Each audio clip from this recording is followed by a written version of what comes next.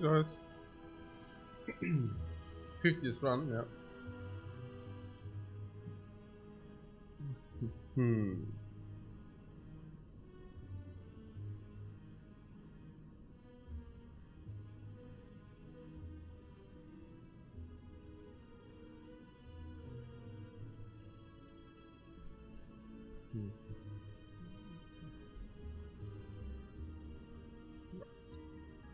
Yo.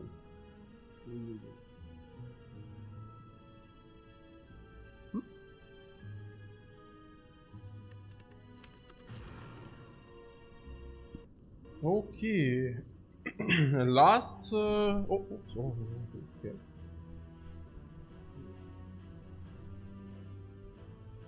Last run, yeah. Very nice. Very nice. Artifact Addict says I won 5 out of my last 7 defect runs. I think watching lots of your runs finally is giving me the edge. Very good, man. Very good. Congrats. Nice to hear. Very nice to hear.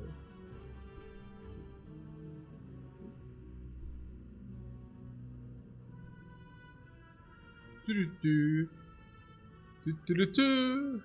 not bad. It's good. Very good, guys. Yakabeko.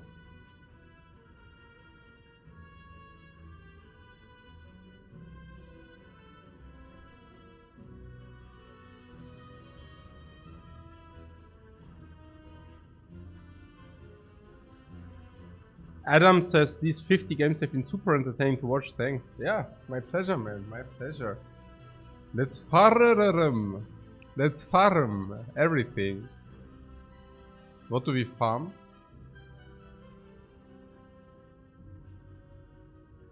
We have Akabeko. That gives us 8 damage every fight. That's really good. If we for whatever reason we pick up the dude, the rip and tear, it actually plus 16.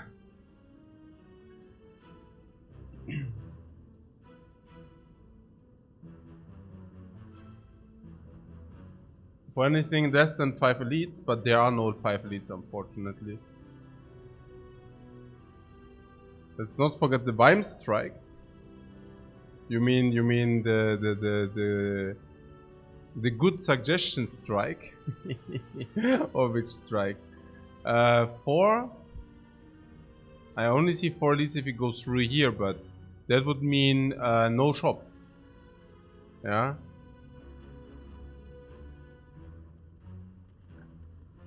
Ach, the Barrage. Ach so, natürlich. Natürlich. Ja, klar, Mann. Ja, okay, nee. Ja, true. True that, man. True that. Okay. So, I have to ask whether it's not more clever to go through this question mark and then have an optional shop instead. Optional shop is better. Into optional fireplace instead of elite. Into optional... Yeah. Is that not better? Into optional elite into fireplace question mark. I mean, okay, look, I mean, I don't know. Early shop is not bad. Early optional shop is great. Early optional shop after question mark is even better. Monsters, this is already advanced hallway. Weird. Question mark. Fire optional elite is great. Optional fire elite. If burning elite, then fire for the upgrade into question mark instead of another advanced monster fight. Yeah. And who knows? Maybe we can tackle the burning elite. We have plus 8 damage here. And the burning elite, if it's a cube, it's usually plus 8 or plus 10 life, you know. So that would even itself out for the burning elite. Yeah, if it's Nob, if it's Hell's Nob or Metallicized, is the same, you see. And if it's max HP, then it sucks. But I mean, I don't even know. Max HP is a little bit unbalanced anyways. I mean, honestly. Okay. This, and that. It's obvious. He tried his best. But you know how it works. If you try your best and you won't succeed. That. Ooh la la. Oh baby. Sweeping beam. Plus 8 wabam. Super beam. Super beam. Super.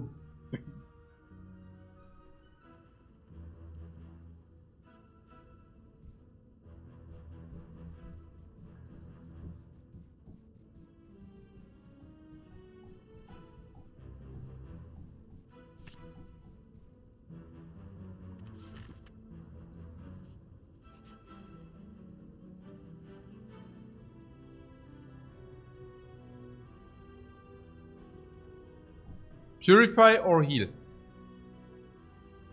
Usually heal. Because 9 HP is 55 gold. And this is plus 20 gold, where this is usually not 20 gold. Now I'm thinking if we remove a card, we increase our chances of receiving Sweeping Beam with the Akabeko. So I'm listening. Suddenly, I'm listening. Purify Strike. Yeah, maybe.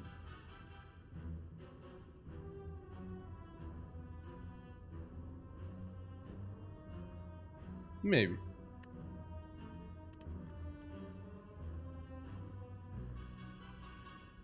I would much rather have his face for max HP.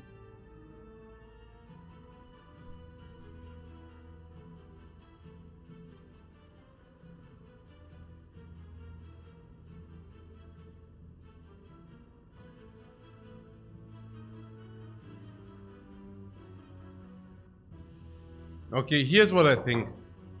We should definitely take it to utilize our gold. What should we do otherwise? To go to this shop with what? 125? Not gonna happen. Into this shop with 90 gold? Not gonna happen. Let's spend our well-earned gold here. Into Burning Elite. Let's tackle it down. I'm very confident with the Akabeko and with the Sweeping Beam. Sweeping Beam actually negates with the Akabeko the burning cubes. And that we have 4 enemies is also helping us to find potions. And suitable attacks against this. And we can tackle the advanced enemy because we have Akabeko. Yeah?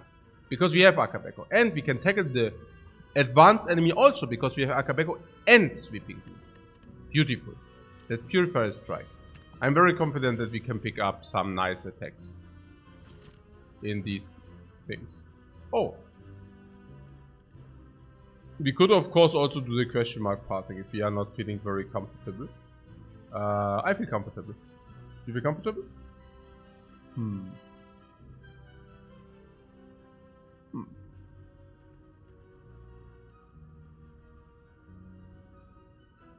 Comfortable into the Burning Lead. So. Hey, Knossboss lol. Thanks very much for your sub, man. Appreciate it. Yeah, I don't know. It's like a little bit tricky. Oh, lice. Lice are nice. The devil strikes again. We are the devil. Is 3 fights enough build up? Yeah, if we find potions. Okay. If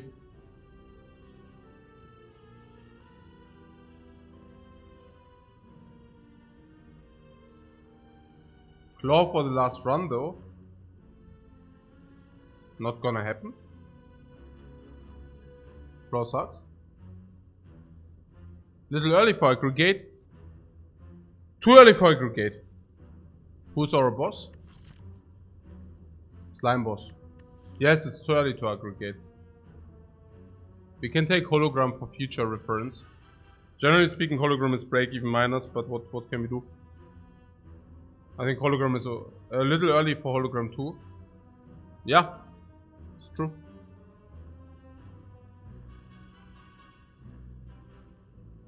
Claw then. Yeah, no, not claw then. I mean...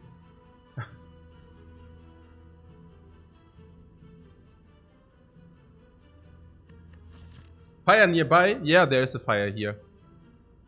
Look, it's even animated. It's the only animated fire you find in this latest Spire.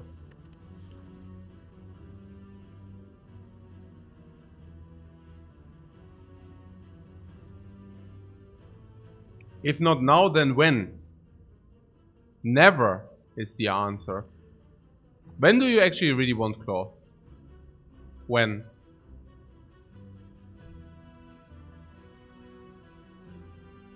When should that be?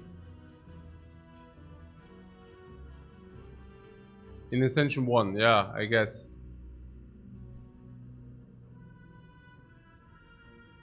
Claw breaks even once you play it 3 times? No. Is it even like a good foundation for a Claw deck?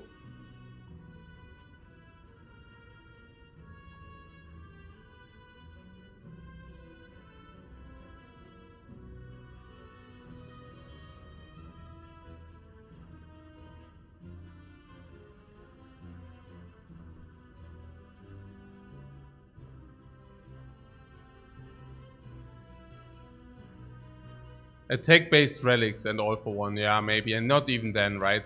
A beam cell is like better than every deck is a good foundation. No, I see what you're saying, guys. I see what you're saying. Is aggregate better or is hologram better?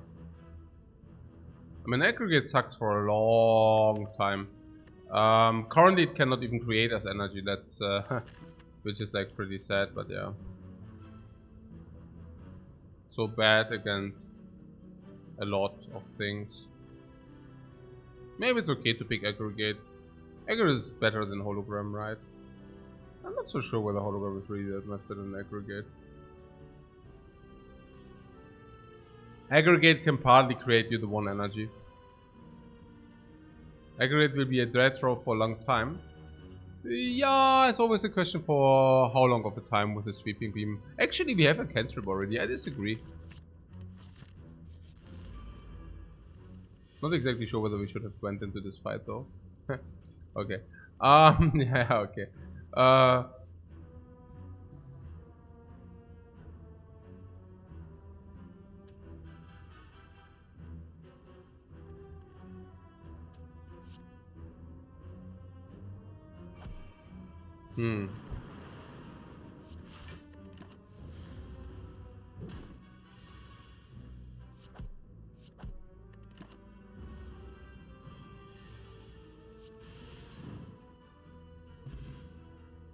Yeah, potion at some point, maybe. FTL or cold snap? Has to be FTL, no? FTL is so much better. Not even close. So we are closing down on the burning elite. Yeah, aggregate, look. That's 1 energy already. TD, isn't it? How fast that goes. Yeah, look at this. What that card? Is that a dead card now? It just traded plus 1 energy, no?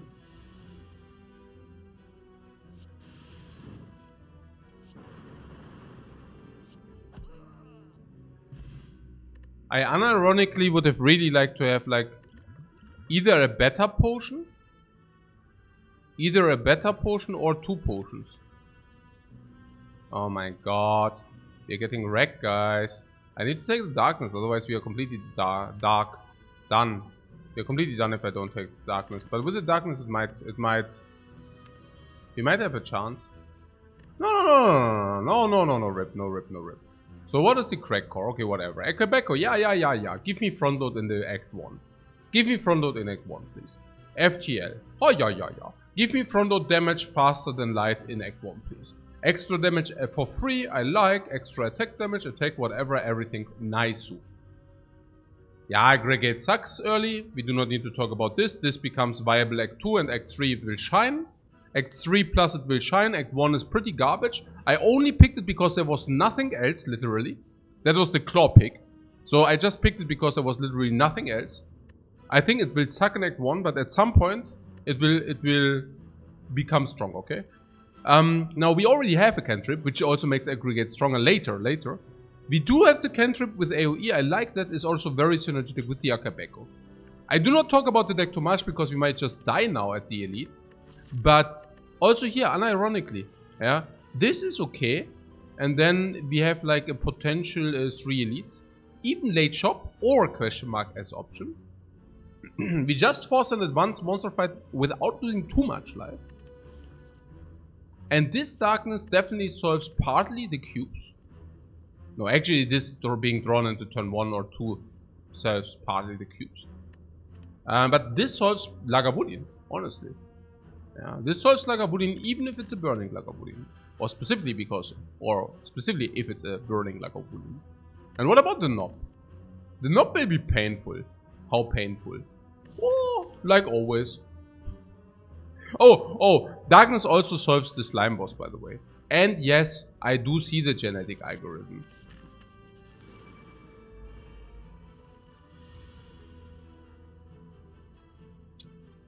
You are poor for energy.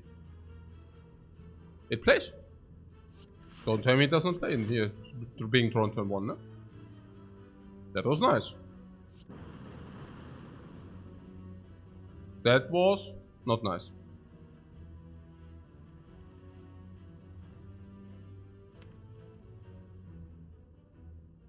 Yeah, I mean we can strike for 6. We need the pinpointed damage. Don't hit. Of course we hit.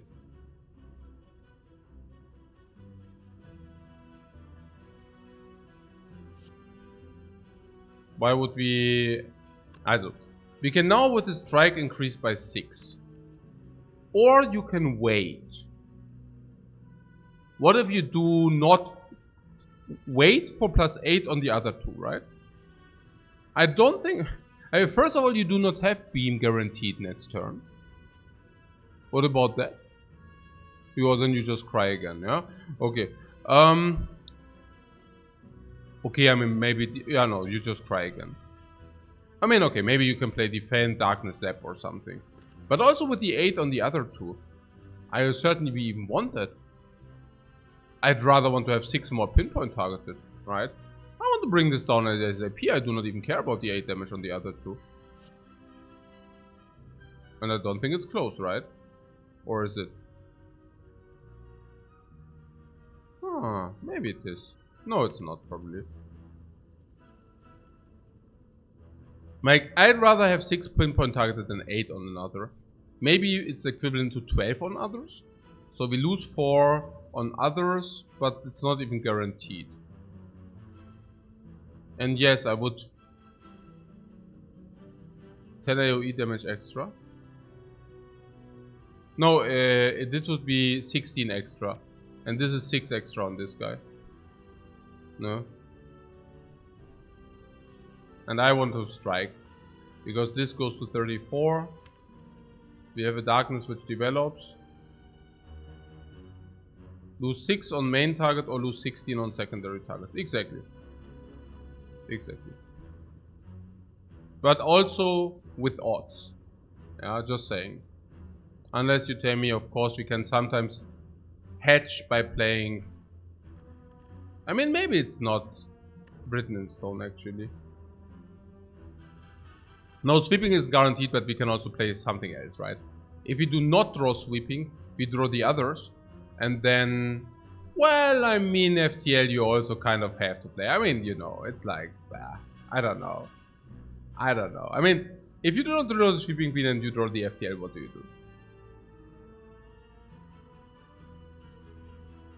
Yeah, then you are exactly in the same situation again. I mean, I don't know. I mean, it's 6 for 16, huh? Maybe we should wait. Maybe we should really wait. Like, probably the collateral damage is not irrelevant, honestly.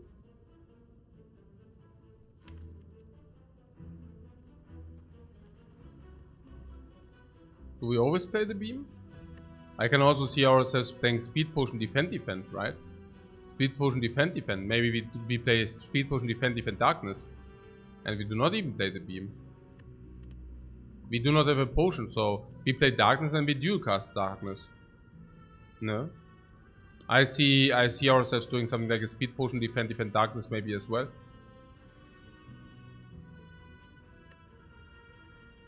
That might be also something which happens.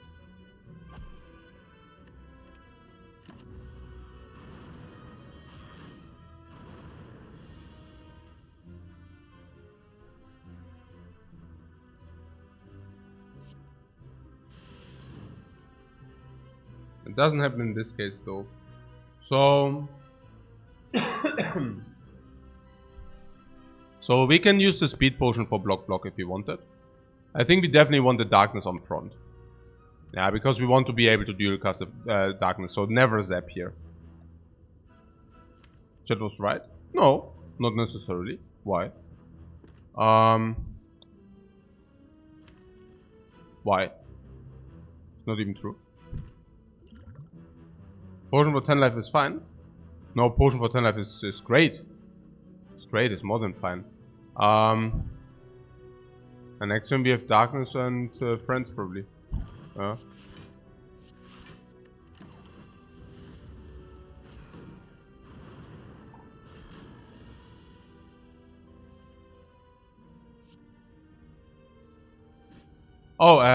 Needless to be said, this yeah, that's a sad story here, but yeah.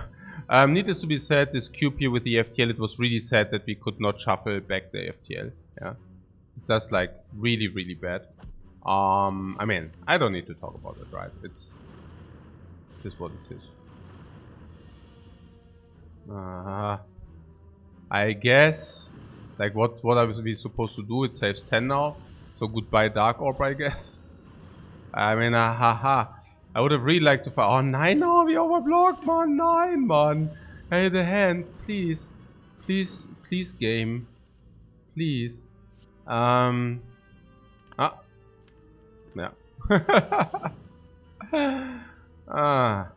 Okay. I really want to bring this down. I think we defend and strike. Yes, we lose the dual cast.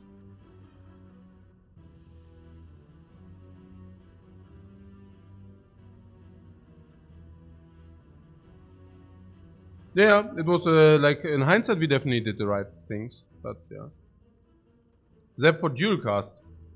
Yeah, we just blocked the 5 for the freaking onslaught. We are getting slaughtered currently, and we have a good shot that we just kill this dude if we on 11, right? If you draw FTL or double strike or FTL into strike. Now you want to, or sweeping beam into strike, or sweeping into pretty much anything. Now you want to do what? You do not want to play the block just for the lightning dude, just for the zap.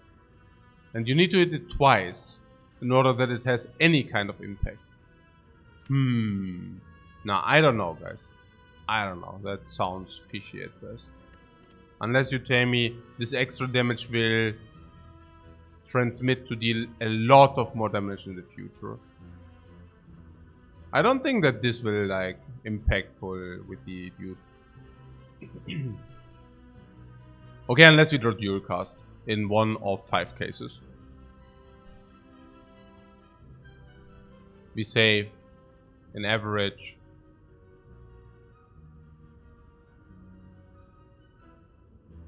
3.1 life. What?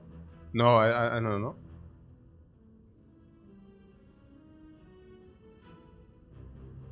No, I don't think so. I think it saves us. I mean, it saves us in 25% of the cases, probably. I mean, the life save, I think in average, I mean, you know, in average you draw like a 3.5 block or something. I don't know, whatever, yeah. So we draw some block.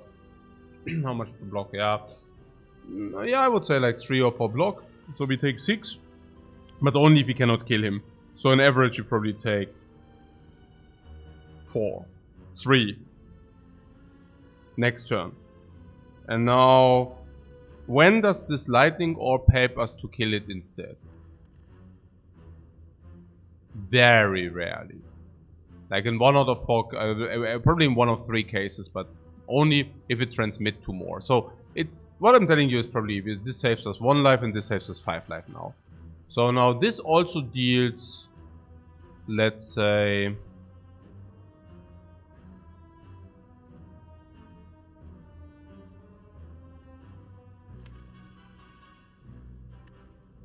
it does even deal less if we draw the darkness.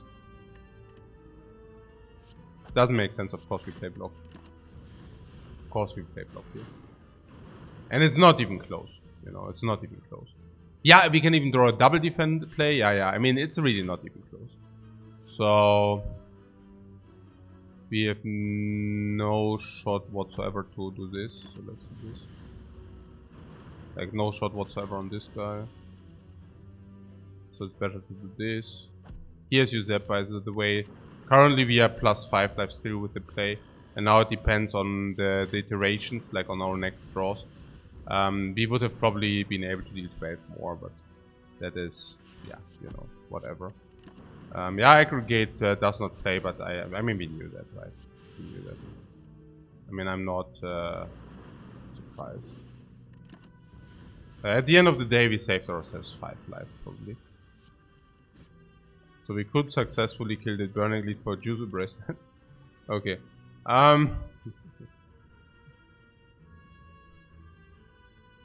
Yeah. Yeah, Sweeping Beam is like with Akabeko. I don't know. I mean, Sweeping with Akabeko, that's it. Let's do it. Yeah. Steam Barrier. No, Sweeping Beam, man. Look. We need a Sweeping Beam. Did you not get a potion again? Oh, come on.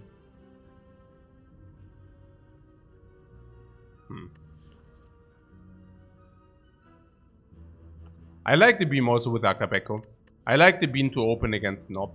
I like the beam against Nob anyways because it deals damage and draws a card.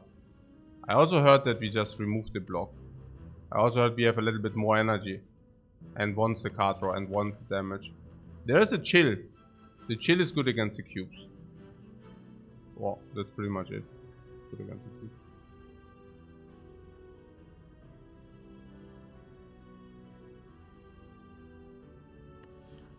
Juzu?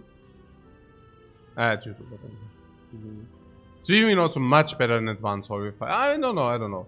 Chill is also really good. I mean, can be good. How good is Chill really? I don't know, guys. I cannot say.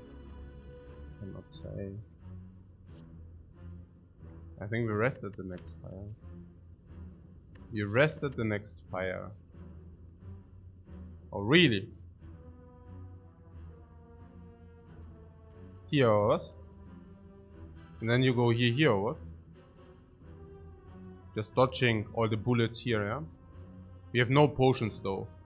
But yeah, we can rest here and then we just go here, yeah? Okay, sure. So we need Sweeping Beam.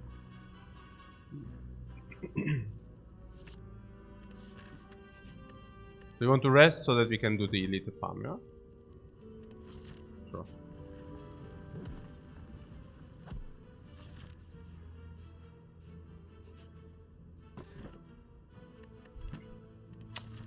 Only useless garbage, I have to say.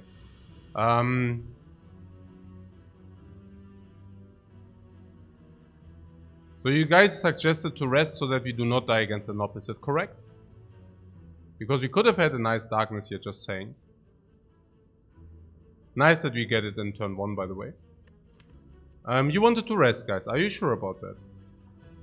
Because you're saying against the Nob we were not able to kill him in 3 turns. Now this is our 3-turn deck. It's actually a little bit more than that, because we have 1 card over here, we have 1 card over here, and 1 card over here. Let's summarize the damage we could have inflicted. 5, 11, 17, 23, 29, 35, 35, 35, 44, 53 depends on the draw. 69, 60, 66 plus friends. Friends are draw. 66 plus 12, 78 max. Maybe darkness, but very unreliable. 78 plus Agabeko. 86. Could have done. Very ambitious.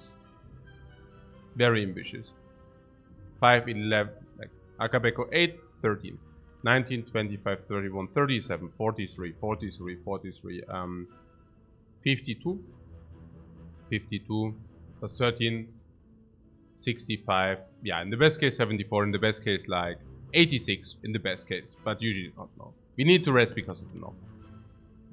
Very clearly.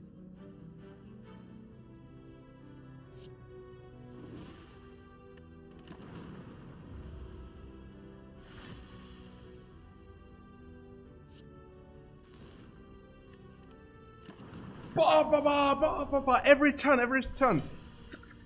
Do you see how sick we are setting up every turn? Nice. Our setup is like beautiful. Oh, dual cast wants to be in the shuffle, yeah? No, does the dual cast want to be in the shuffle? Okay, do we want to have any of these, like, not the strike? Okay, do we want to have, yeah, I mean, okay. We do not want to have dual cast in the shuffle, right? Because the dual cast next turn is 24, so it's 48. I wouldn't think about that.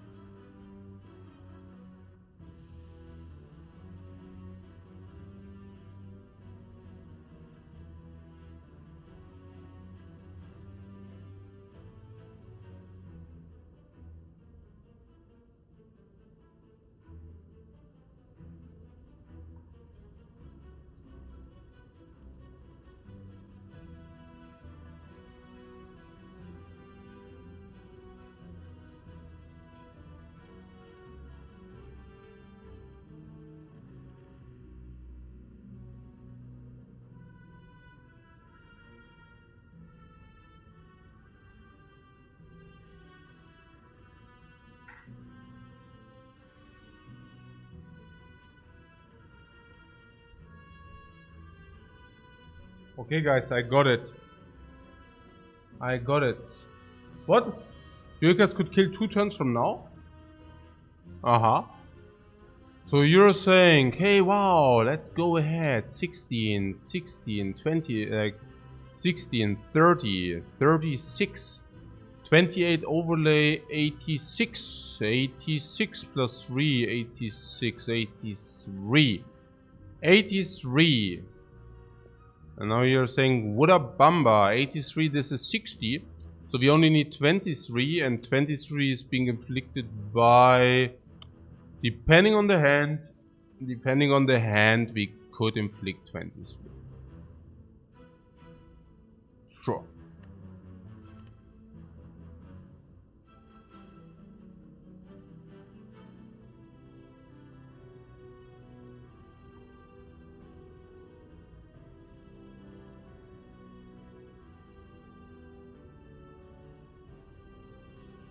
Speculative.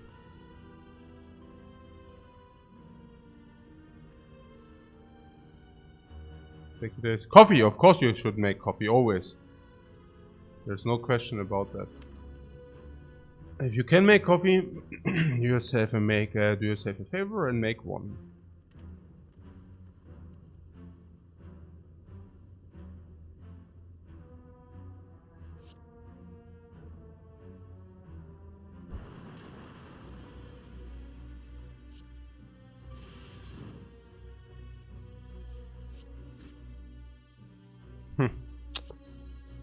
Small failure. And we also drew all the defense. Very bad.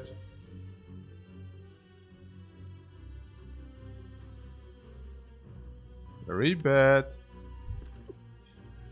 Holy moly. And why did we even get it in the shuffle? You could have just also tried to play it next turn, no? You know what I'm saying?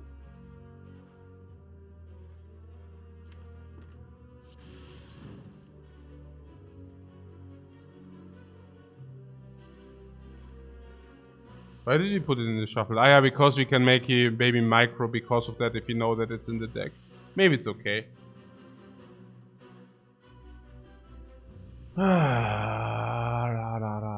Okay. It depends on whether we are able to actually redraw dual cards or not. Now, defend hatches. Obviously, we will be able with the dual cards to kill, but only with the dual cards. Darkness Zap. Yeah, Zap is better, of course.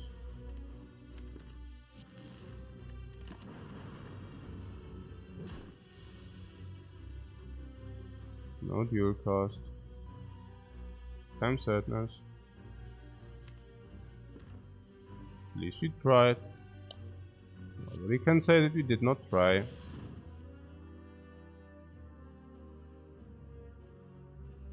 That is 39, that is 45. At least we tried.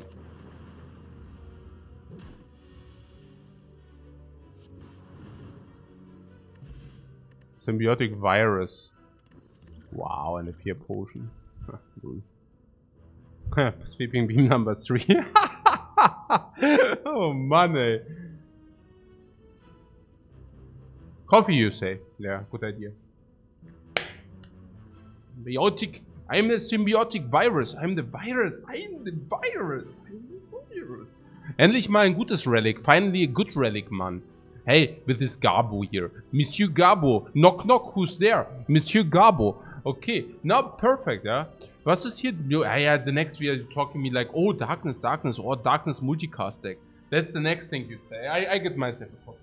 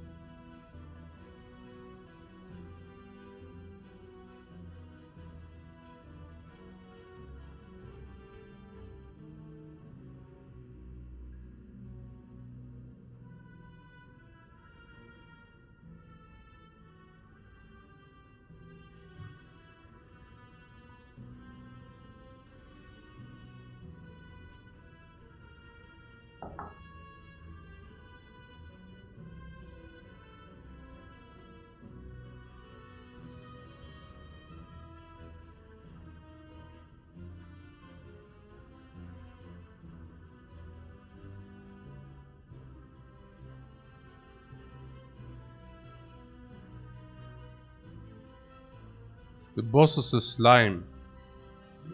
It's your slime boss.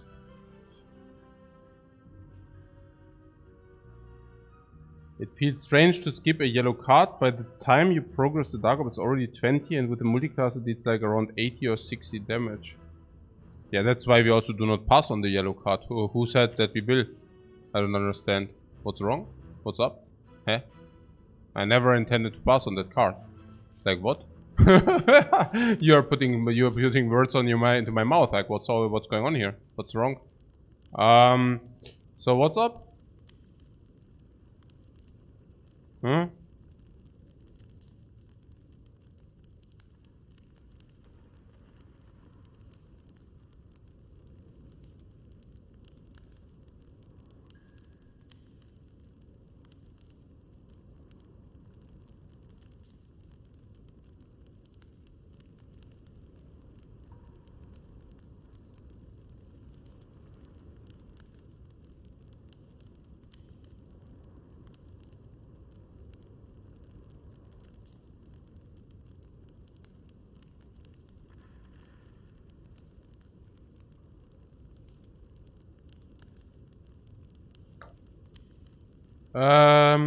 Oh yeah, should we rest or not? I mean, I hate that we spend all our time resting all the time. Don't you have the feeling we are resting all the time and it sucks big time? Like, I mean, we are going from rest place to rest place, and the only thing we are always doing is like resting. I'm not saying that that's a bad thing, like rest sites, resting, but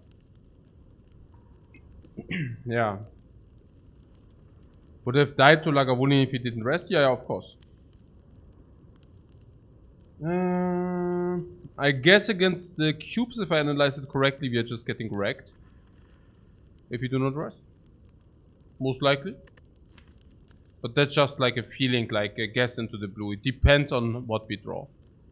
Keep in mind we have a darkness orb. So if we dual cast a lightning, and then we nurture the dark orb to 18, and then we play like multicast, we might actually get away without resting, honestly.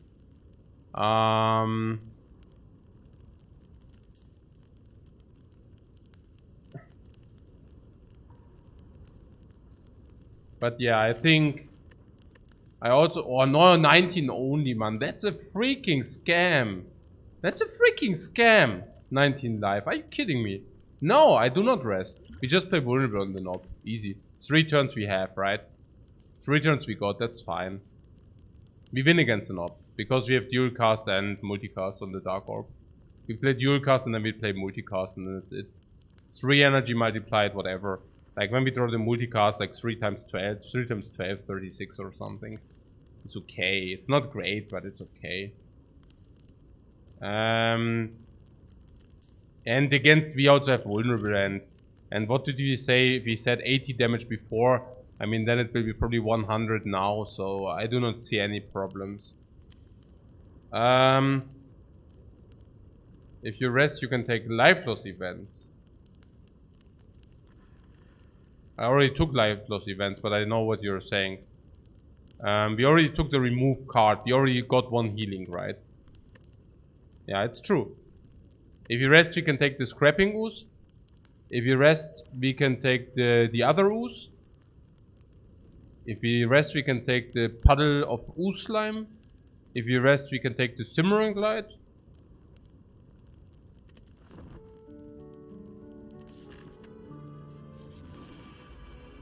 Compelling argumentation here. Compelling argumentation. Compelling argumentation. Compelling argumentation. Yo, the darkness zap.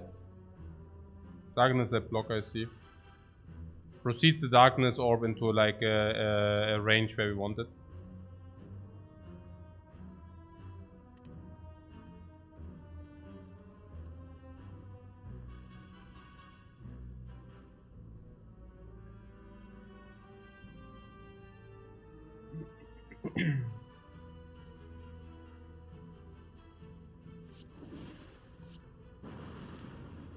Somebody wants to strike instead of the defend. I wanna strike. Nope. Why?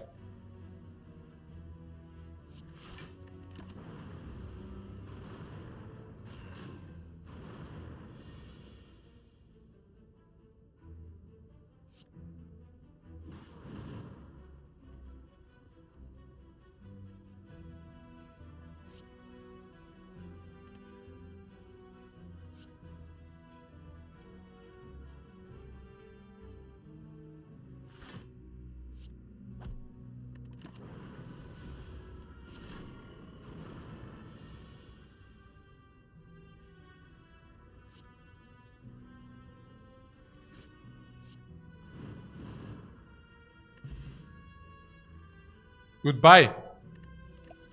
Goodbye.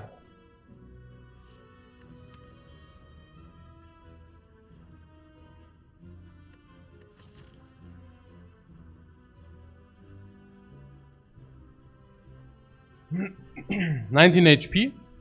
And so what? Huh? Yeah, and so what? I would have upgraded defend. 3 HP here. I don't know about you, but 3 HP on my watch, yeah? On my watch, like 3 HP. All for one said skip. Who said like skip? Why skip? Why skip? It's an all for one, guys. Warum skip?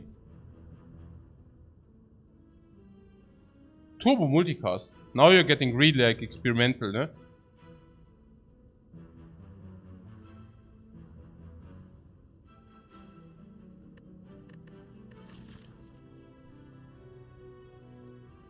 2 cantrips and multicast makes turbo okay.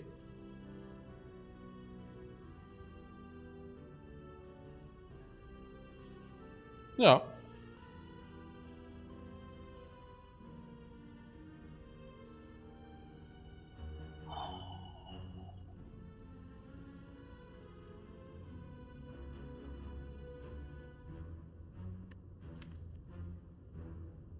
This is such an interesting run. Why? I love the cow. I do not like that. But you know, it's somewhat interesting with the golden idol. I love the Juzu. I mean, Juzu, this is somewhat interesting. I don't know. I cannot explain something. Then golden idol. We need question mark. Look at this. Juzu, golden idol. Do you see that synergy? Ooh la la. Ooh la la. Do you see this on my money? Interesting. Interesting. Oh, hear me out. Synergy. Hello. Wow. Mega synergy. Oh, did you say bites? Did you say bites on low max HP, no sustain? Who said that we should remove this strike? Holy garbage. Why did we ever remove this strike? Okay, whatever.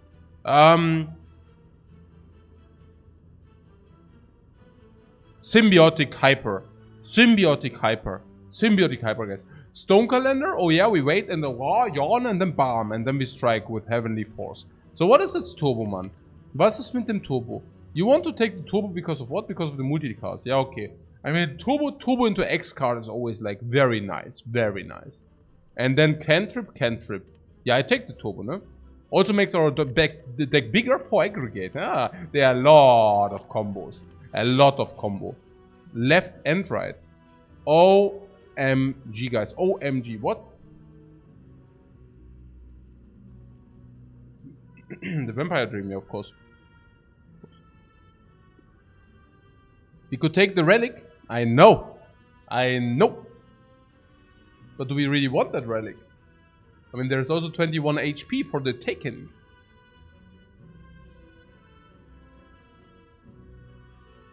$120 gold and the relic, like Omamri, 200 gold for the relic.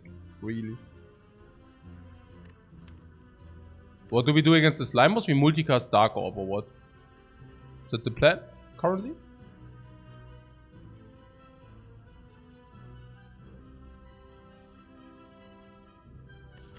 We can take a look at the relic. Ooh la la, 5 life, eh? Give me the life. No, we can use a fear potion against the slime. It's okay. We can use a fear potion against the slime. Oh la la, oh la la. Okay, was ist hier los? Okay, was ist hier los? Yeah, we can take a potion belt or another card, which gives us something. Which gives us something. I like that clockwork souvenir. Hello. Thank you. Thank you. See you again. I should rest. Nah, let's see about that. Let's see about that. Yeah. Apotheosis. What do you mean apotheosis? Look at our freaking relic bar after Act 1. This is Act 1, guys. We are not talking Act 3 here. This is Act 1. You know those guys who always recommend us to skip elites? Do you know what these guys are? These guys are -5 relics or -6 relics. Yeah.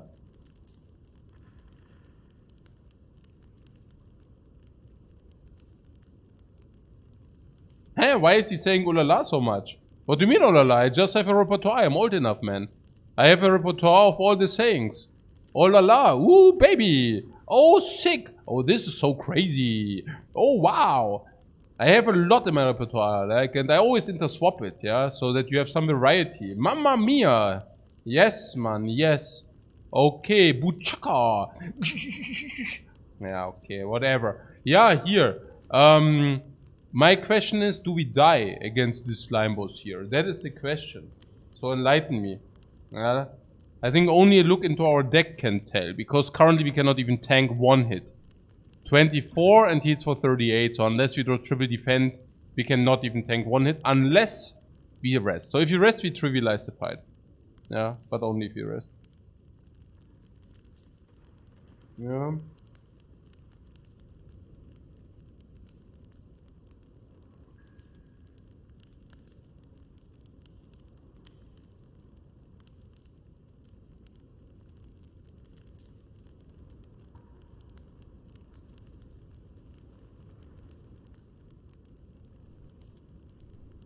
Heal was sure. Was denn for sure? And what is if we can bust his balls? like of the slime. Why do you want to rest here? Don't you think like we get there in time? I give you one example. Dark Ops 6, 12, 18. We played Dualcast at 16. Plus 14 is like 30. Let's say 18. Let's say it's a 100. And then we can 3 times 18. So that would be really cool. Yeah. If you use the vulnerable potion, we are always there. If you use the vulnerable potion, we are always there. I mean, I asked different. What could go wrong? Yeah, could go wrong. We draw multicast early. Actually, could go wrong. We draw multicast dualcast early. Could that even go wrong? I don't even know. Like, what's the problem there, honestly? I mean, okay, look at this. We draw through our deck in 3 turns. We always draw through our deck in 3 turns. We have vulnerable potion, which is perfect for 3 turns. So what is our deck damage? 23, 29, 35, 35, 35, 38, 43. 43. Vulnerable 65. Dualcast 80. So without anything, we already had 80 damage.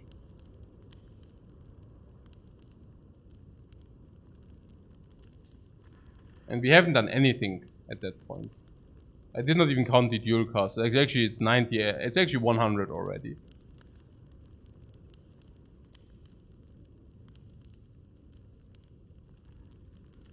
And I also don't know about, like, even if you draw double dual cast, there's also darkness and a zap in our deck. So, long story short, we can even darkness into advance the darkness orb for another 20 or something.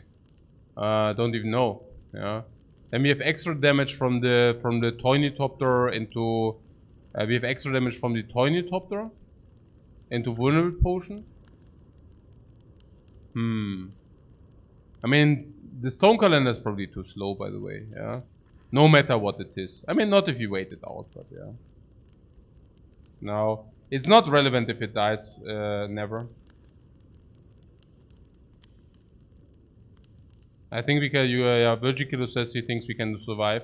Yeah, but the thing is, I think we need also a specific draw order then. Like, it's not. It's not. I don't think. I don't think it always goes. I don't think it always works. It's also that we also use the potion by doing that. I mean, keep in mind that we can just not use the potion and have the potion to the next act. The potion being worth around 90 gold or 80 gold for us because it also heals. No, I think with this we can also get the stone calendar, which is pretty sick, honestly. Wabam! Yeah, whatever. Yeah, good. I mean, in this line we just sit it out with all the consequences. Like in this line we completely sit it out. Yeah. Which basically means multicast here.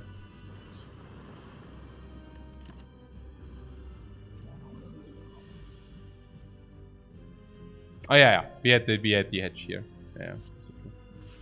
For a split second I was wondering like, hey, okay. So now we just wait for the multicast and it's over, yeah? Cool.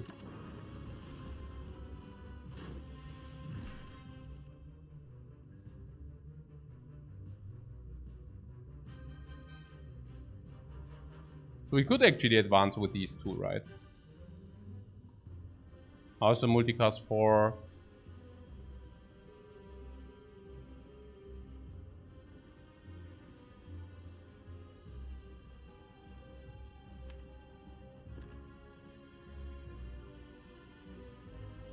Ah, I see. This is 50.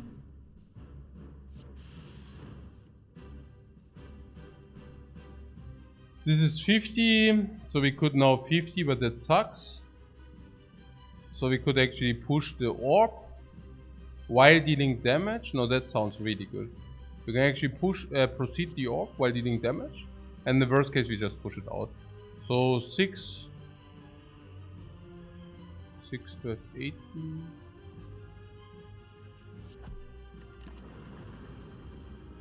Like in the worst case, we just push it out.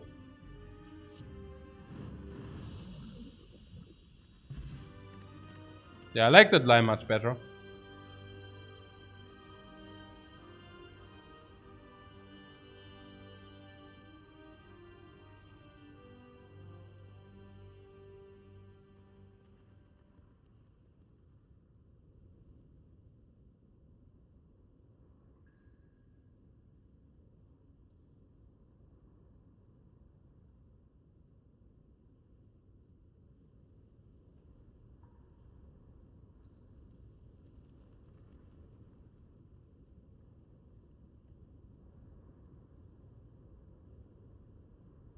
Multicasts.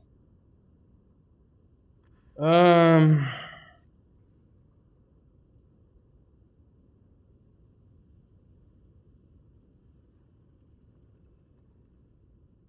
hyper beam. I'm actually deviating a little bit away from the hyper beam. But given that we have the clockwork souvenir, did you see that? The clockwork souvenir? Did you factorize it in? The DNA, for example, says lol, no way, hyper beam. Did you factorize the clockwork souvenir in? Because that makes a difference like day and night. Because now suddenly this is really just 2 energy, 26 AoE. Upgraded 34 AoE, 2 energy. I heard that's pretty good. I heard that's pretty good, man. Yeah.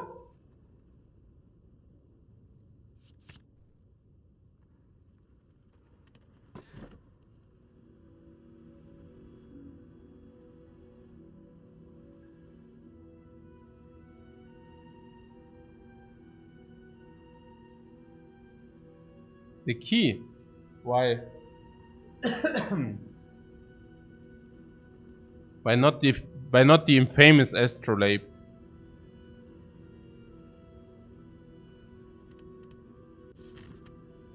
And don't tell me because of Mummery. The Mummery charge is actually worth something.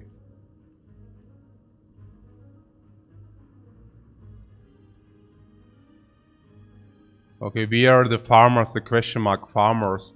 We are farming. Yes, you guessed right. Question marks.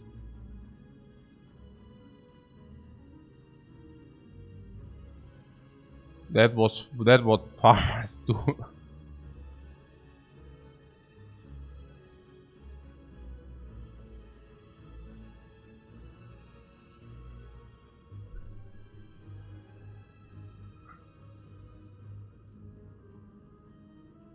There's only one triple elite path. You seem to be very convinced that going for the elites is like the holy grail here.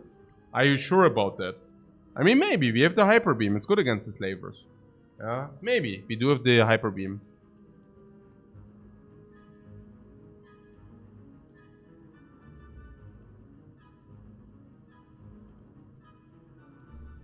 Michiko says, I like how you didn't ask why not crown because it's too obvious of a try. Probably. Probably.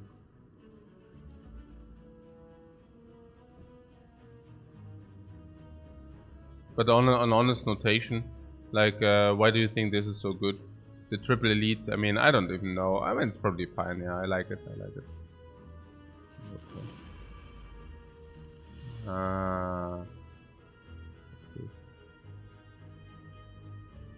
Also hyper beam with the Yakabeko, man. Come on, guys, this is so good. It's freaking good, man. Bzz, bzz.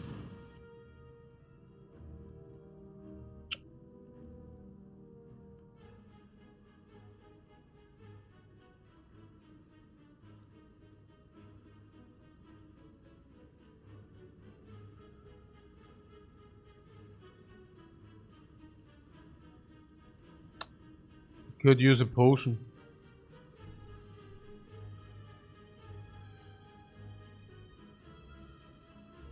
Potion kills. Potion clears. What do you mean That was the right call. But now we have to think about whether we want to play it different. I mean, not different. I mean, that was the right call. To see what it is. And then to decide upon that. If that would have been aggregate. If that would have been aggregate, jackpot, no? Listen to aggregate. We gain a lot of energy. We play Hyper Beam, like defend, Hyper Beam multicast, so Chuka, like bam. Yeah. Potion is 16 life. Potion is 17 life. And we do that, yes. I mean, unless, I mean, nah, I don't need to get in there, right? I mean, it's just good. Oh, is it, no, wait. For 11. Palm 11? We could have killed with potion if I would have played it first. Yeah, I know. But didn't we want to know what there is, what is there?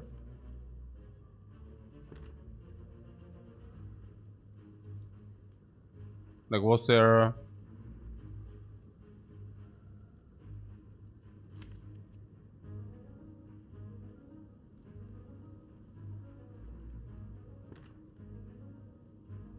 Was there some way to say it's better to use the potion later? No, it's 11, guys, it's 11. Was there some way, like, to use the potion later, or what?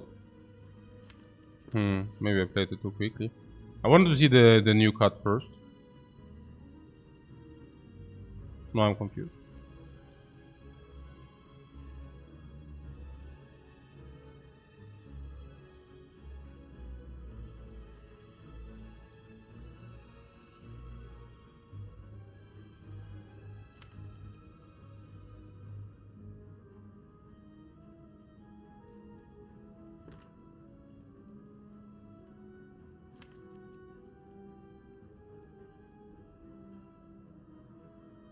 That was probably just bad.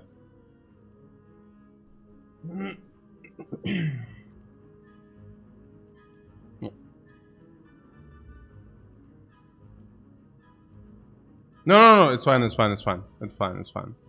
was just bad.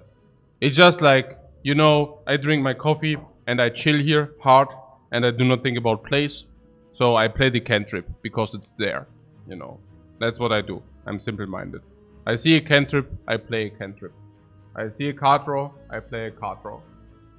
To figure out my options first. That's like the best play in 90% plus of the cases. We had potion into beam, double block, take 1.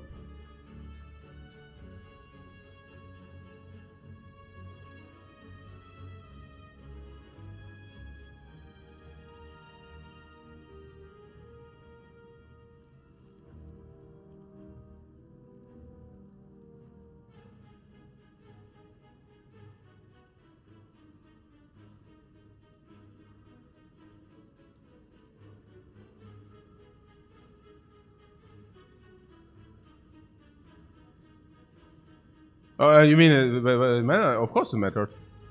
I mean, that's not the question here. That is not the question here. Of course it mattered.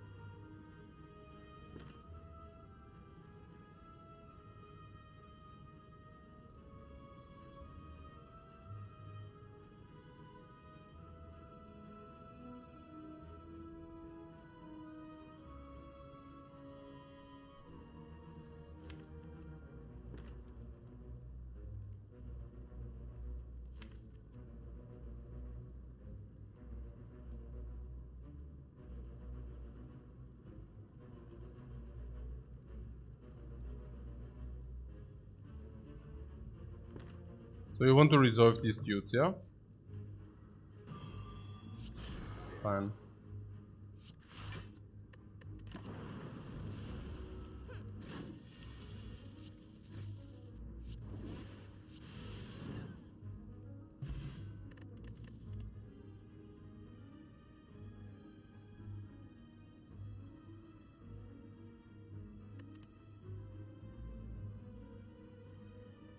Next thing you're telling me we should use the loop because of the dark orbs.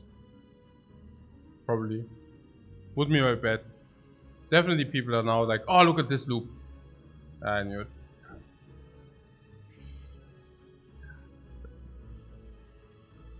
So slow.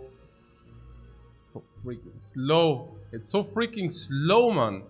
Slow-mo, whoa. Even slower, whoa-mo. Mega hyper slow-mo. Super duper whooper slow-mo. Mega slow-mo, whooper slow-mo. Even slower than slow. Slow-mo. I mean, I don't know, guys. It's like, whoa, Ascension 20, whoa. I mean, I don't know, man. Yeah. I'm like in the super slow-mo here, guys. And the super slow-mo with the loop. I mean, we can take it. We can take it. Yeah. We can take it. Ooh, very slow. Ooh, we are very slow here. Oh, yeah. We are slow and slow. Slow and slow. We can take it. No problemo. No problemo. We can take it. Yeah. Making us even slower. I can already see us. Like, I mean, we are like currently, what do we have? How much block do we have? 4. 4 base defense, yeah? 4 base defense, man. Hey, man, you must be kidding me. If you want to continue to play the game, we should definitely not play the loop here. Holy moly. Yeah. What? Holy moly, is it slow? Wow.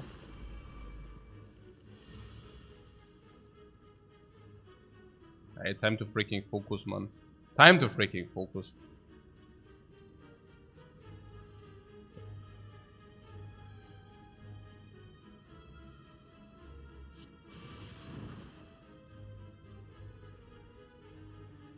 Ja, mit dem Multicast.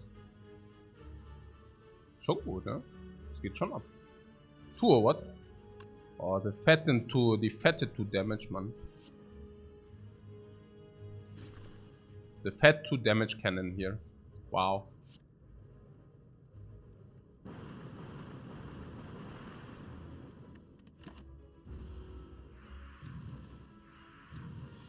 That was sick, guys. That was a sick play. Easy peasy.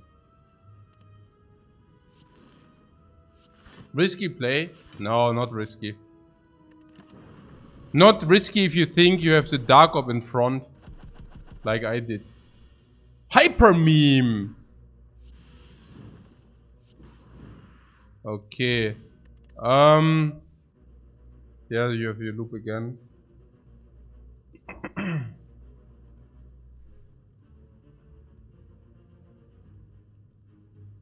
the loop again. The loop would have been so sad here.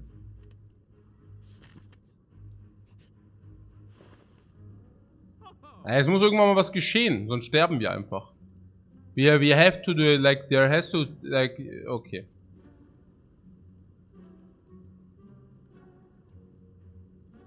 Yeah, we need some potions here.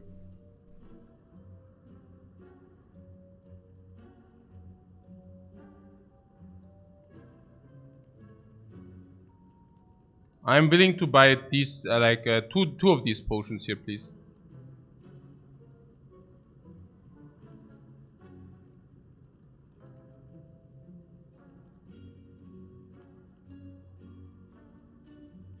Could have had 2 loops.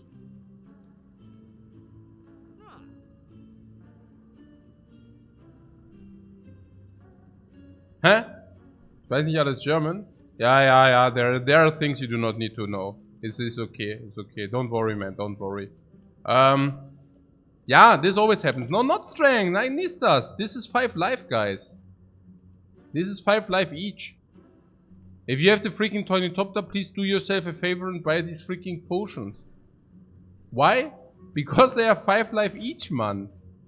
You cannot just skip that. It's 5 life. Whenever you buy a potion, it's 5 life. Don't you want that? What is that even? From like 20 life or something.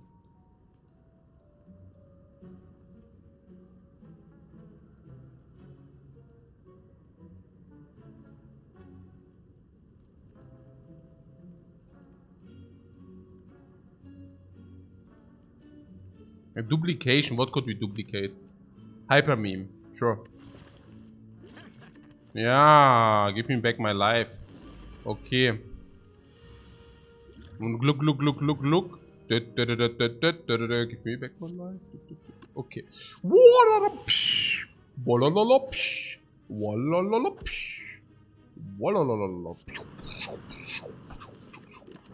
Yeah, I mean, I don't know exactly. I guess was not needed to drink this, but you know. Because 4.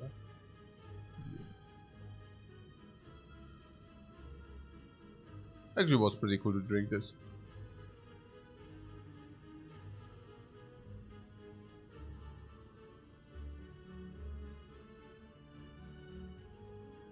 Ah, that sucks.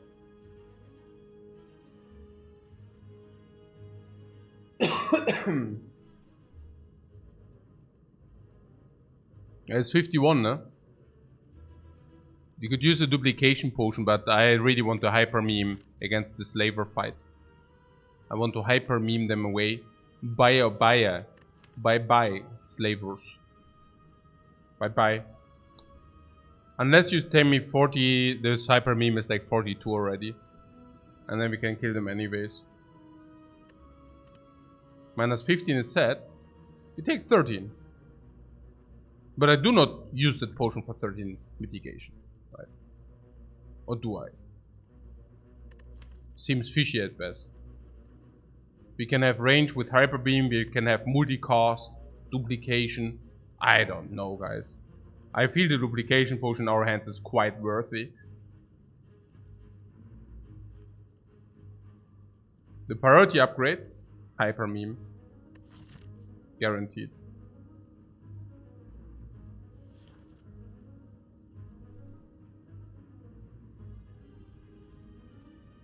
I tank 13 here for sure.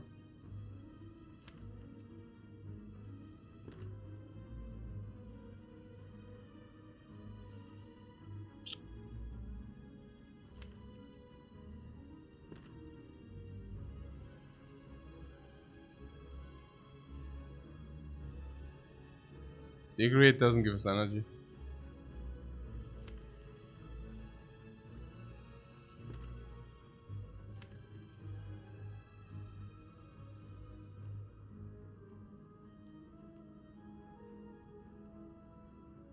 Do we even have to kill next turn?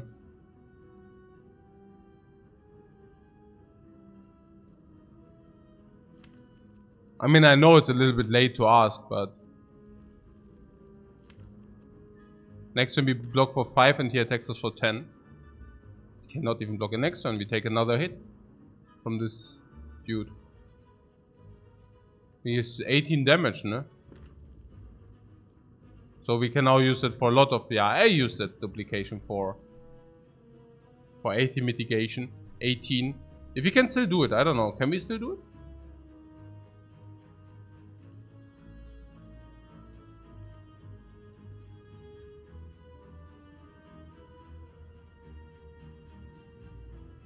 No. Now we cannot do it any longer. Cool. Okay, cool. 56. That's why you think first, and then you play. Yeah, because this 56 is not enough, no? Duplicate multicast, oder? Was los? Nee. Duplication multicast cast the next one, unfortunately. Yeah. So if you duplicate multicast, you'd be like 36 plus 24, it's like 60. No, it's 60, it's not 68, it's 60. Yeah. If we duplicate Hyper Beam, it's like 56. And 56 plus 12, unfortunately, is 68. 28, 56. 68. Unfortunately.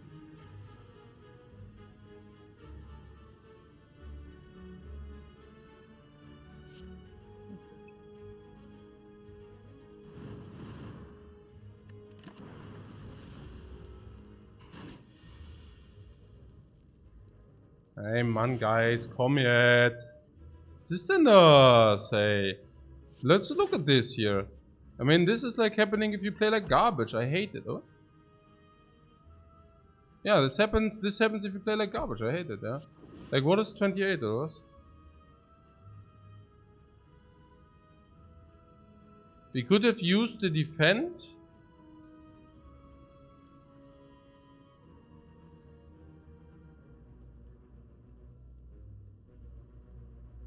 Ah, happy to play like garbage. To see like how much of a difference that is. Look at how much of a difference it is if you play like garbage.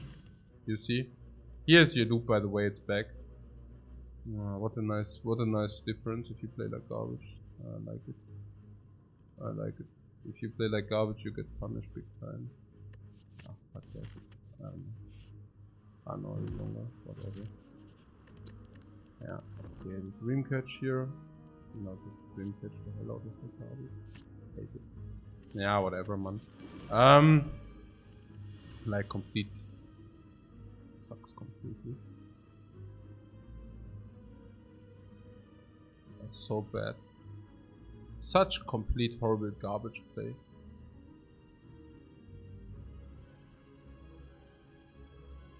Unreal.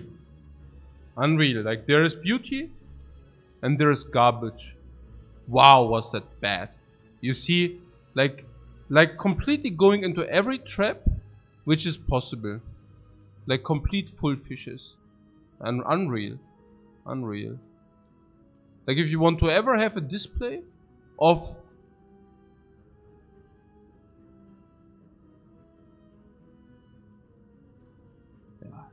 so interesting. These plays make me cry because it completely sucks up all the beauty of the game. All the beauty is gone, you know. It's like a sponge. It's like there's the beauty of the game and then it's gone, you know. Disappeared like a magician. It's like a magician, you know. All the beauty is gone. That was so sad. That was so freaking sad. So first of all, we play against the Snecko and we cancel out Artifact. No, I explain. So we had the Artifact against Snecko, which is great. So now we draw multicast and we are short exactly one energy or whatever you want to call that. So now we can, but we also did not draw block because our blocking game in our deck is rather not sufficient. Right, it's rather not sufficient. So we had the option to use the potion. Or to take 13. So now we are clever. So we evaluate this potion and we realize, wait a second. This potion is probably worth around 15 to 16 life. Mitigation in our deck. Because we can duplicate multicast and we can also duplicate hyper beams. So now that is because we are clever. That is because we are clever.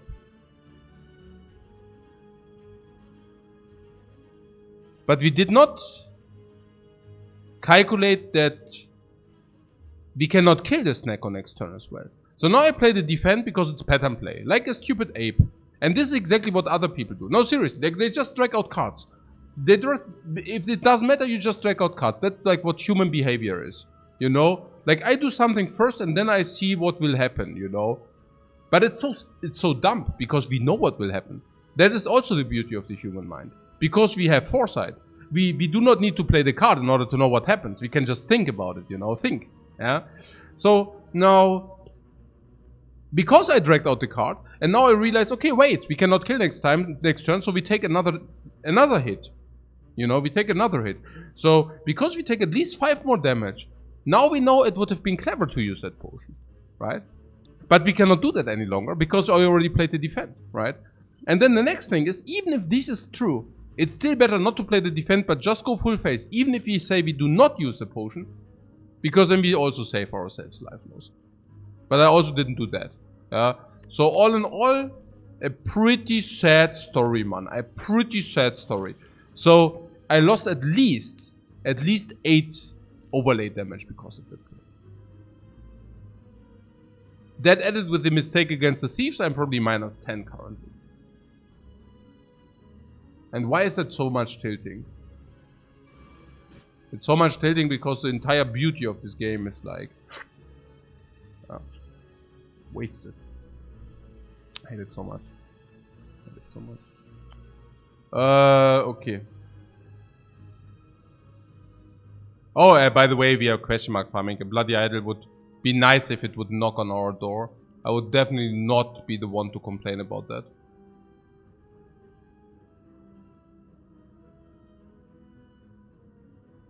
Basically, I did what I hate the most, exactly. That's right.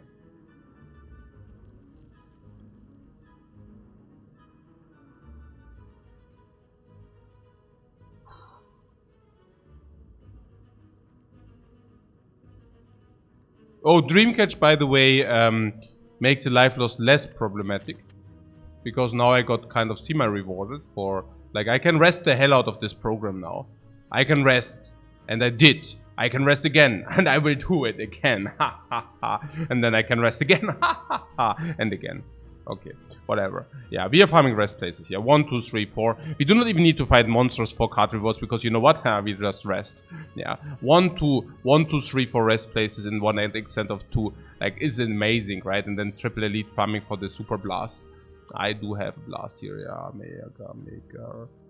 But the hyper beam upgrade, we do not need the hyper beam upgrade. We just get card rewards, it's fine.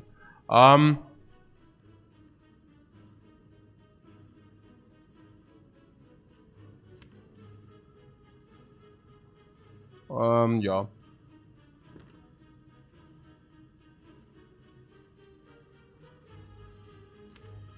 I do not see any necessity to use the... to evoke full block or not? I don't know. I don't know, man. I think we cannot, no. I mean, what does the evoke really give us?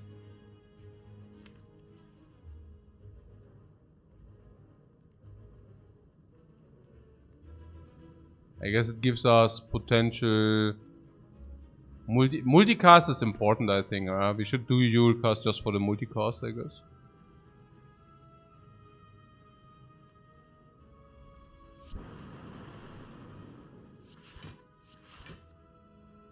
This goes to 3. I don't think we have the luxury. I think we should play Zap here. I don't think we have the luxury to block for 4 here. Does anybody think we have the luxury to block for 4?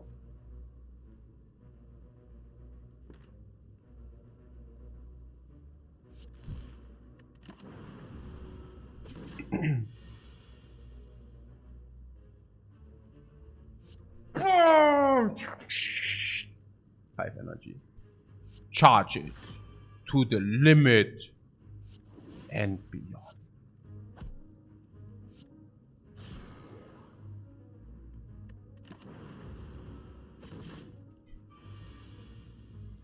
Ja! Wo ist es denn? Unreal. Nee, Mann. 5 times 18. 90.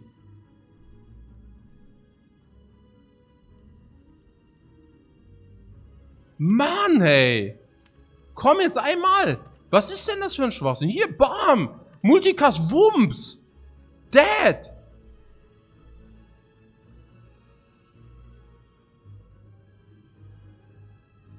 Hä? Hä?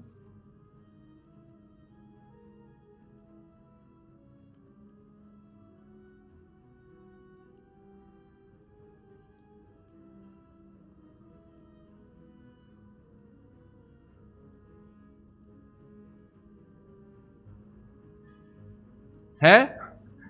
The chest 2200, it becomes higher and higher. I never said that, no. I had around 2050 or something when I played, but I didn't play much. I didn't play a lot of chess, but it just got, like, magically it goes higher and higher.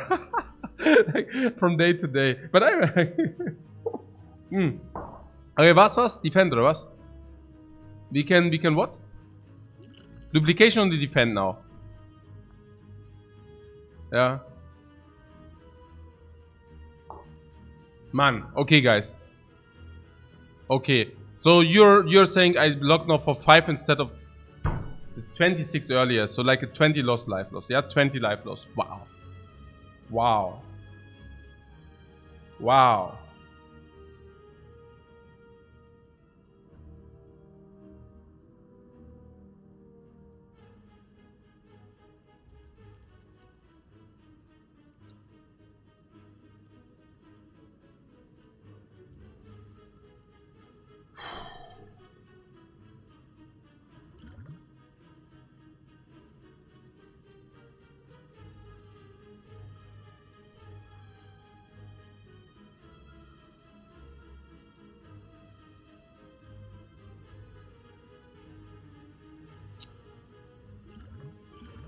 What? What is it? We need to do that, yeah.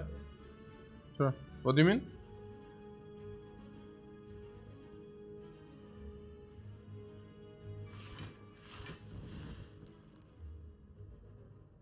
That's so freaking sad.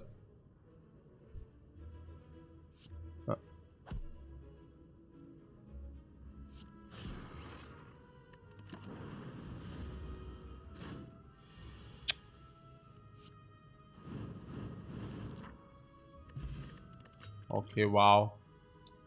That's wow, man. That's freaking wow, man.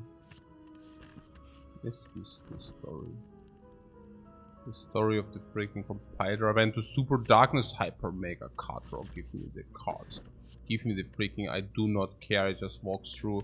I just walk through like a machine. Give me the curse. Give me the curse. I do not care. We just walk through. Give me the curse. I do not care about anything. I just like walk through. What is that? Every time we play 3 attacks, anybody? Is that a thing or what? Das Kunai. Oder was? Huh? Ist das a thing oder ne? Ja, ich nehme das jetzt. Ist mir jetzt egal. Okay. Yeah, we are just walking through, man. We are just walking through here like another, like... Das ist jetzt auch egal. Jetzt ich laufe jetzt einfach durch. Ich laufe jetzt einfach durch. Das kann ich jetzt nicht so gut.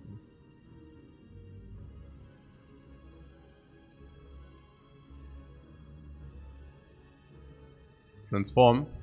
And what exactly do you want to transform? What is it what your heart desires? Oh, what is our upgrade depth, by the way? Oh, nice turbo, by the way. Nice turbo there. What is our upgrade depth, by the way? 1, 2, 3, 4, 5, 6, 7. Hey, cool, guys. We have an upgrade depth of 7. We transform the defense. We have mutagens and we have like clockwork souvenir. We can get Jax for +3 strength. No?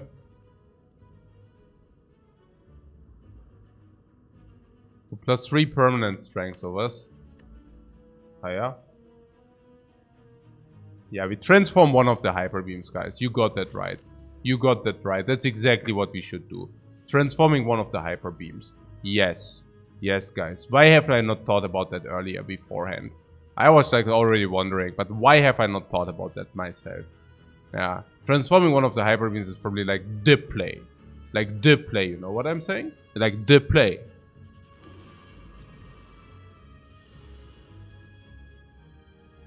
Keep also in mind that we do not need to do that. We can also just play Hyper Beam. We can play Hyper Beam. What? So mean? No! It's so like what is like I just picked the freaking Hyper Beam. What does mean on that? It's mean to suggest removing this card here. I just picked it, guys. I just picked it from a card reward. Like, what is mean there? It's like somebody suggests uninstall the game and throw it into the garbage. And I'm telling you, hey man, are you like stupid? Why should I uninstall the game? Are you full of shit? And the guys, oh, this is so mean, man. This is so mean. Yeah? Yeah. If you're offensive, you can also take passive. Like, ba, ba, ba, ba, ba, ba. Yeah? Okay, here, look at this here. We have the artifact with the mutagens. But if we really draw the Hyper Beam, we can play it and the focus down cancels out. This is great. Ooh-ha. Ooh-ha, man. Ooh-ha. Yeah? So. So beautiful. Strike on the 13. Okay. What? 0! The minions are gone. They are history. Bye-bye. Bye-bye. Wood. We beam like, okay. This is so good. This is so good here. Yeah, dual cast, right? I could have taken one dexterity, but I did not even want because this dude is roast. This dude is history now. Okay. Hä? The tilt? Warum den tilt? No strike for kunai not needed. What did tilt throw through me? Like, here, look at this. This is flowing through me. Aggregate, man. Bomb! Oh my god, only garbage. Nein!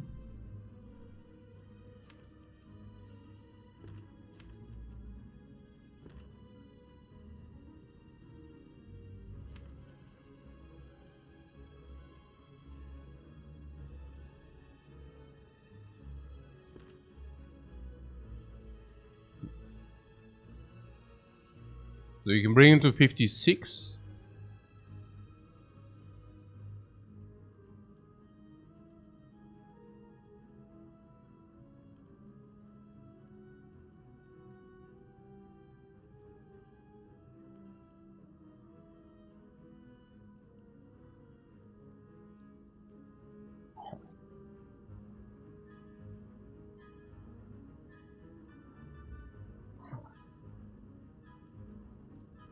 Huh?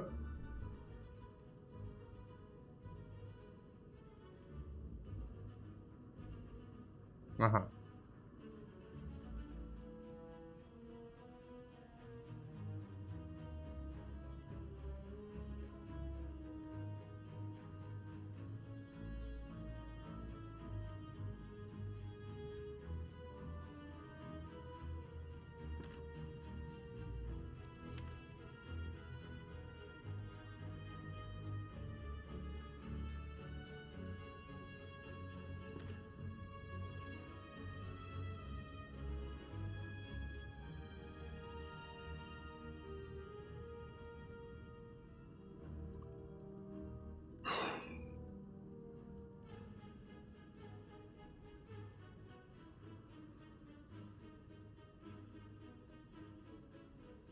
Huh? 2030? No, we are not 2030. We are 2029, my friend.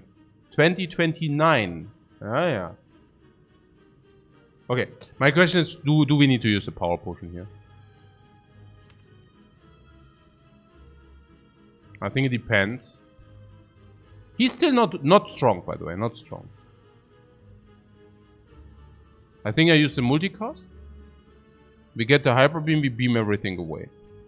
We even have block. No need for power potion, yeah? He attacks next turn, no problemo. We have hyper beam. And charge battery. Sweeping beam. What could the power potion be for us?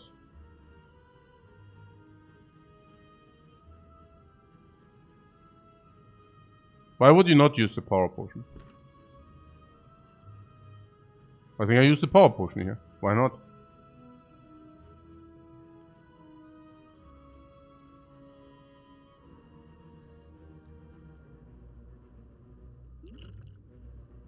Why not? You mean the power is more important here, right? Maybe. I mean, we have darkness against the night. We shouldn't worry about the night whatsoever now. Is the power potion more important here? Not really. I mean, we could wait until we see what he does. I mean, if he drew hyper beam next to him, we can just hyper beam the hell out of him, out of her. It's fine. It's fine. It depends on whether we draw hyper beam here. Hey, komm schon, Mann, die Draws sind so verdammt garbage. Hey, ich krieg sie nicht mehr. Jetzt hört doch mal auf hier, Jungs. Wollt ihr mich eigentlich verarschen, oder was? Hey, das gibt's doch nicht. Das ist so ein Schwachsinn hier. Hey, ich glaube, ich spinne. Was ist da los? Was ist da freaking los? And now we do not need to use the potion any longer. Yeah? Now we do not need to use the potion any longer. Now it's whatever. Yeah? Yeah, we take it and then we rest again. I mean, not that we are not already used to it, right? Yeah, I know how to rest anyways now. There's nothing new under the sun here. No.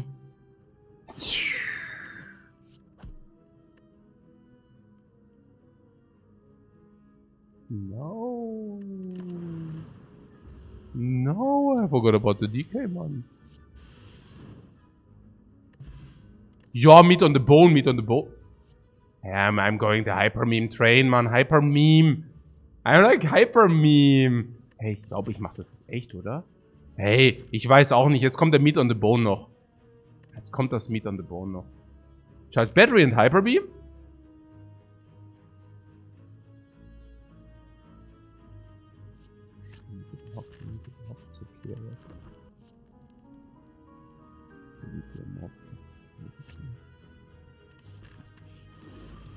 Ah, yeah, these guys say, okay, wait, what is that?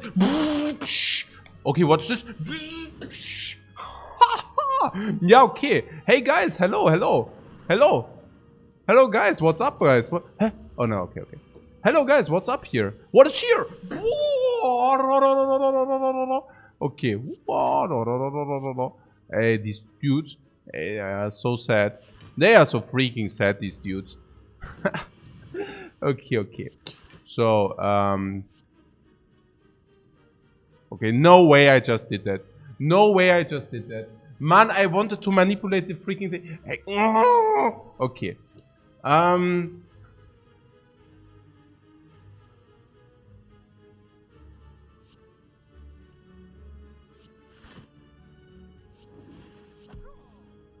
Meat on the freaking bam. Meet this, man. Okay. Was ist hier los?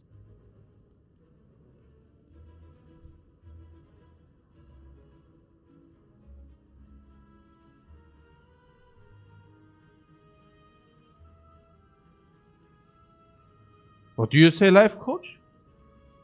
You're like in a spewing mode? Yes, I'm super tilted. I'm super in a spewing mode, man. I mean, I'm mega tilted. Like, I'm spewing away like life left and right. Okay. Don't be afraid. I hand you all the sustain I can give you in order to save your last run. Wow, I mean, that would be really appreciated because I'm really, like, playing like really garbage currently. Like, really like crappy. Like, help would be really appreciated. Don't be afraid, my son. Here's the meat on the bone. And I also hand you the tiny topter with a lot of potions. You said you rest a lot? No problemo. Here's the dream catcher for you. This is beautiful. Do we take Glacier or Charge Battery here? Okay. Glacier or Charge Battery? Glacier is better, right? Or not? Advance is also a little bit... orbs would be good for... No, seriously, I mean, we have like all the sustain. I mean, are you kidding me? I mean, I cannot even die, you know? Because these already represent 10 life. And we have, for whatever reason, suddenly 35 life again. And, you know, whenever we rest, we receive 20 life and a card. And whenever we end the fight, we receive another 12 HP on top of that. I cannot even die even if I would want to, you know. Even if I would want... I mean, I'm trying my best, you know. I'm trying my best, but I don't succeed. So, maybe not the worst in this case. Charge Battery or Glacier, guys. Keep in mind that we actually do not want to develop the Dark Ops, right? I mean, we want to set them up and then we want them to stay, eventually. Currently, at least. So I'm not even sure about the Glacier here. I also have to say that Charge Battery benefits more from the Kunai thing, no?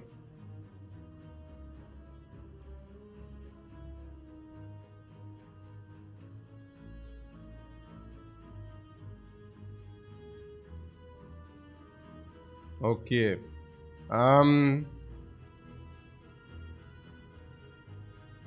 Glacier and Hyper Beam sounds bad, but we have Artifact against Hyper Beam. Or do you think we go into a reprogram direction?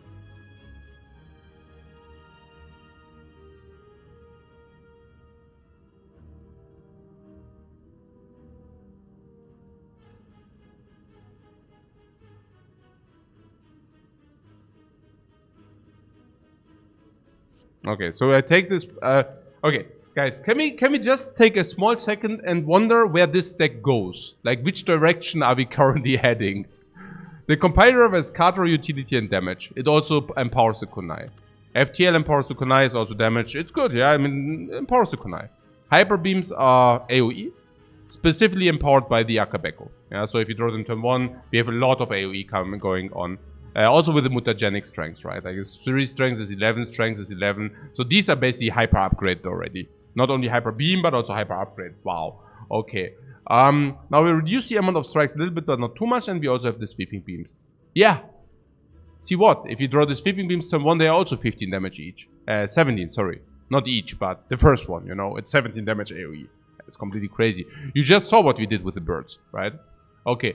So aggregate is a lot of energy, which is cool because we have some X cost, but also card draw and also cantrips, yeah. Turn 1, we are not breaking. Aha. Block enough for turn 1, that's cool. And we also analyzed that we actually will create some dexterity, making blocks generally better. So, are we benefiting from blocking a lot? Yeah, why not? Because we also nurture Dark Ops, for whatever that's worth. Like, we have a Symbiotic and we have Darkness. And then we also have Multicast. For whatever reason, this Multicast went into our deck. Currently, I'm crying about this Multicast, but, you know, I guess it would also not be the first time. I think it was Multicast or some garbage, so whatever, we have time with that. 1 Equilibrium is nice, we have 4 energy, which is nice. Turbo, yeah, needs to be upgraded at some point also there. It's really weird. It's really weird. I guess if we play Focus Down at some point, Zep will need to leave the deck. Maybe we should remove Decay first. Yeah. Pretty much. Sure. What else? We have Sustain for ages. So judge better it is.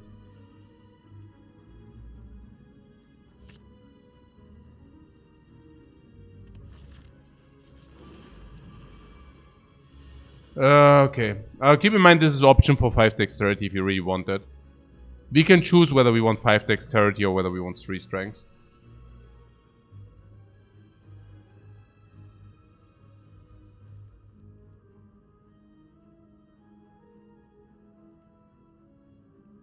Okay, this is this end is garbage, yeah? So currently we do have full block. So we would not need dexterity this turn, for whatever that's worth. X Steven says I think we might need 5 dexterity this fight. But we could also just receive 3 strength.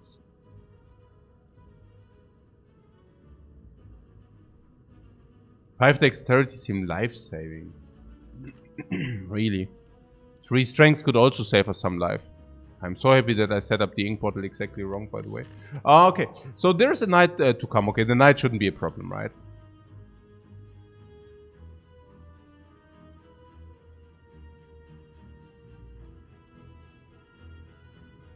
We might need power this fight.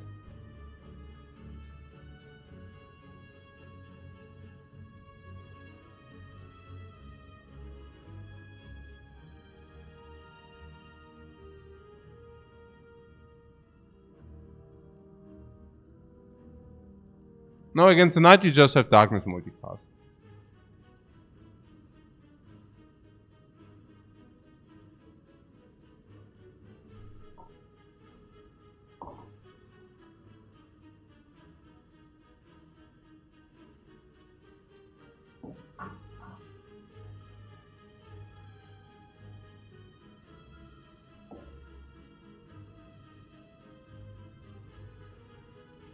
I mean, I think the power potion is worth less. So I think I would like to use the power potion because it's worth less. I do not mind to receive 3 strength in this fight. Is that so bad? Maybe we can carry the dexterity until the heart. No kidding, yeah.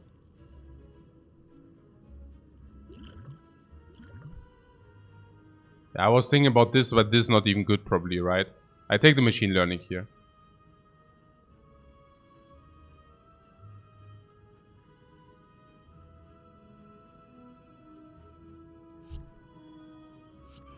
It's also about the life he gained, you know. So what did you want to do? Oh yeah. We could do a dual cast here. Like we could multicast if you want. Do we want that? Well, I guess so, yeah. Like dual cast, multicast, yeah? I mean... Why the strike? Why not? What's wrong with the strike? Sorry.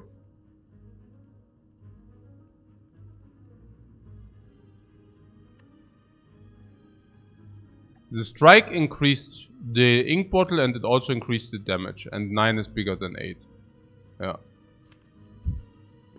Lot of reasons for that. A lot of reasons for that.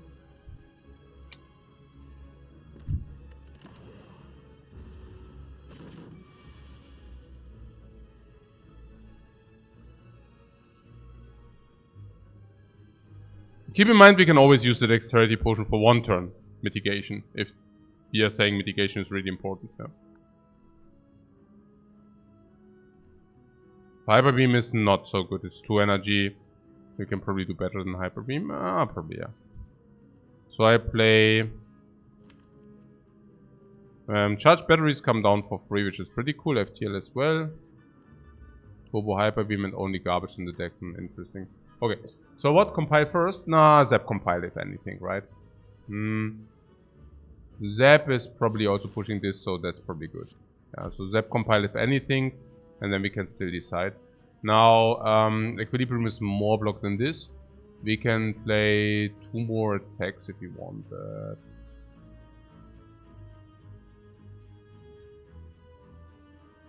What are these Hyper Beams?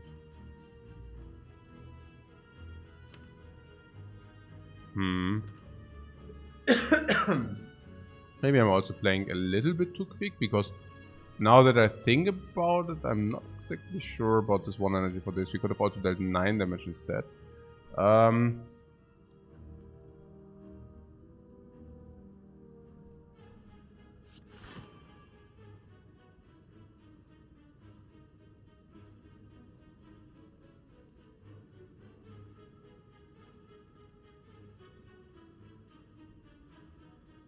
Okay. Somebody said now I don't have something. I did not understand exactly. What do I not have now? Okay, that was weird. I basically read the chat. That was...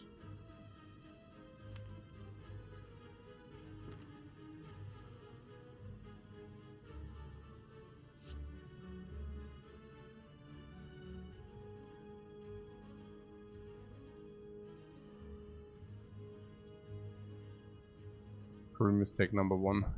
Okay. Nee, I don't know.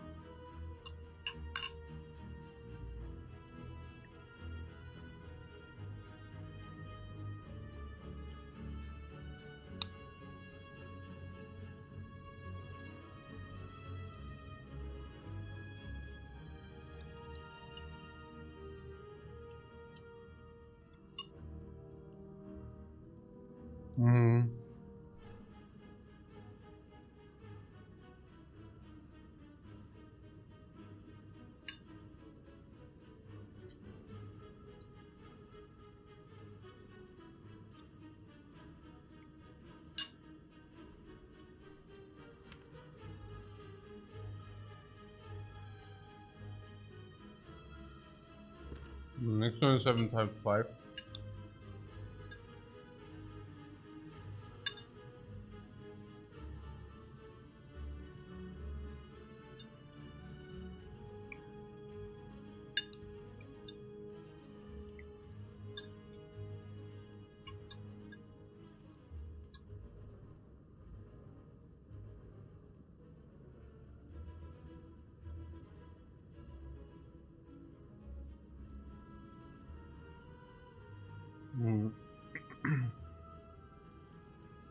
Aggregate triple defend into block, right? Yeah, I thought so. I have the same. I like that. I was wondering about it brings us perfect into meat on the bone. That was what I thought, but I have to say that we were also not so far away with the hyper beams. You see, I mean, if you have hyper beam, strike, we actually sitting at 67. And so we are actually only 31 short.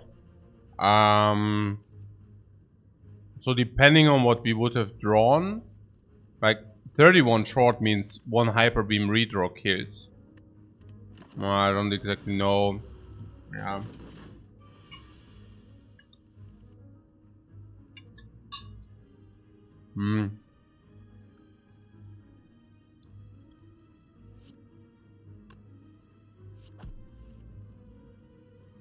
I'm willing to use the potion, by the way, if that's needed for 10 HP or something. I don't even know whether I'm willing.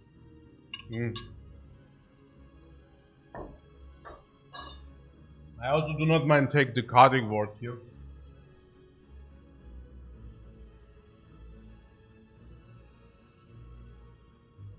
Naja.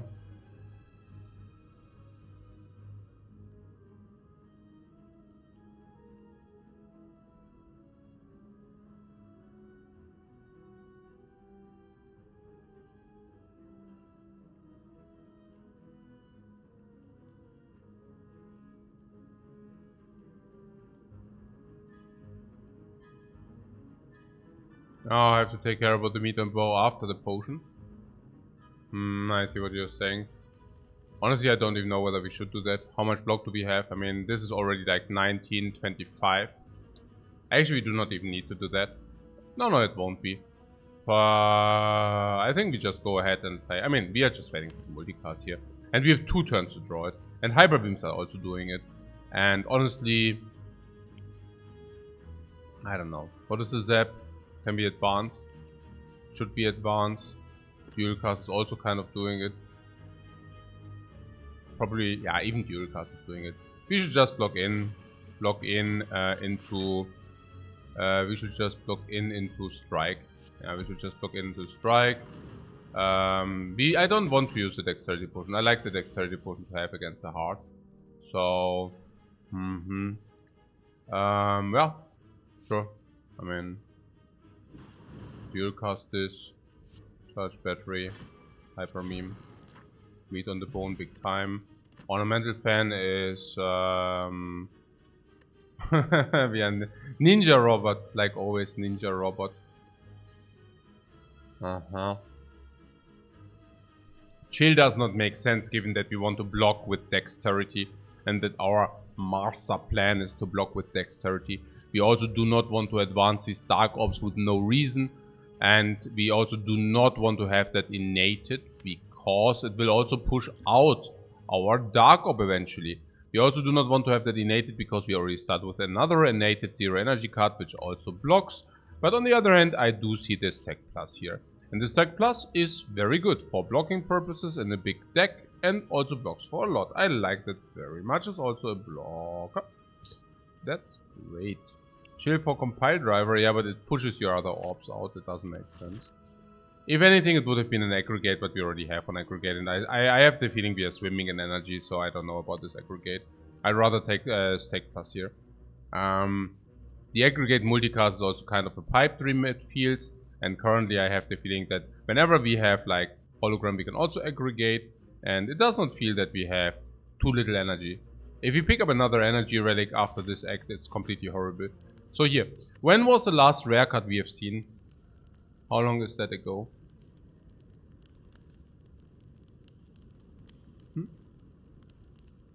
It's probably like hyper beam. Okay. Yeah. We have seen 3 hyper beams. Okay. Oh yeah, and we also have a turbo and triple battery. Yeah, it's completely crazy. So yeah, heal. I mean, heal with the. Now that was with an aggregate non-plus. Now I take it plus. I take it plus. Come. I mean, for the memes, okay, not even for the memes, but generally, like literally. Okay.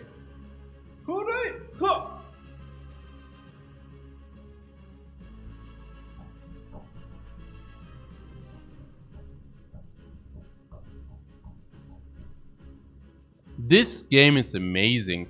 We can really assure that we have real question marks. We can assure that we always pump away all the AoE fights with one shot. We can always trade for 333 gold, being rich already. We used up our memory completely, and we always start with the dark which we can develop. But we also never lack cards. We never lack sustain because we have the Toilet Top. We also have a lot of life because we can always rest with no punish, which is insanely great. We always start with an artifact, which is amazing, which is like confirming either 3 strength or 5 dexterity to our liking. Extra energy, extra cards, extra dexterity, extra meat on the bone, extra sustain. Nice. Nice. 2 cards for us. And extra energy. Yeah, the plan is to just proconai a lot and sit on the Dark Orb. That is right. Is 5 dexterity good enough to win this fight? We are not using the potion here if that's your question. We can strike Hyper Beam for the dexterity here. I like that. Hyper Beam! We gain 1 dexterity, we lose 3 strength. Sounds like a good deal to me. Let's do this! We also received the Fan of Evil by doing so. Aggregation Station.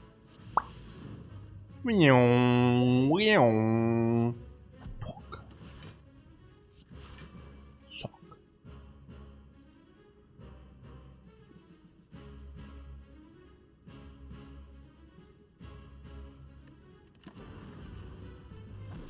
Blocked. 3 attacks.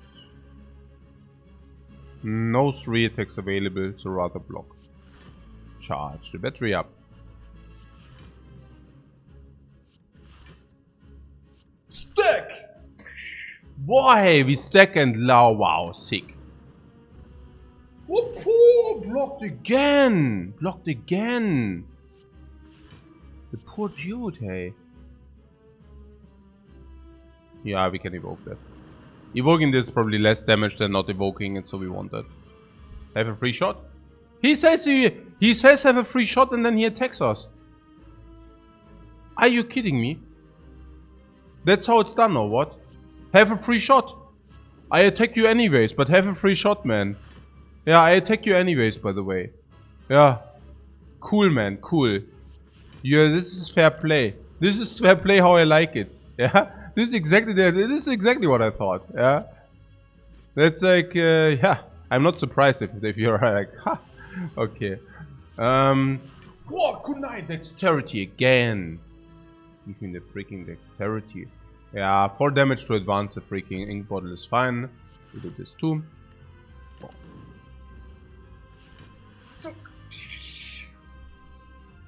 Yeah, we just advance both orbs, no? Looping beam. Battery. Stack! 45 block. Oh, Stone Calendar. Oh, oh multicast 6 times, huh? Is that a thing? What do you think? 288?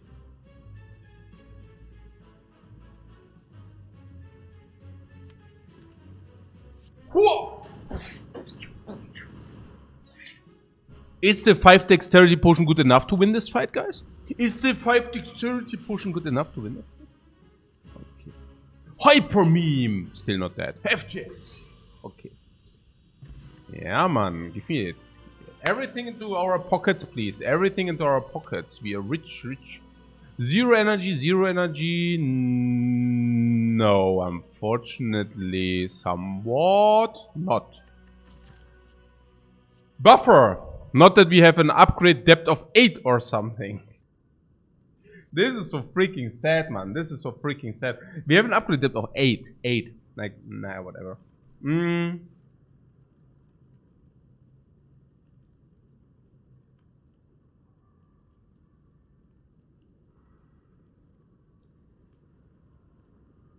What about the Zep? We want to set up 3 Dark Ops. To have also the option to circulate all 3 out, for example.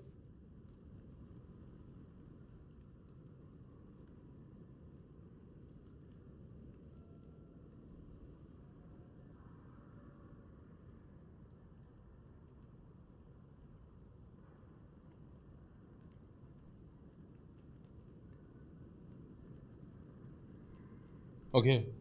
I take the buffer, okay? Is it nonsense? This is complete nonsense, man. This is not dexterity. I skipped this garbage here, seriously now. Look at this. This is not benefiting. Like, we need dexterity, we need blocks, we don't need garbage. We need blocks, not garbage. You see? And Miles, seriously. I mean, we have better stuff to upgrade. Okay, hyper beams, never mind. We do not upgrade hyper beams any longer. Forget about those. Yeah, okay. And we also do not need energy upgrade, whatever, right? Energy upgrade, energy upgrade. Don't need all these. Energy upgrade. Hyper beams are also whatever, really. 8 damage later. Who cares? Yeah, I don't know.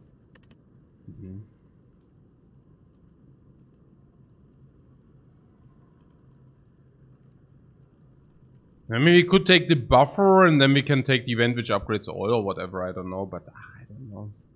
What do you want with the buffer? Serious question. Like, what is it what you desire from the buffer? I mean, don't be blocked with blocks.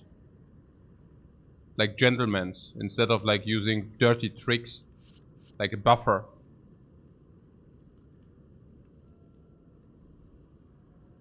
But on the other hand, we have crap loads of energy. I would probably not mind to play a 2 energy card. Whatever. We have really crap loads of energy. We are probably happy about 2 energy card. No. Kunai, Ornamental Fan Ink Bottle speak all for 1 for all for 1. But look, that you have no cards to be retrieved speaks against the all for 1.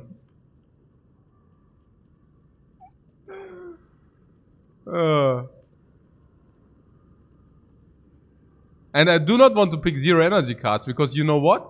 We are freaking swimming in energy. Like swimming, like, you know, like a swimming pool. Like, do you know Dagobert Duck? It's like he has like a big, yeah, okay, whatever. Yeah, so, the buffer.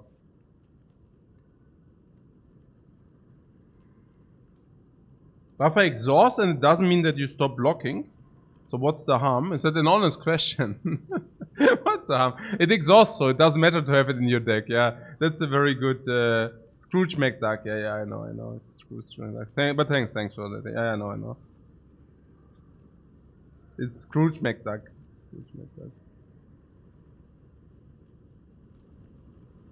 Buffer is probably buffing you like 15 block, I guess, in average. Against the heart, it can sometimes be more. I don't know. But sometimes it's also less, by the way, if you do take a multi-hit and you cannot block the multi-hits. Sadness, no? I somehow have the feeling that Speed Potion will be used in the hard fight.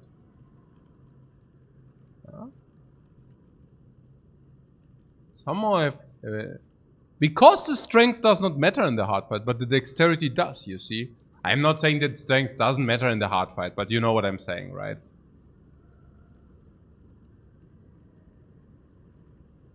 What about this buffer?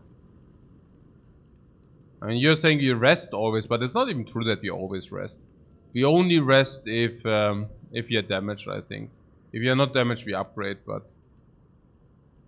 yeah, 2 energy, 15 damage, yeah, it doesn't seem like, yeah, okay, cool. Funny, right? I mean, sometimes we have Omamori and it does do nothing. And this time we have Omamori and we already have like 1 curse. Then we have the second curse. So we received like 4 curses. I'm telling you, this will be the run where we probably also receive normality. Yeah, judging from our... you know what I'm saying. What is about this inserter there?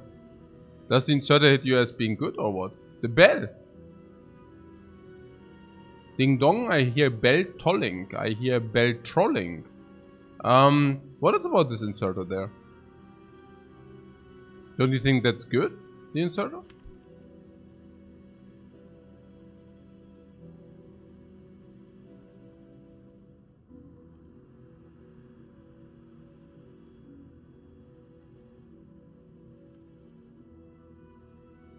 No orb build, yeah?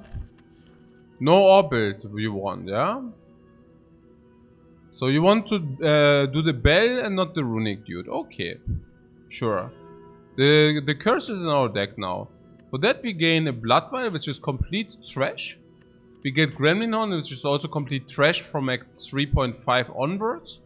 And we have the Giria, which gives us strength instead of card choices and rest at rest sites. That is like, I would like to trade back. I would rather like to skip before I receive this trash here. I guess the curse is probably as much worse as the Gremlin Horn, and this is doing nothing. So now we have a Giria. Wow. Punished. Punished for what? Taking the only option. Yeah, we probably just got punished for taking the only option, man. That is like probably what just happened. Yeah. Okay. Sure. So what is here going on?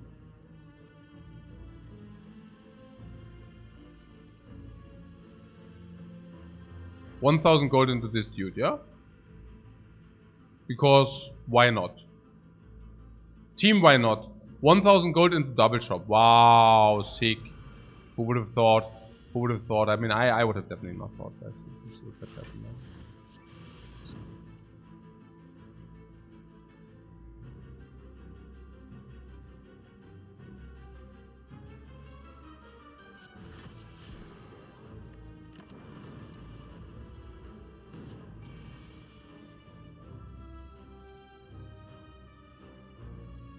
Let me draw something, no?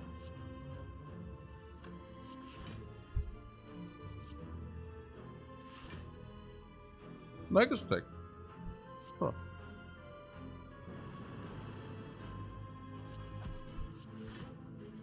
Full block. Nice stack there. Nice stack.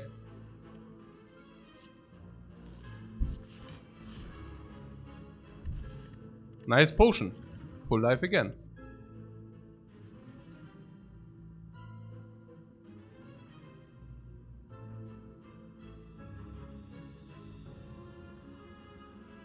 Sweeping beam.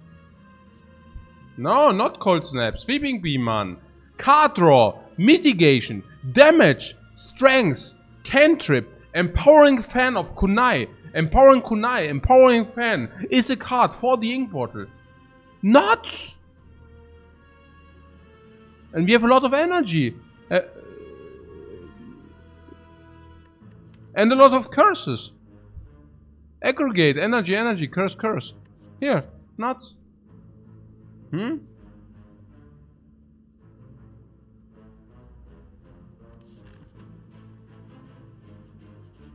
Yeah, 1,000 gold.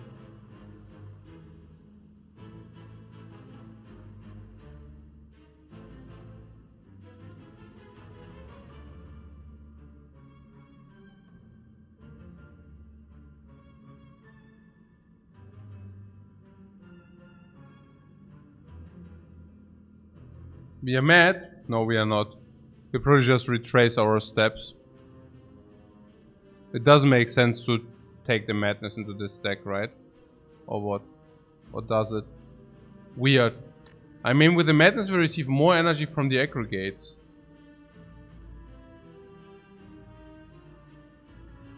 It's not the worst. We can then go into a hyper circulation.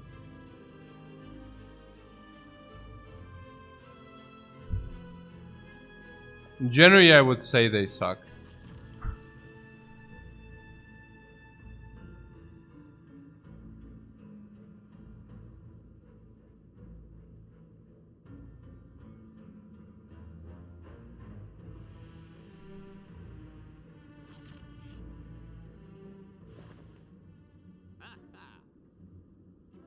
There's a pantograph for the juicy 100 life.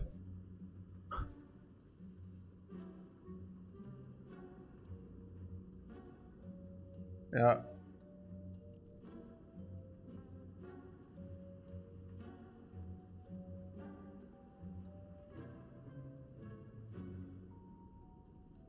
Huh?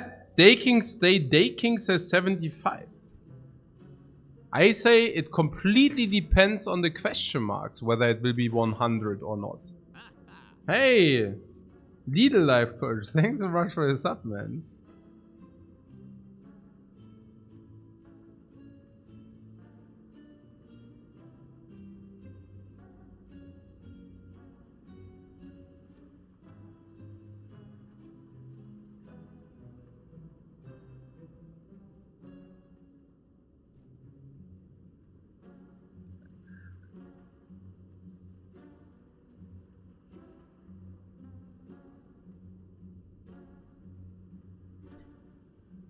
Lidl Lifecoach, yeah.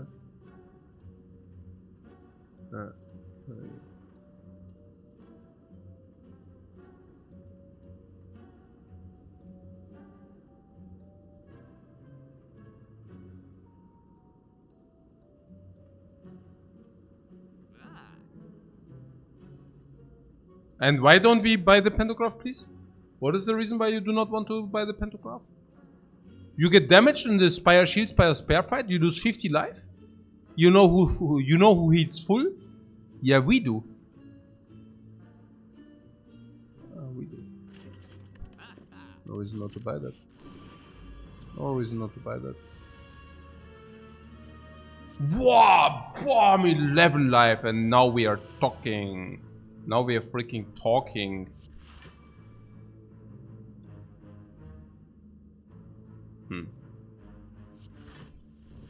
Wow, haha, the compile driver arrived, and here's your sweeping beam. That's why we took it.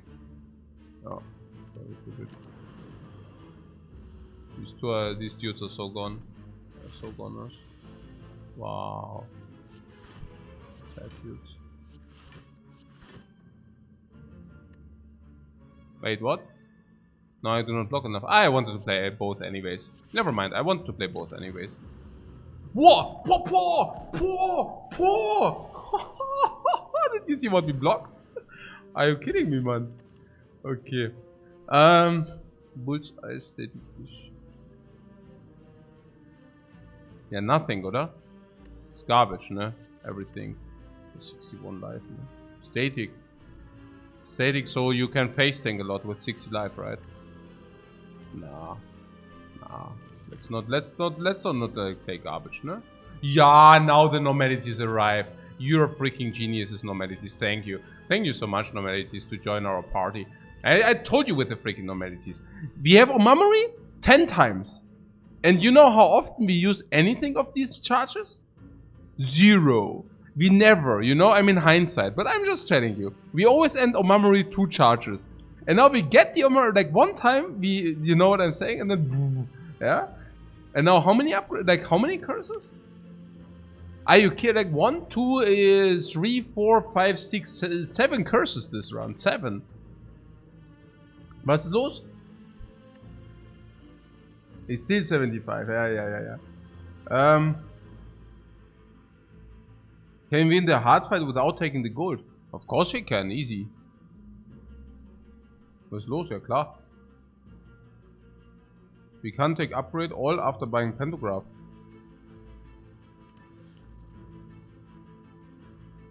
Oh, you mean upgrade all of us?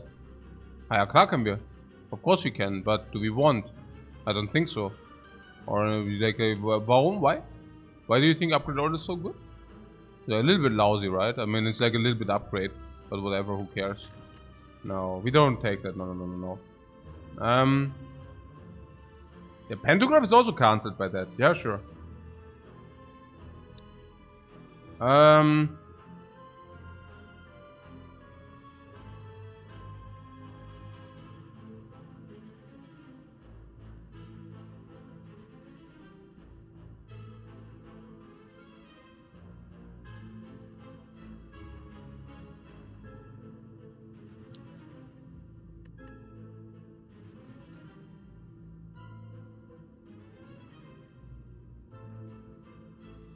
It's just a rare relic.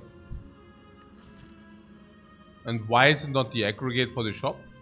Where is the shop? There! There is the shop, waiting for you. Hello!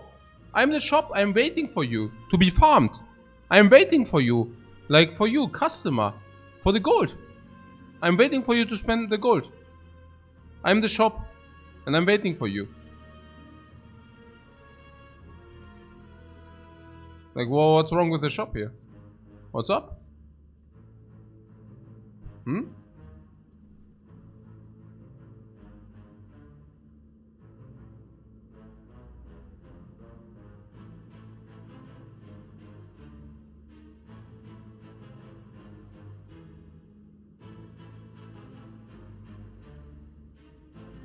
We miss an elite if we do that.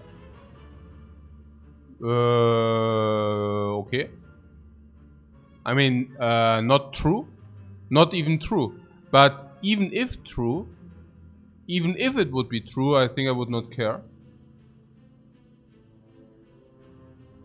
Come on, guys, come. Also, we just take the gold here. I mean, how not greedy can you... How counter greedy can you be, guys? How counter greedy can you be? I mean, if it's so freakingly easy. I don't understand it. We do miss an elite? Oh, it is true. Oh, this is my mistake. Do we miss out an elite? Which one? This one, right? Ah, yeah, my bad. Here, yeah? Okay, I see. But I just skip, I just dodge anyways. I just lost. Okay, verdammt. I watched the wrong way. I thought like here or here. But what you're saying is we can just do this, yeah. But who needs elites? Can it be really this easy? That's the question here. That's the only question which matters. So, what is here? Whoa, boah! Do we even lift? I don't know. Do we even lift, guys? Yeah, man! I'm telling you. And here you are so cheap with your 4,000 gold, man. Why would you be so cheap? Why would you be so cheap, man? That is the question here. Why would you be so cheap, yeah? This is here, yeah. What's going on? Give me the shop, man. Give me the... And now you're sitting there. You're in the shop and do you know what? You're like, let me count my gold. 1, 2, 10, 12, 13. Let me recount my gold. 5, 7, 10, 12, 13. Shopkeeper, what can I buy with 13 gold in the shop? Nothing. Oh, wait, let me count my gold again. No, of course if we take the event and we go shopping. It's not even close, man. Yeah? Look, the devs also approve. Yeah? Okay, so what's going on here, guys? What do we want to buy? Nothing, because the shop is garbage. I mean, maybe... Yeah, no, it's really bad. The shop is really bad. Oh, the reinforced body is a win con. If you find the dude. What is the dude? You know which dude, right? Yeah, what is the dude with you?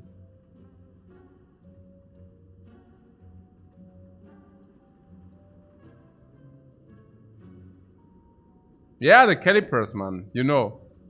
Ice cream. No, the calipers. No, I like the reinforced body. You like the reinforced body too, guys?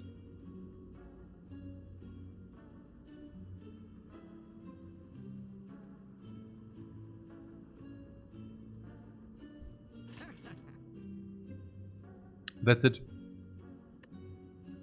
It was good enough. I do that shop for the card remove.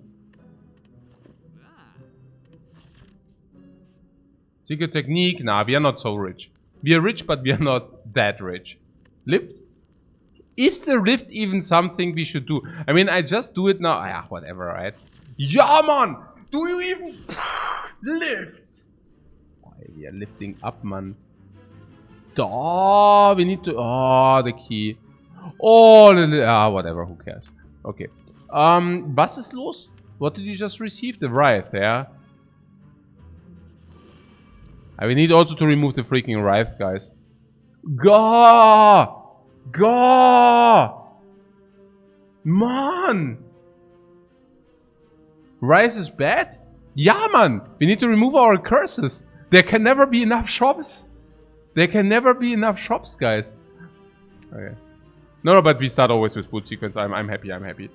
And we also have a lot of energy. Look at the new aggregate. The new aggregate carries here. Yeah, 11, who cares? Ah, we got the hyper meme. Now we can think about I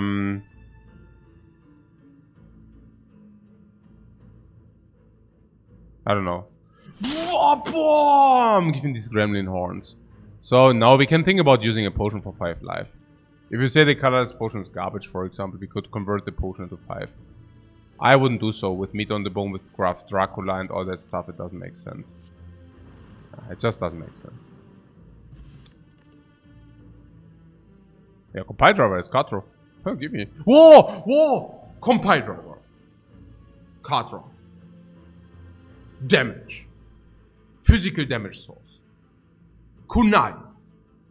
Hey, we are the ninja robots now. And that is very nice for the last run. I knew it for the last run. It's so beautiful for the last run. Like, it's so beautiful, like Ninja Warrior, you know. We are the ninja robot. The ninja robot. Harder is pretty good if your deck has a lot of curses. I heard that too. Marbles is nice. Marvelous! Vulnerable. Vulnerable. Hyper. Artifact strip.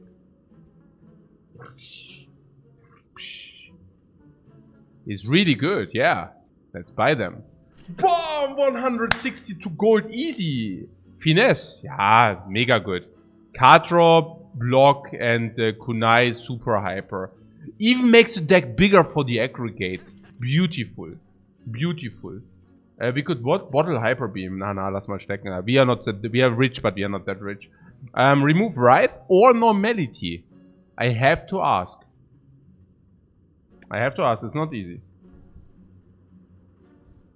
Bottle could really help. Oh yeah? Why? Why could Bottle really help? No, I don't think so. For the attack or what? Ah, jetzt komm, nee, überhaupt nicht. Another Equilibrium is nice. I agree. With the energy we got, Equilibrium is very nice. I like it very much. I'm really thinking about this runic capacitor here, really. Like a lot. I think it's very good. I think, what? Yeah, we should definitely get it. Yeah, it's definitely Normality. We also have these double Equilibrium. Yeah, double Equilibrium Normality. That's the combo, guys. That's the combo. Whoa, the combo! Whoa, go out of our deck. Have you seen my career? Of course, in the last round. Okay. Yeah, runic capacitor is amazing, no? No? What for the capacitor? What do you mean, what for the capacitor? What do you mean, what? Yeah, lightning orb, dark orb? What do you mean, what for the capacitor? What? Why have you have so many curses? Was ist hier los? Warum haben wir denn so viele curses? 1? No, wait, what? 1, 2, 3. We removed 2, 4, 5. And we used your memory, 6, 7.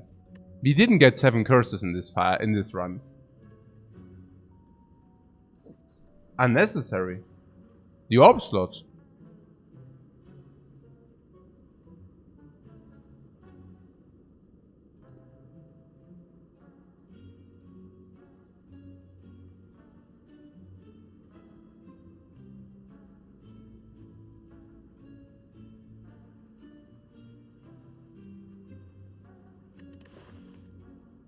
So leave, yeah? Leave the area. Don't touch anything. Preserve our gold. And you really say we do not need this runic capacitor, huh?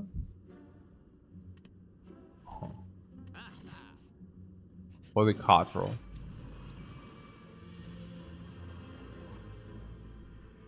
Negated. He negated our onslaught.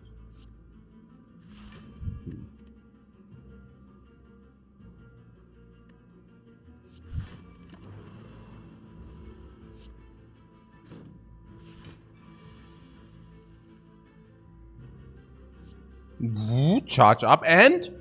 Whoa! Oh Mann, the party is open. The party, Mann, hier, guck mal. Guck doch mal. Freaking party is opened. Goodbye.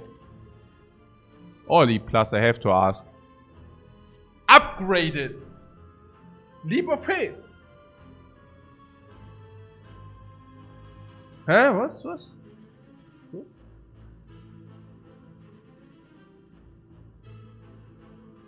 Ja, it's good, or Leap, huh? Take that now. It's upgraded. It's like green. If it's green, I take it. Cross for Compile Driver, nee, lass mal. Schon okay so. Elite for free. Elite is free, but question mark could be Orb Walkers for Rare Relic. Lift. Yeah, okay, it's okay. Whoa! Whoa! We are buffed like crazy, man. We are the freaking the strength abomination. We start with 6 strengths, man. What is the type of beam? Wait, they are daggers. They are daggers. We are lost. We are lost. Okay. Hey, are you kidding me? Wow, okay. Yeah. Okay. 32. Ah, what a waste, what a waste. We are not wasteful here. We have nothing to waste here. No resources to waste, guys. No resources to waste here. Okay. Okay. Oh, she doesn't know again. She never knows what she wants to do next turn. Under these circumstances, most likely. She doesn't know. Doesn't know. We need to also refrain to specific things.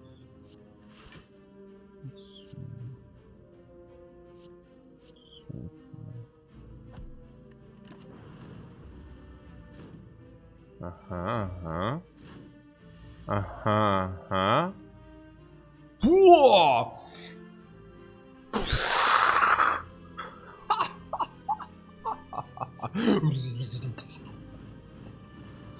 Okay. Oh no, not the data displeased.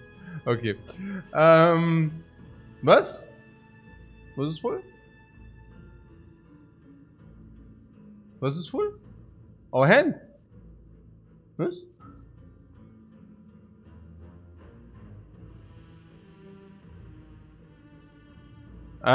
Skip or what?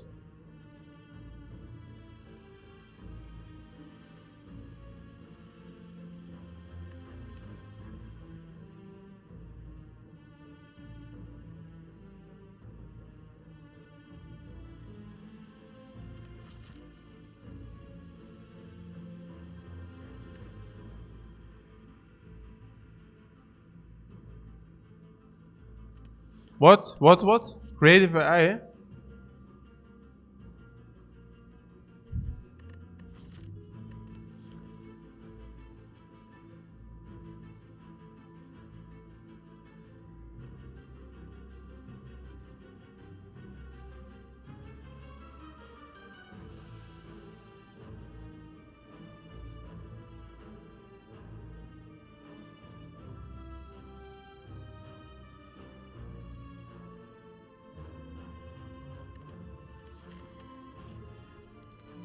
Recall, we cannot lift any longer, guys.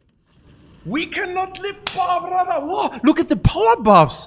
Did you just see the buffs? And we still have 6 strengths. Okay, now we need full focus, please. We need the full focus here. Wait, is he vulnerable? Why does he take so much damage, guys? What's going on here? Why does this take so much damage? Okay.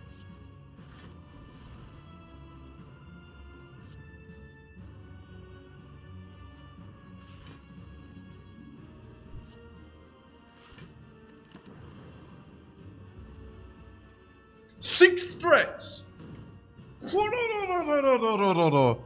Jetzt geht's upper. Jetzt schauen wir mal. Jetzt schauen wir mal, who has a bigger longevity.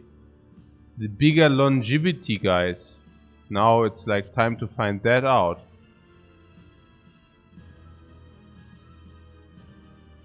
But we can only play 4 cards next turn. We can only play 4 cards next turn. So do we want to play our cards this turn? Only if we can play 5 cards this turn. Which we cannot. Because we are short on energy. Are you kidding me?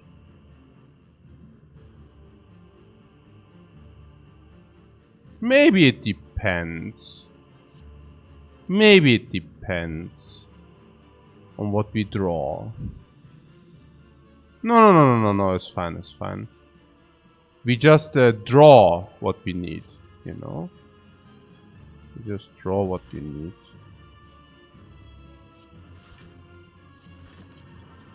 You see? Okay. Oh my god. Oh,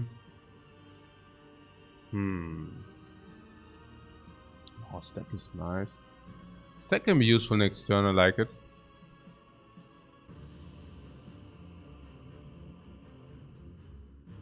Hyper Beam is weird. It's 32, but lets us lose at least 32.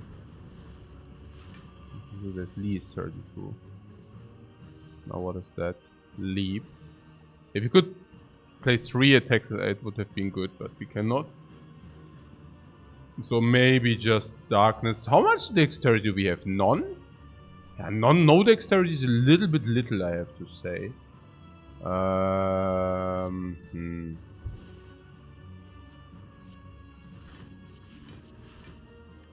I like this Hulk. We save ourselves 25 into next, so that's fine. We are taking really considerable damage, I have to say.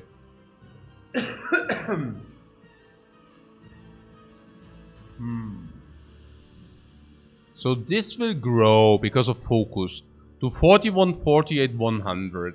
So we're looking down at 110 certainly here. Like this is certainly 100.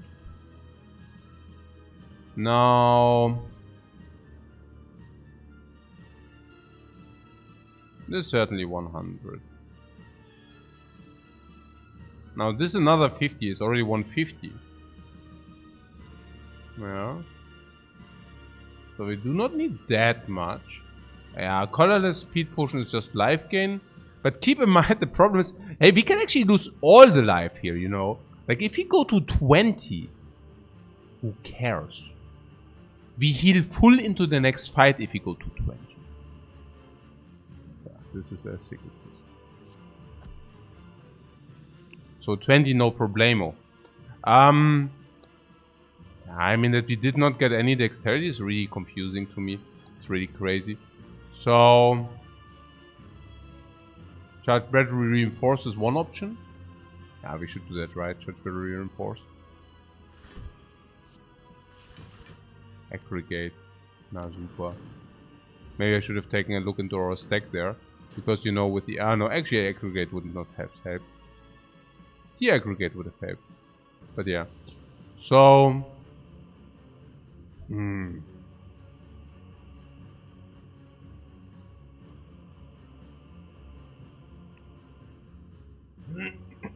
mean, as much as I like the memes, I also do not want to die. It's like 200 here. Dead. We are always dead, man. Cannot help but being dead. Always the same. Could have we dual casted this freaking Zap earlier? Because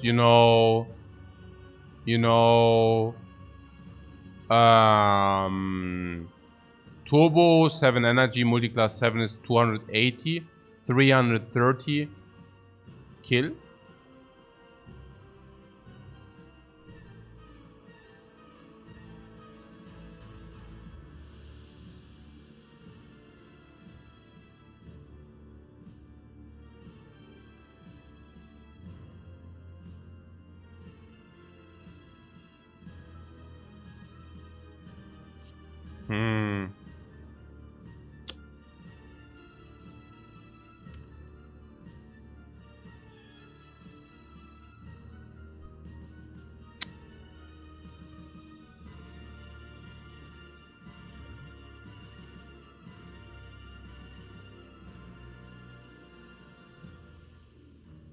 can we draw from this? Apotheosis.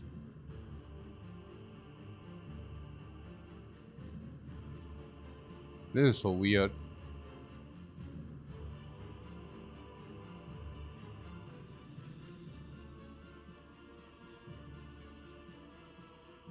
I guess.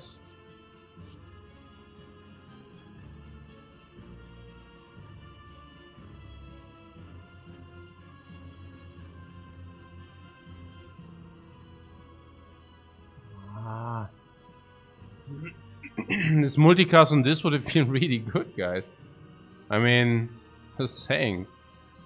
Apotheosis probably.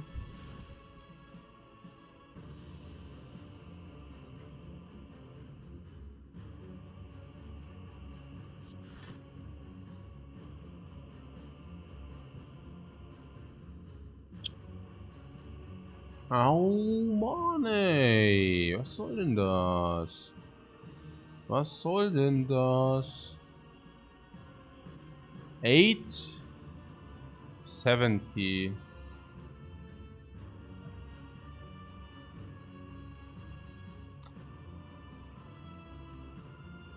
I could not place 3 attacks in any single turn is also weird. Okay, so we can multiclass. Yeah, we can strike multicast, for example. I think that's the best line. The Hyper Beam is weird, right?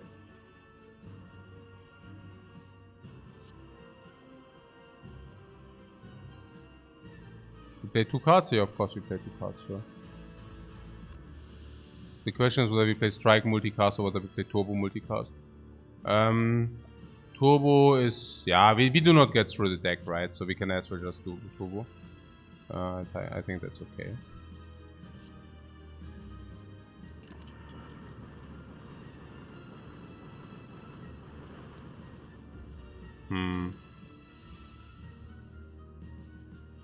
This guy's really relentless. Yeah. I mean, we have reinforced body, but like if you want that. The last resort.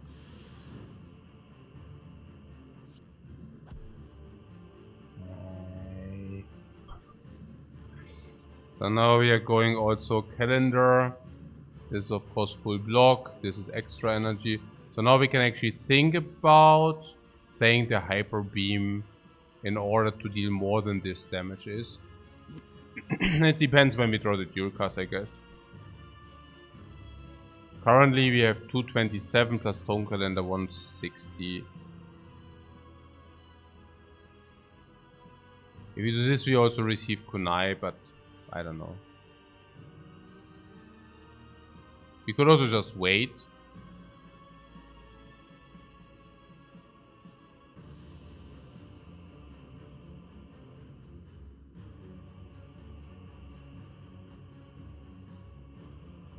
Yeah, we lose the bottle and we deal 40 more. Bring this 227 to 170. So now at 170, we have not many ways to kill. On 170, we actually need to draw dual cast next turn. And 170 in dual cast and then we kill. I don't think that we should do that. I mean, we have double equilibrium. Also, by the way, we have double equilibrium in the deck. It's actually pretty absurd how we draw. Like with having a double equilibrium in the deck is like, well, you know. Okay, so believe in the heart of cards. No, we always win. We have a dual cast here. We have double equilibrium here. How could we potentially even lose this? Like, pretty much never. Because you always have that dual cast option, you know. Like, these are going up and stuff. So, yeah. I would not know what should actually happen. So,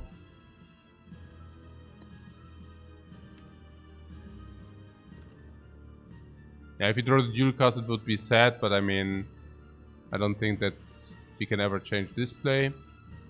Now the question is, are we able to play 6 cards this turn? And I already do see 6 cards in our hand, so I think yes, we can.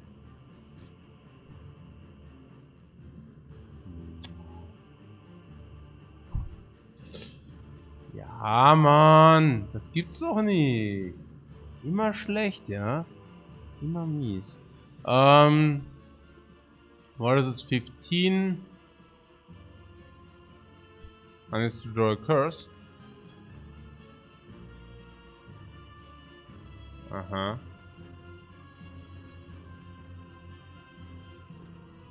This is 15, bring in 190. 130. That's so sad. Okay.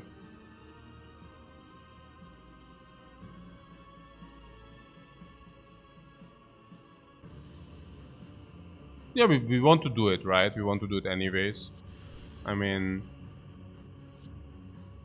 it would hit me. It's very weird not to do it, honestly. Because we need to be able to play some cards next turn, so I don't know. Aww.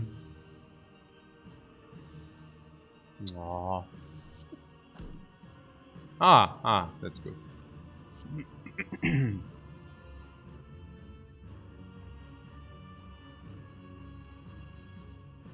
Is it good enough? Oh, I don't know, we will see.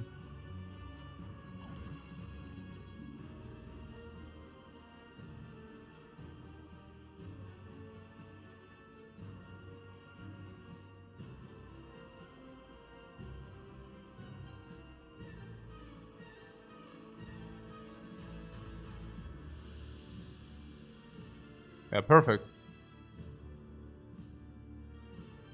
What do you mean? No, we have the block, man.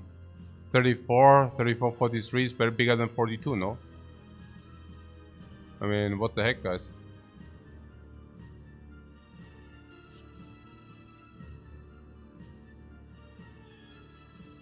Decay. Ooh.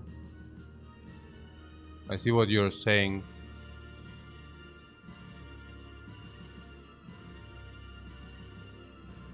Oh. So we can actually draw anything but Void or Wraith.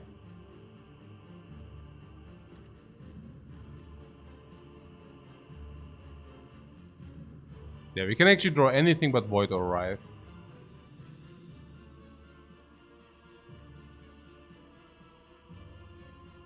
Oh. We can save ourselves some... Yeah.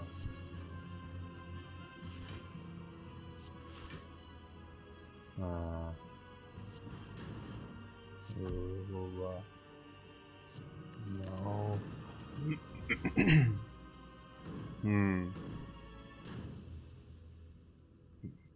What a powerful deck.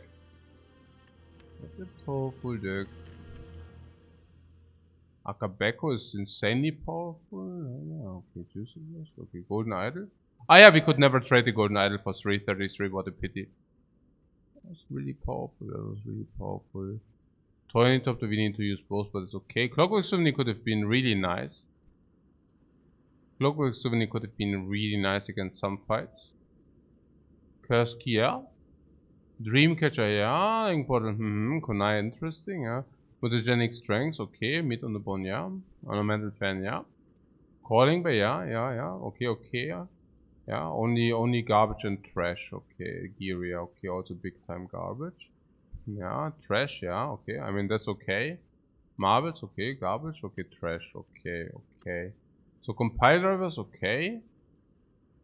FTL, Hyper Beam, also big trash. These are also probably not so good. Not enough vulnerable source anyways. A lot of curses. Energy, but into nowhere.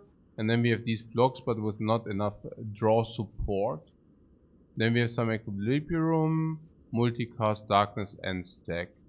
Yeah, all in all, a pile of garbage.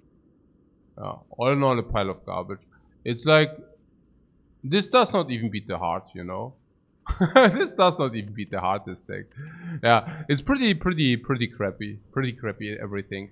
So unless we would have found something in the shop, this is like definitely not doing anything. Yeah, it's definitely not doing anything. Okay. So what does this actually showcase? The last deck, for example. Yes, it showcases that unfortunately you cannot play the Defect with strengths. We would have probably been better off. We would have probably been better off if we would have not Gilead and instead doing Dream in order to find more cards. That could have been even been better than just Gilead up. No, it's just a defect. Physical builds are not really cool, unfortunately. But yeah, great series, guys. Great series. Yeah, that's really good. Like it very much. Like it very much. So, okay. But yeah, GG time here. Okay. So, Vampires is saying for the 50 games, very good accomplishment to hit the 40%. Yeah, I was actually, like, I thought like 50% would have been completely mind-blowing, like really amazing for me. But I was thinking I definitely do not want to have below 40. So I'm happy that we are not below 40. So,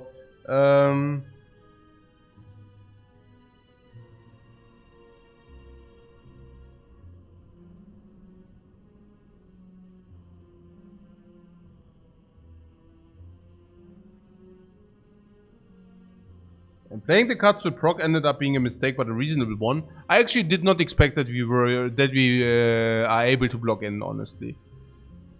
Yeah.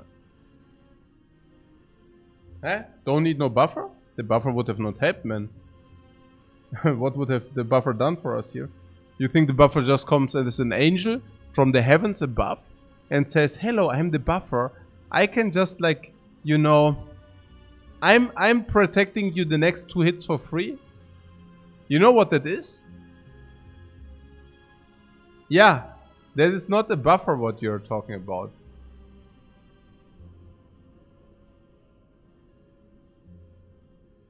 Yeah, that is not a buffer, man. What you're talking about is a relic, which is called fossilized helix. Yeah. And now if you ask me whether I would have taken a fossilized helix, I would have probably saying yes. Call me in.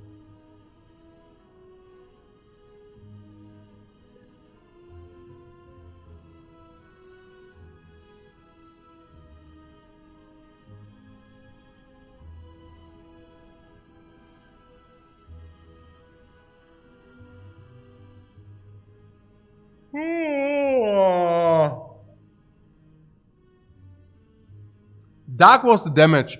I think I made a misplay to not set up Dark Orb. I was actually thinking I was too much caught in this physical action. But in reality, we could have just set up the Dark Orb to one-shot. I mean, as a matter of fact, we set up the Dark Orb to one-shot. The problem was simply that we did not have the freaking Dark Orb in front. I did not advance the orbs because I thought this fight will go longer. And suddenly we are sitting there with the multicast in the hand. And I'm like, okay, cool. No, we should have definitely pushed the Dark Orb into the front in order to be able to multicast it. My mistake there.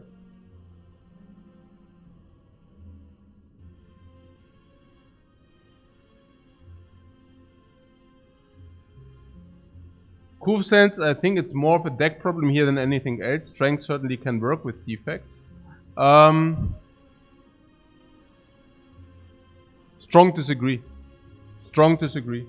Like, if you would ask me, I mean, we now make a recap, guys, by the way, yeah? So this will be a recap now. But probably the question will probably come up, or maybe it's already there. What have I learned in these 50 games, if anything, right?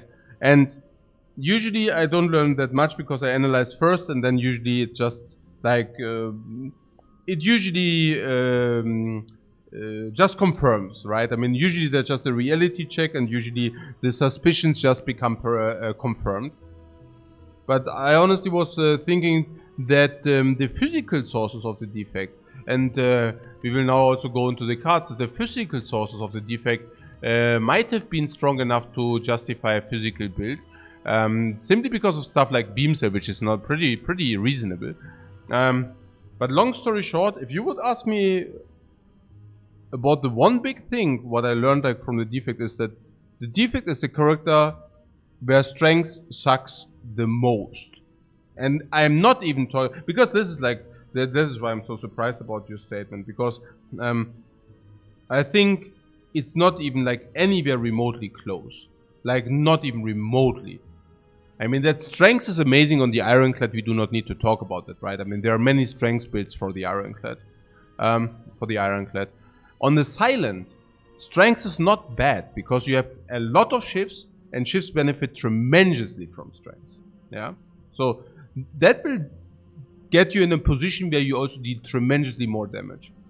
Now, on the Watcher, I do not think we need to talk about that, right? I mean, Watcher has Ninjutsu, has Wrath, like Wrath, double energy, double damage, and multi-attacks. So that is completely crazy. So the only character which actually completely does not scale with strength whatsoever, which does not really have reasonable multi-attacks, and don't come with Barrage here, please, which does not have any mitigation mechanics for strength, is the Defect. So, if I would mean to make a rating about strengths on other characters and on Defect, I would say for the other characters is, I don't know, 10, 9, 9. And 10 being either the Watcher or I don't know, you know. Probably the Watcher benefits most from the strengths. So probably it's Watcher 10, Ironclad, maybe Silence is first. Like it probably, Watcher is 10, on Silence is probably a 9, on Ironclad is probably an 8, and on the Defect strength is probably like a 1. Like, don't come in with, hey, if anything else, it's a deck. I mean, and don't come in with all for one next now. Yeah, with the strength build. No. No. It's wrong. Strength sucks on the Defect.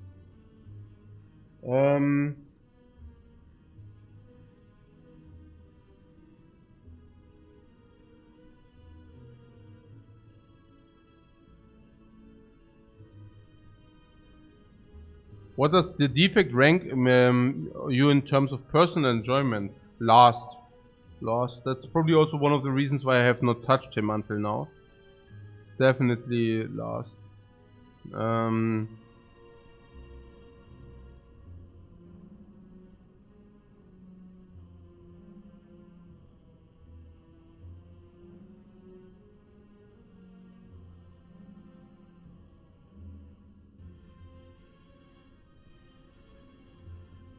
Do you think the devs should buff strength for the Defect? I mean, they did, right? I mean, there is this infamous reprogram build here. Yeah. It got buffed. Maybe by now people might have understood that reprogram is not the way, at least not in every deck. The only guys still claiming that reprogram is busted are those who are not playing the Defect. Yeah, it's just like how it is, yeah. Okay,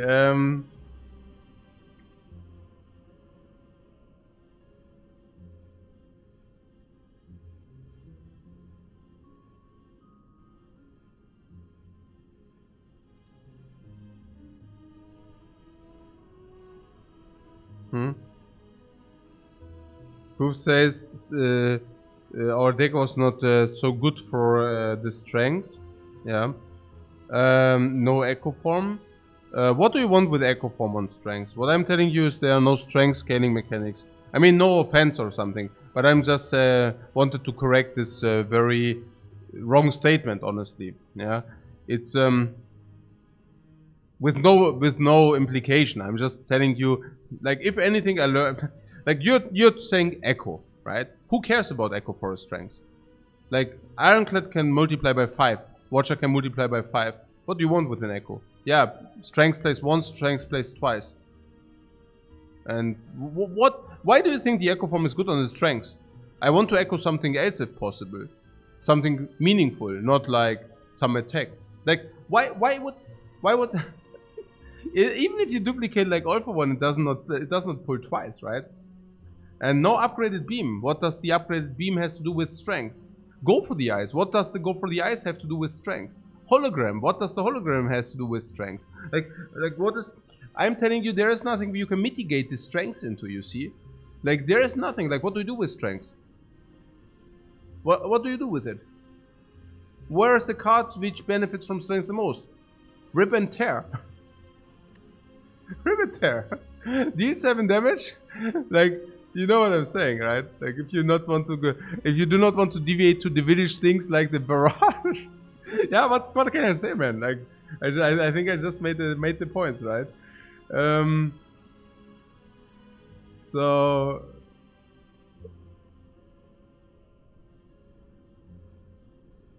probably what Toby said. I mean, it's a very broad statement. Obviously, you can win with a defect which is built up on strength, just not very often. You know, you can also win with a claw build. Yeah, claw can burn.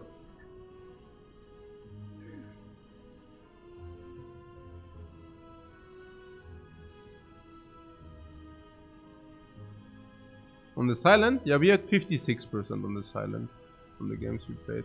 Ah, Thunder Strike scales with strength. Yeah, that's right. Okay.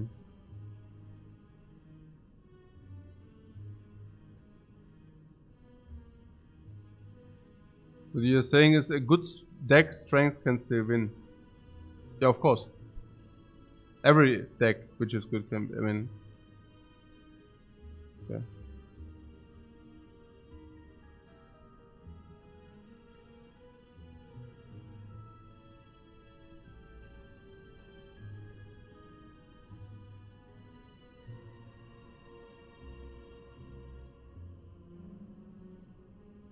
So, what did we learn? Besides that strength is really bad. No kidding, really. I mean, if I learned anything, I mean, it's fun. No, I mean, maybe I'm also a little bit here because, you know, I don't know whether you have witnessed the last runs, and I guess you have seen some, but apparently not that. I don't know. Like, you see, I tried to not force, but I really tried a lot of physical builds. Yeah. And the conclusion is pretty clear, to be honest. Yeah. I mean, it's just that physical builds are weaker on the defect than orb builds are usually. And I'm not saying that you should force orbs. I still think it's correct not to force them, but to leave yourself open. So kind of what we did in the last run. But you see, even if you deviate from an orb build, we still like suddenly the most damage output was still with orbs in this deck, which is like, okay, sure. I mean, yeah.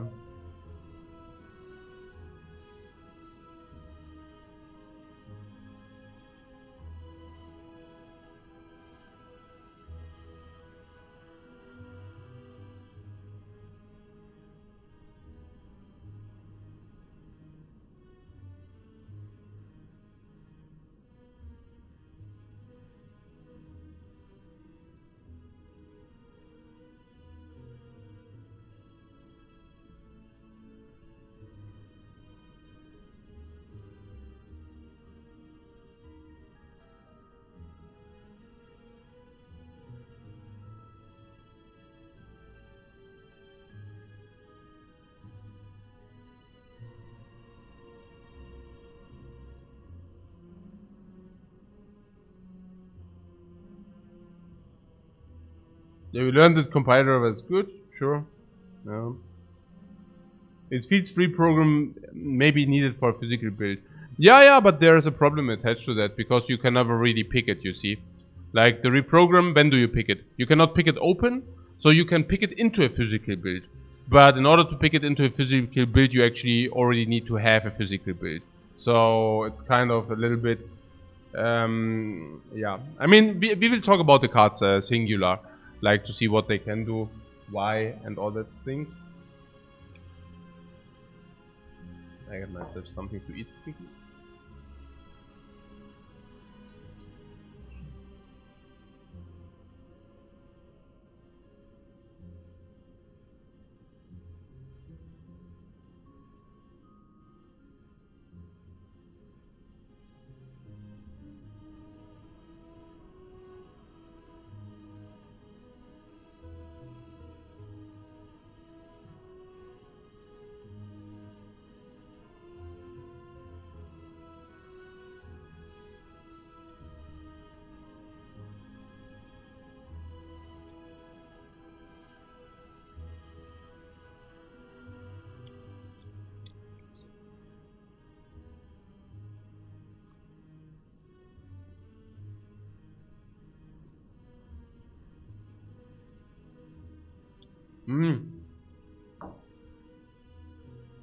Now maybe we can do one thing which I was interested in.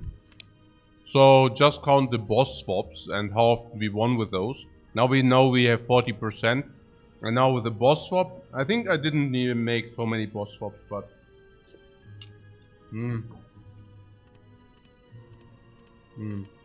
Just look at this. 1-0. 2-0. It will become worse. At the beginning we boss swapped a lot. 3-0. 3-1. 4-1. 4-2. And correct me if I missed something. 4-3. 4-4.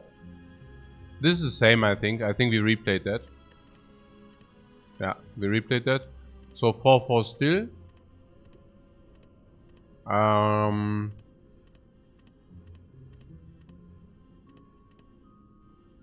Oh yeah. 4-4. Missed one? No, what? Did I miss one or what? What? No, we swapped for cracked orb. That's not a swap. No, the cold. This is not a swap, guys.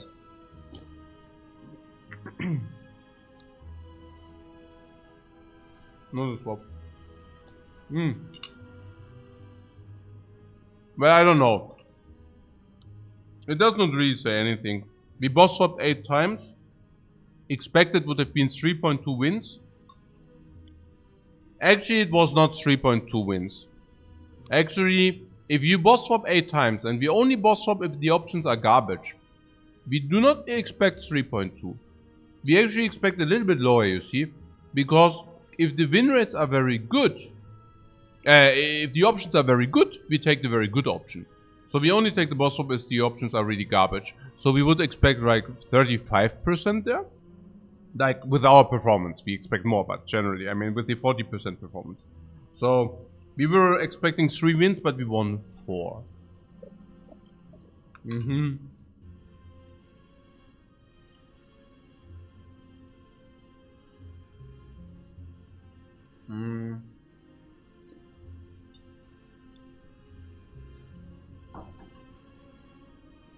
Yeah, Mage also boss swapped 4 times into 0-0-4, no? Yeah, that was...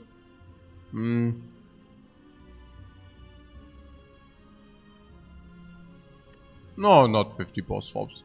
I do not think boss swap is good on the Defect.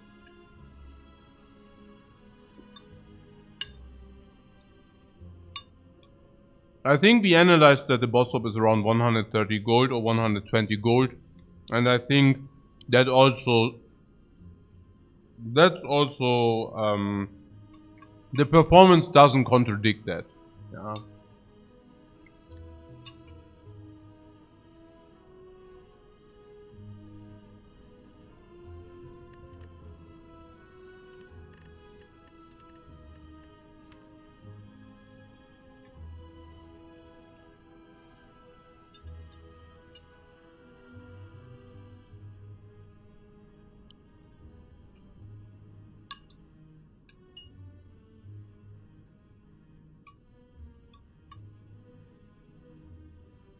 So boss swap only seems good on Watcher.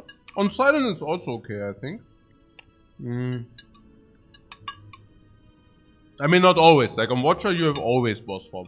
On the other characters you rarely boss swap. I would nearly go so far that on Ironclad you never boss swap nearly, right? At least from what I saw. Like I think on Ironclad I never want to boss swap, like literally never. Really, literally. Like I never want to boss swap on Ironclad. I think on the Watcher I always want to boss swap. On the Defect my 120 gold, which basically means probably 20% boss swap. And probably on the Silent is probably also 20%. Maybe 30. I don't know. Something. Maybe 30% on the Silent. So.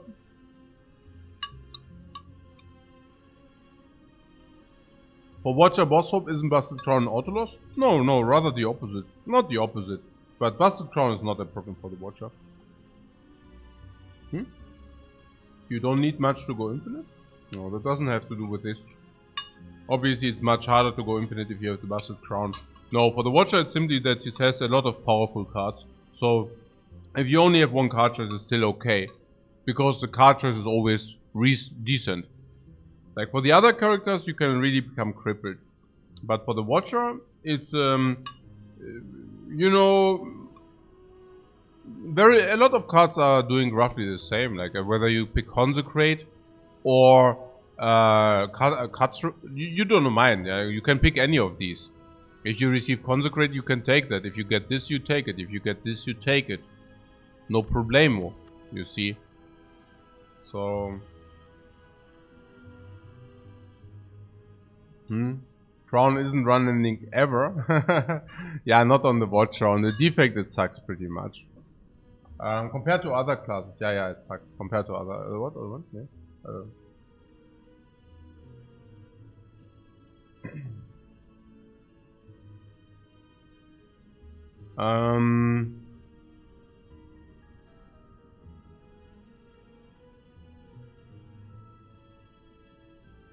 Okay, so currently we have 40%.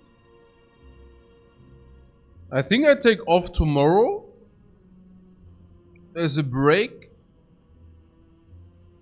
and then 2 days or 3 days we can continue the new sample size. Now with much more knowledge than beforehand.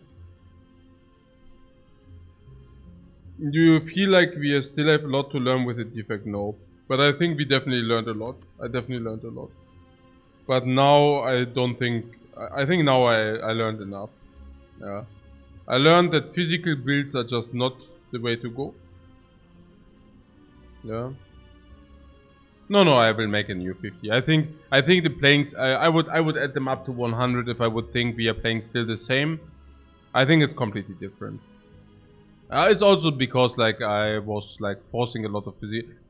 I think it's a different playing strength. I was learning a lot in the first runs. Also, I really wanted to force new ways to play it. And I think we can incorporate that. So what I'm saying is I actively avoided normal ways to play the Defect in the first, let's say, 30 games. So I think the first 30 games were completely spew and complete learning experience. And the last 20 games were how I would probably play the Defect if I would go for... Not even, no, I was still like... We played a lot of memes, like Meteor Strike. A lot of memes there, a lot of memes. So that is also why I'm very satisfied. Actually, I'm satisfied with the 40%. Because we were like experimenting 0 to 10, probably nearly 10, 9 or 10. Meme, 0 to 10, usually I meme 1. In this case, probably meme around 8. Like big, like a lot. Big experimental level, big meme level, big I don't care level, big playing tired level, big monkey spew level, big forcing weird builds level. And all that concluded like 40% is like surprisingly high, to be honest. I mean, others are doing that like with like going into orbs all the time and stuff like this, you know. Like trying, I don't know, it's fine, yeah. You've never tried consume, loop consume recursion builds? Yeah.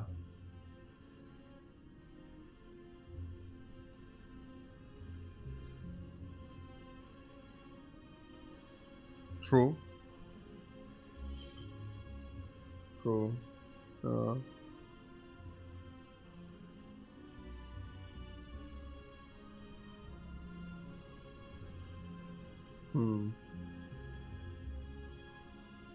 Yeah, probably also because I do not like small decks so much.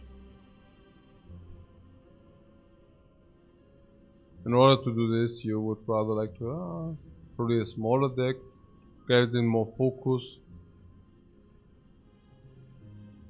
and then you can loop recursions. Also with Dark Orb kind of, right? Or what? That you have one Dark Orb, the Dark Orb grows or what? And then you recursion it. And Dark Orb goes like to 30. And then you can recursion the 30, 40, 50.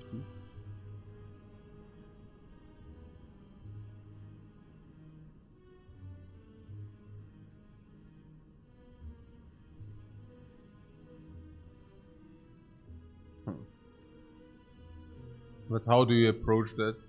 So you go into Dark Orb. I think with Lightning it's weird.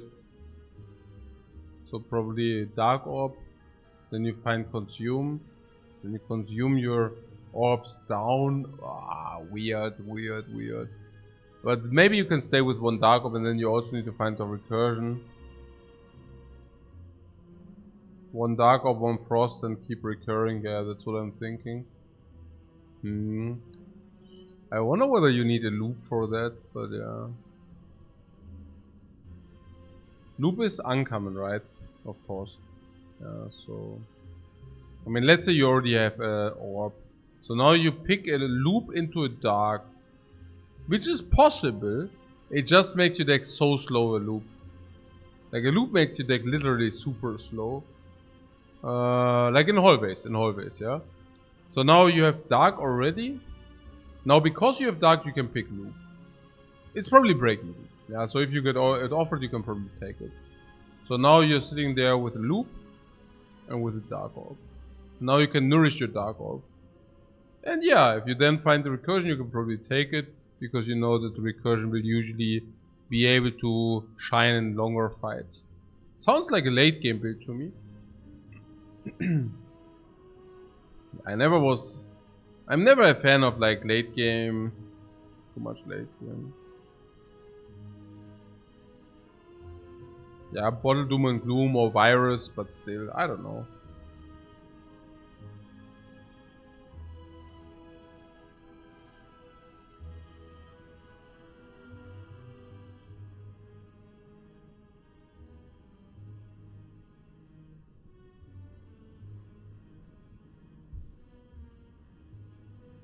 Oh.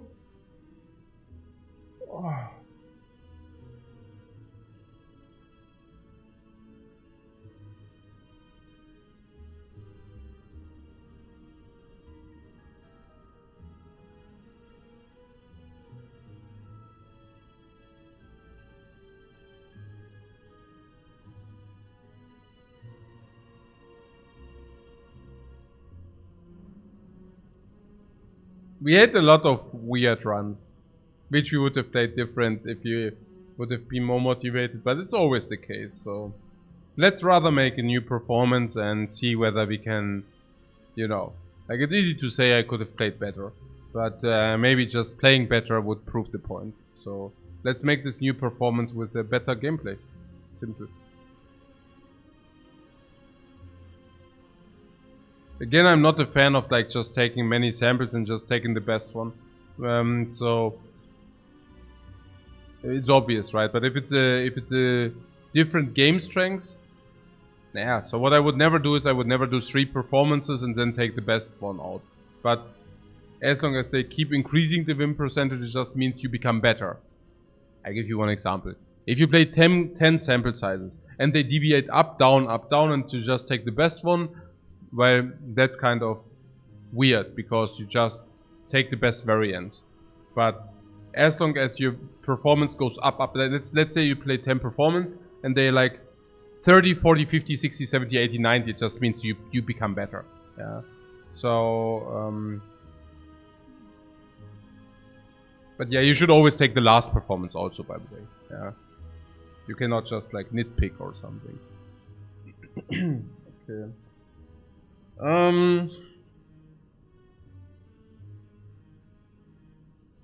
Yeah, or cherry pick, yeah.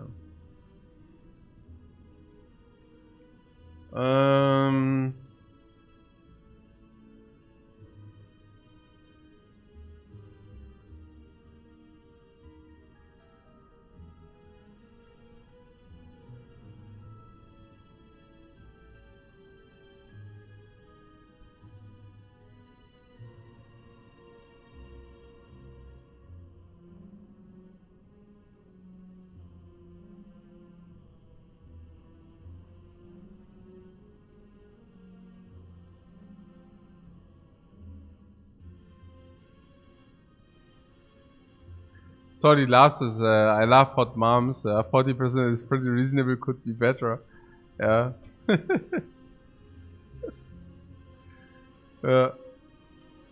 Hot moms are also pretty reasonable and they could be better. Man, oh man, yeah.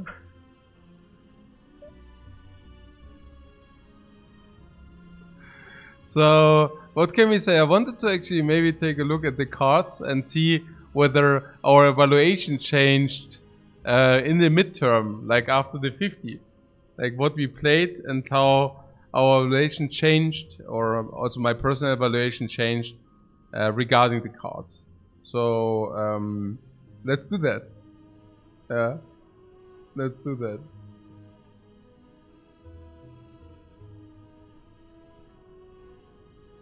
Yeah, Zep. Sometimes we were wondering how good bad Zep actually is. Yeah. So I think we just realized Zep is not very good, but I mean I knew that beforehand. So the only question was like how much does it suck, right? Does it even suck so much that we should remove it? And I think the answer is if you play a defocus deck, you can remove it, but only then. Otherwise, it doesn't make sense to remove it ever. The same goes for dual cast. Okay. Ball lightning. I'm still like, I think we still are experimenting. Like people think this falls off, but we had one deck which could really play a lot of ball lightnings, and it could carry us till the end of Act 3. So I don't know, honestly. I think the ball lightnings, like if you have a lot of them, it also enables you like Thunder Strike. So I don't think ball lightning falls off that much. Like, I mean, it's just a very good card, you know.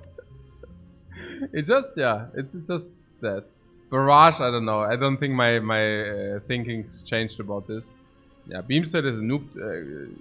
It's also weird. Like, you pick it, and then if you go up direction, it begins to suck at some point. So it's weird.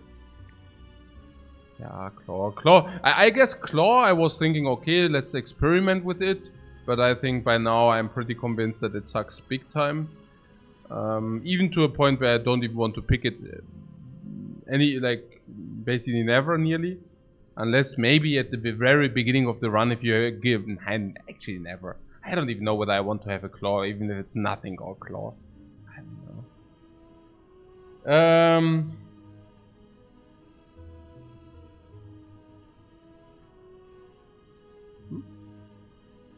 Yeah. Yeah, no, I'm thinking about just doing another 50. But yeah. So Cold Snap, yeah, it's basically what was expected, I think. It's just very good. Early. And later also still okay. Compile Driver, I did not change my opinion about Compile Driver. I still think it's like really cool.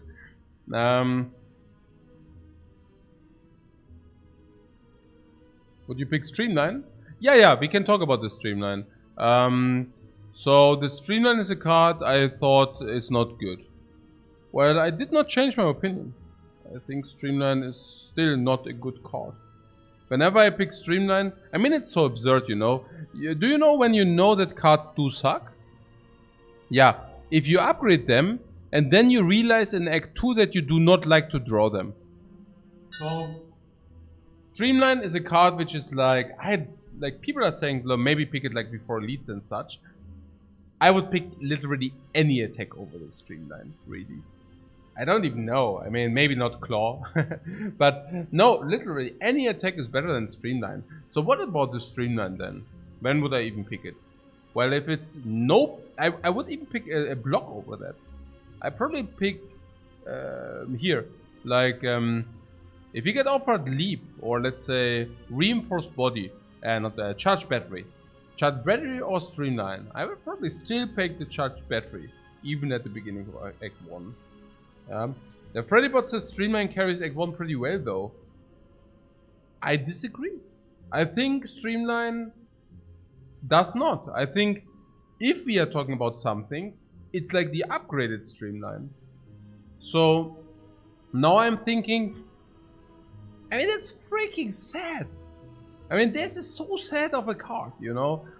Like, so sad. People are like, so sad in so many aspects, guys. I can really not believe how sad this card is.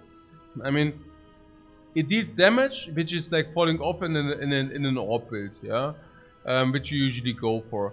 2 energy, 20 damage for an upgraded card is as ridiculous as it can become. It's so sad. Now, some people are now probably arguing with hologram into Streamline, which is just not available because hologram sucks at the beginning of Act 1 and also in the entire Act 1. So there is no hologram Streamline. You see, there is no hologram Streamline. So, and not upgraded, it even sucks harder, right? So it costs you the card pick. This is probably a curse later, and then you also need to put an upgrade on that. It's probably better, like, if you need to skip 1 or 2 elites and you can actually avoid picking Streamline, it's probably better to do that, you know? Like, it's crazy. So when would I actually pick Streamline? Yeah, if it's nothing or Streamline. And only at the beginning of Act 1, if it's nothing or Streamline. And if I do not already have a good attack in my deck. And if there is a fire before the elite. And only then. Yeah, so yeah. Yeah, there are a lot of conditions to be fulfilled. A lot of conditions to be fulfilled. Yeah. The Streamline combo is Rebound, which I think you don't like either. Oh, Rebound Streamline. Spicy. Spicy. And when do you play that? If you draw them both together. And if you play them, you can also not play anything else in that turn, so you eat the entire face damage. I don't know. I don't know. Yeah, no. How much versus Rebound and Headbutt?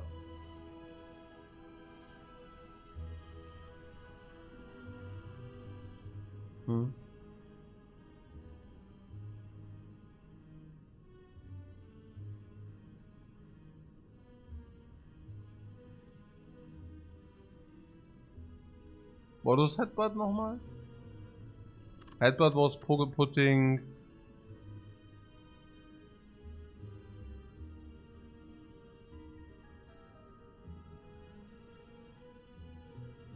So ein Discard-Pile, ja, klar. Yeah, it's even worse than Headbutt. It's pretty sad. Rebound is pretty bad and still generally better than Streamline. Yeah, I also don't like Rebound, but I also think it's better than Streamline. I mean, I don't know, it's pretty bad. Yeah. I think the same logic applies. I only take Rebound if there's nothing else in the pack, and I really need any attack. So basically only on floor 1 or something. Maybe floor 2. I don't know. Has your opinion on auto shields changed? I don't know. No? Why? Like, what was my opinion beforehand? Or what do you think my opinion was on that card? Oh, let's continue talking about the cards in order. Yeah, or you ask about specific cards. I mean, that's also okay to me.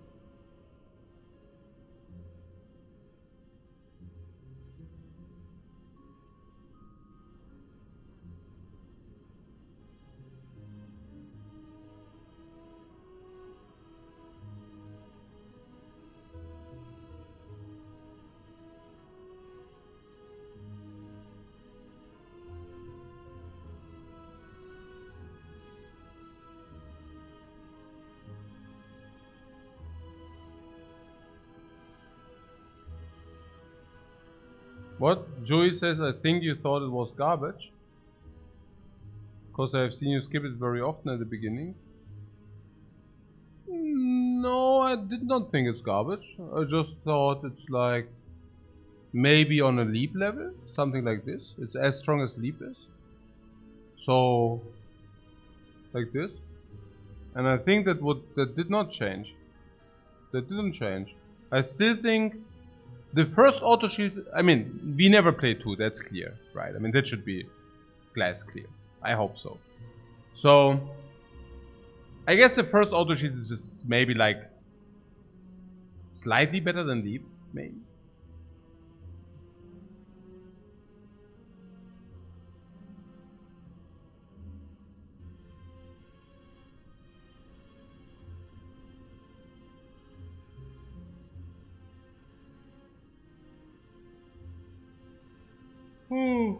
Do I think Glacier is overrated? No, Glacier is just a fine card. It's strong.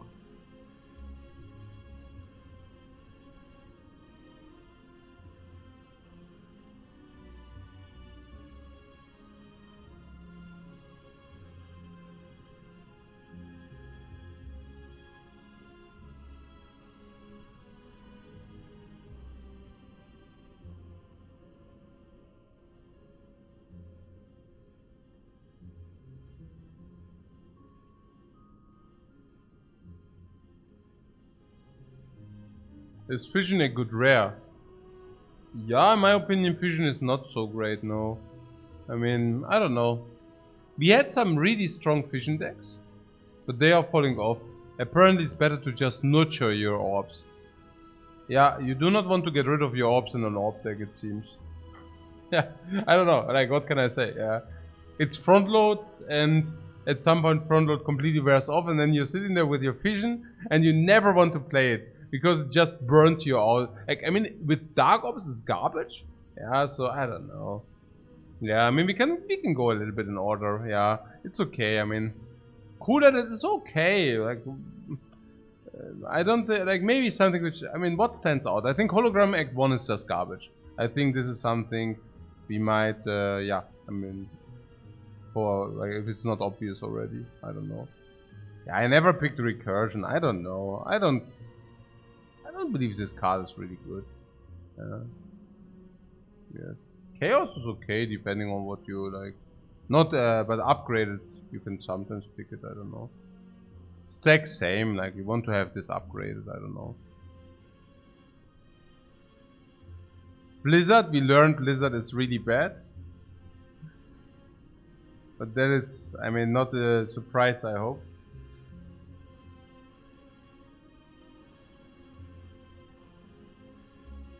Yeah, boot sequence is as good as expected. Bullseye is as good as expected, namely good. Capacitor, maybe I changed my opinion a little bit on that. In what way? I think now I would pick it in Act 3. I think orbs are too important that you can... What I'm saying is, this is good in very long fights. So at the end of Act 3 you will encounter the longest fights you will ever encounter. Against the Act 3 bosses and against the Heart. So against the Act 3 boss and against the Heart, in all those cases the Capacitor is certainly a good card. For obvious reasons. So I think I would probably pick this even without focus. If I'm already at the end of the act, I don't know. If I have enough orb generation, yeah. Generally I don't like that, but whatever. Consume, I don't think I changed my opinion too much. Defragment is as good as expected, I mean it's just very good. Yeah. Doom and Gloom is good as expected, double energy. It's a little bit worse than expected, I have to say. It just seems that very often you cannot really make good use of your energy.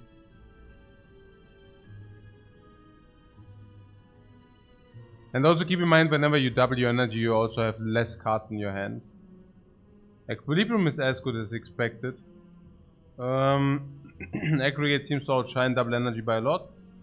Sure. Sure.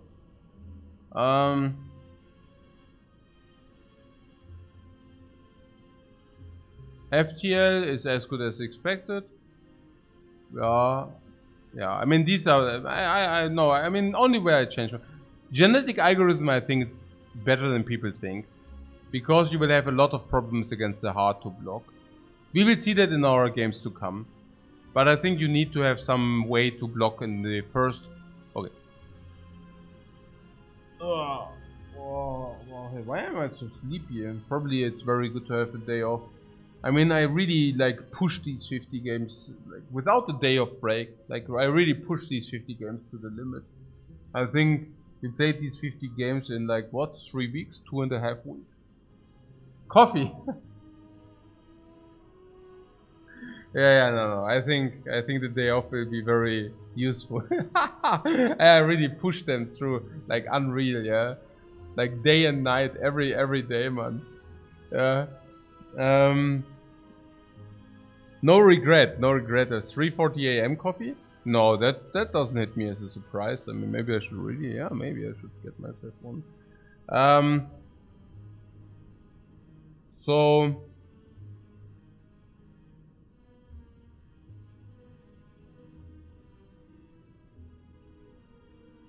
I wanted to dodging elites. I don't know about dodging elites, but yeah, let's talk about the topic about the genetic algorithm very quickly. So, yeah, very. You're welcome, if you enjoy the content, I'm happy. The block thing against the heart, and I think that's a very interesting thing, generally speaking. So we have different characters, right? There's Ironclad. I mean, just the different characters. These 4. Now, what I encountered that they play completely different against the heart. I mean, it's obvious, but for me, like the biggest is like the HP. So even for the Watcher, I saw myself always winning against the heart if I did not die in the first 2 attacks of the heart. So for the Watcher, the first 2 attacks of the heart were the most important. And now why? Well, because it makes you frail, but it also makes you vulnerable, and then it hits you 2 times for big time. So what I saw that I needed to adjust is that I was because the Watcher doesn't have access to max HP.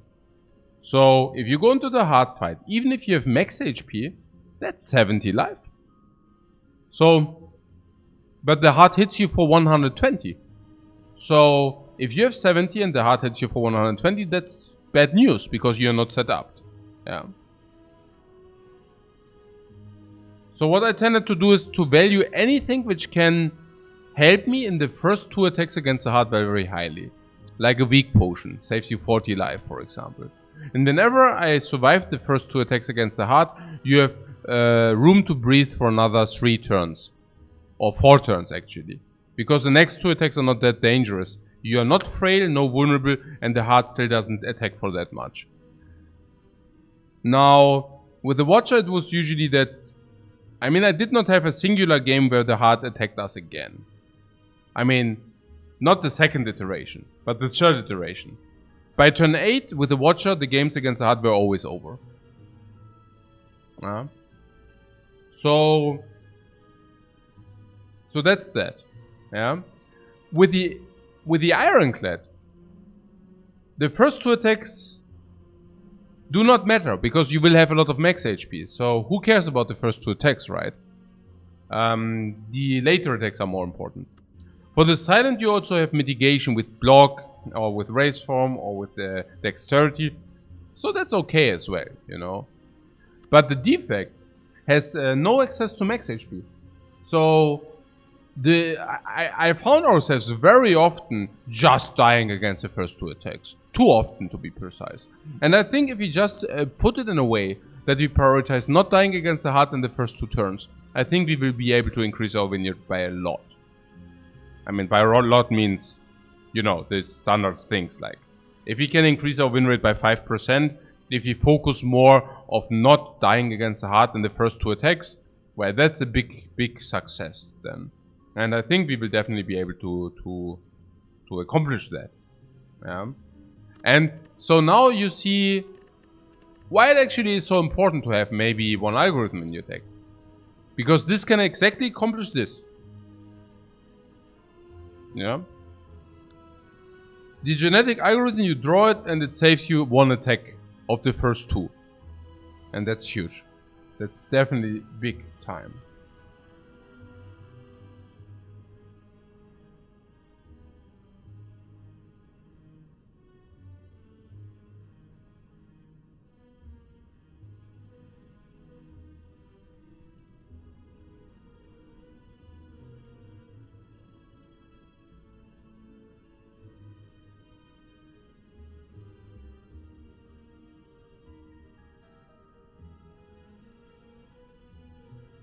Yeah, Doctor says we always had enough damage, but not enough block. Yeah, with the physical decks. We had so much damage, but we died against some nonsense, yeah.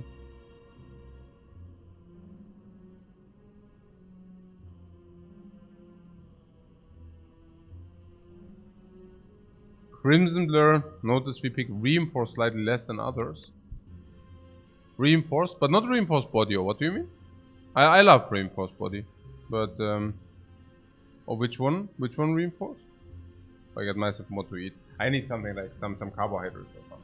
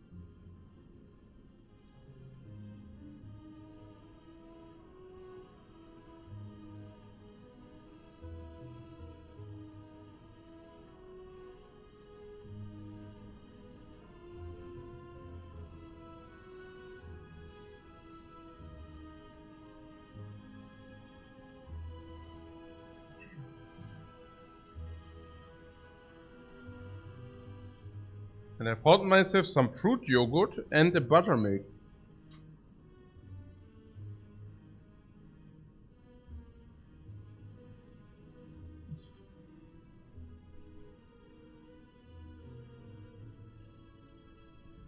Mm-hmm. No, Reinforced Body is a good card. Sure.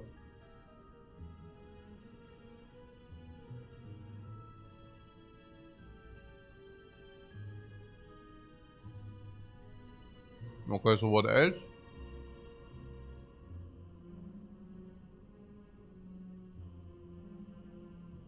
Yeah, the power thing. I still think it's correct to go for a power deck if you have upgrade power egg or mummified hand. But I don't see power decks without that too much. Generally.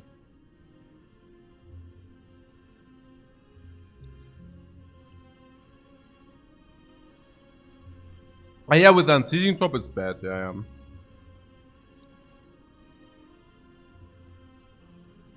I think we talked about reprogram already extensively. I'm not so sure about the recycle. I don't like it, personally. If it comes upgraded, we take it. But I mean, to pick it and then to also put an upgrade on that, like never. I mean, not never, but... Melter? Melter is okay to have one off. It seems that Melter performed just fine. It did, right? I mean, we picked it and we were never like really unsatisfied. I mean, you should never have two Melters, but one is probably okay. Yep.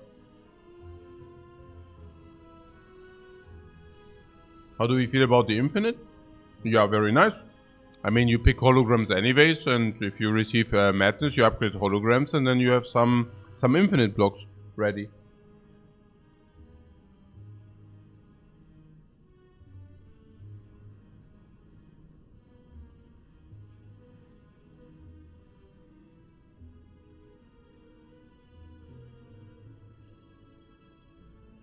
The Infinites, I just have the feeling the Infinites just don't happen often enough. I mean, the non-Madness Infinites. I mean, the Madness Infinites is easy, right? But the non-Madness Infinites, yeah, good luck setting those up. Good luck setting those up, man. Yeah. Recycle doubles your energy if you recycle X cards. Still don't think it's very good. If you want to double your energy, you can just pick double energy, you know. Don't need no recycle for that. Yeah, this is what it is, right? Don't need no recycle for that. Thunder, I think it's as strong as I thought in Act 1. I did not expect that it falls that hard off on Act 2. I actually thought Thunder is extremely insane Act 1. And that was also definitely become confirmed by the reality check. But I honestly, personally thought it will also deliver in Act 2. And I was relatively often disappointed by it, I have to say. Yeah. Not saying I would not pick it. I'm just telling you I will not pick it in Act 2. In Act 1 is like insane. Yeah, it's like completely busted. Yeah.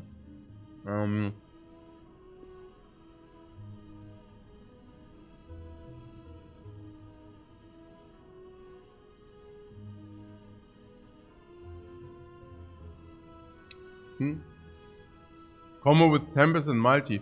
Yo, man. But you see, you can just pick this here. This also combos with all those. It's a singular card. You don't need like 2 for that.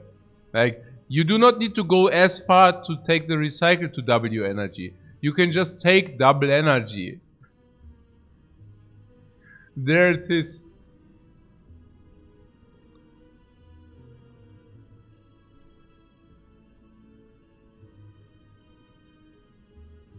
Thunder is insane, Act 2 against 2 of the elites. That needs still a little bit setup, right? I mean, against the slavers, you need to also make sure that this can happen. And Act 3, it becomes, I don't know.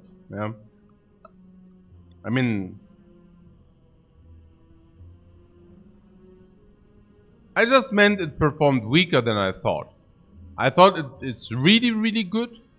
And apparently, I think it was only reasonably okay in Act 2. And in Act 3, it became really sad. Yeah. So, yeah.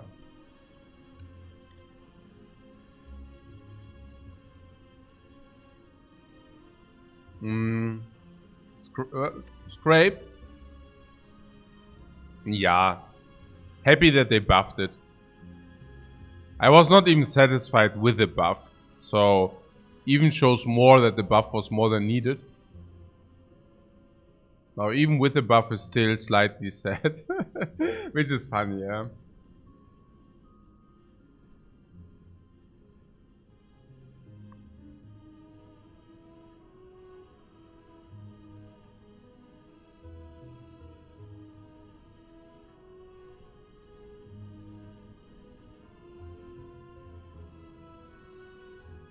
Are all for one scrape decks ever viable?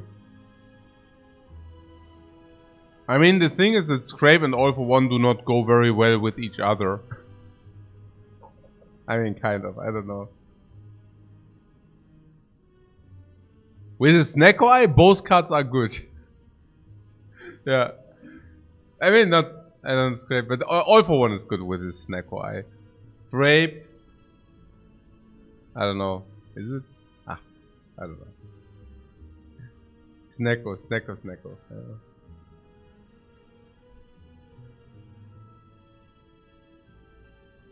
The Echo Form Thunder seems to be a possible damage source. Yeah, but that's exactly what I'm saying. It's not. Yeah. I also think so. Like on paper, hey, Echo Form Thunder, 64 damage, vulnerable 96, and then you realize 3 energy is just way too much for this little damage. If you Echo Form 3 energy for 60 damage, it's just too little. It's not good. You need more than that.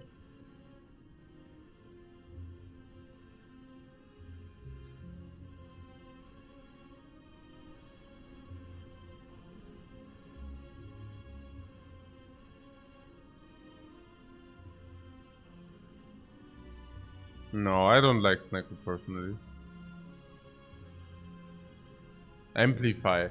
Yeah, I don't know about this Amplify.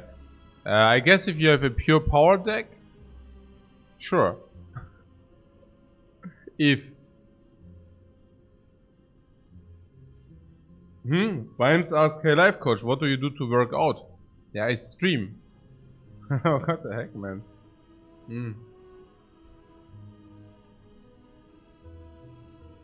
Bias cognition?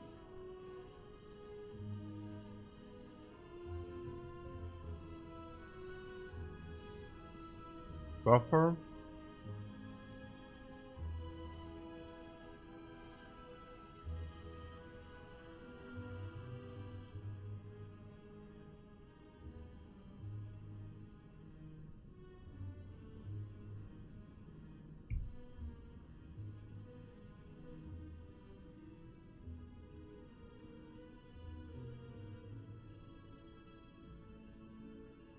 No, but honestly, I also do sports with my wife every day, like 10 minutes stretching in the evening, and I do a lot of things in the garden and such. Yeah, so yeah, it's surprisingly a lot if you. Yeah, I mean there are a lot of things to be done in the house. So yeah.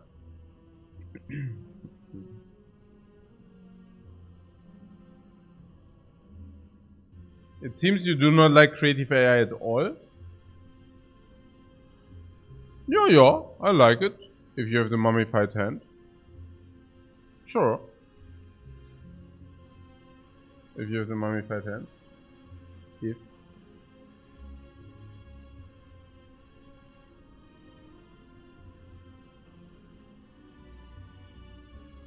I have to say, I'm still not exactly sure about this hyper beam.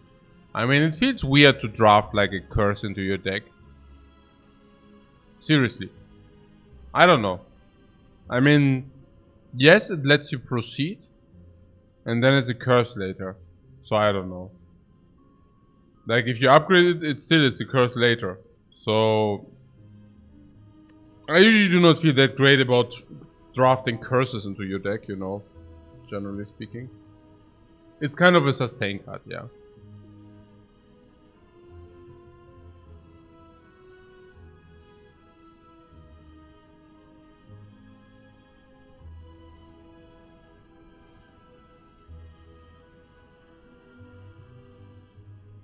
How impactful are relics compared to other classes? Kunai seems horrible when compared. Glad you ask.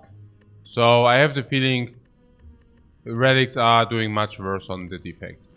Glad you ask, yeah, because there are just some relics where I'm always thinking on other characters, wow. And then we have it on defect and I think, are you kidding me? Akabeko, we had one example today, like we had the Akabeko, right? And we are playing this run with the Akabeko.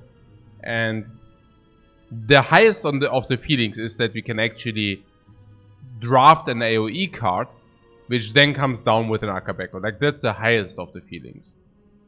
I mean, other characters are doing AoE multiplied 4 with the Akabeko. Or doing, I don't know, Wrath, like, everything. Multi-attacks, whatever, you know. And this is not, like, limited to the Akabeko. That's like true for so many relics. All the strengths regarding relics, but also stuff like Back of Marbles. It's just like so good on other characters and it's just so sad on the defect. I guess Dreamcatcher is much better on the defect. I love it because you need to rest so much. Stuff like Nunchucks, I mean all that stuff is just like so sad on the defect. I guess he benefits from Orikaiko more. Yeah. Yeah, Boot, yeah, I mean, Boot. I don't know. Like, there are so many sad relics for the defect. Yeah, like what you said, Kunai basically, but also stuff like Letter Opener, I don't know.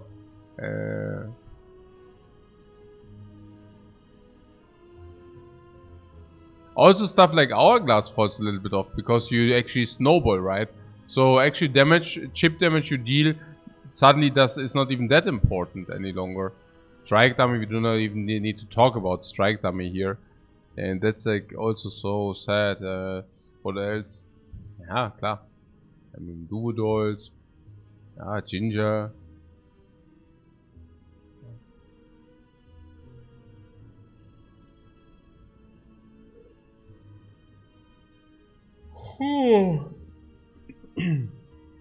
Calipers is a house. No, sure. But Calipers is also good on the Watcher. I mean, I never complained about Calipers on the Watcher, man.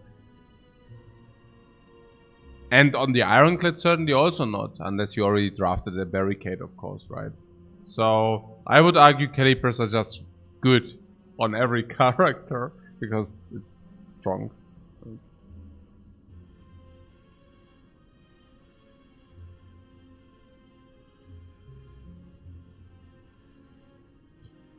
I think it's just the split because somebody said, hey, it's also about the orb relics, right? That there are not that many relics for orbs.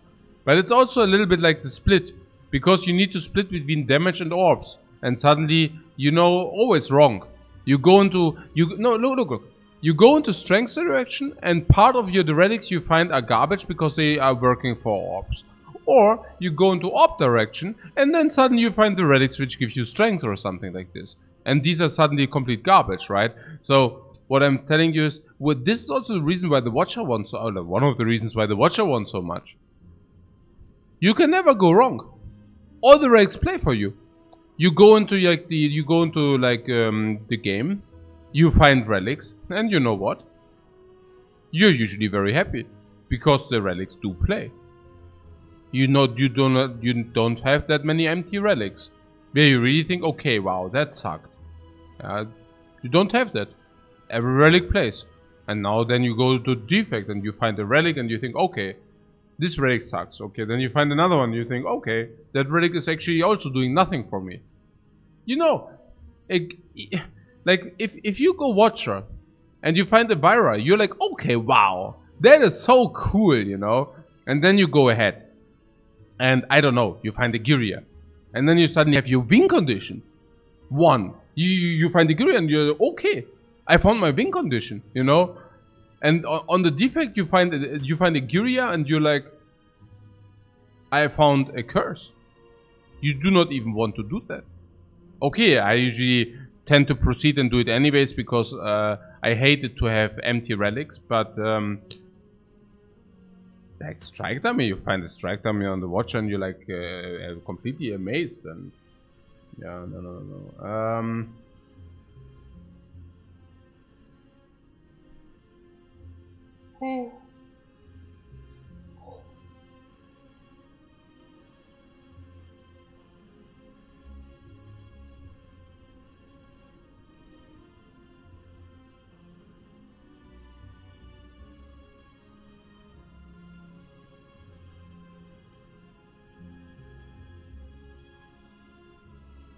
If relics are underwhelming, should we avoiding elites, taking more risk with card choices? It doesn't work that way.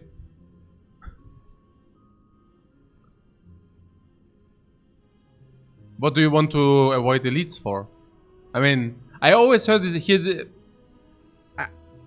hear this argument sometimes about avoiding elites, and I never understand it. Like, what do you want to do instead? You want to do advanced hallways? Now, good luck with that. You also get more rare card rewards, more gold. It's like, what is with this I avoid elite thing? Like,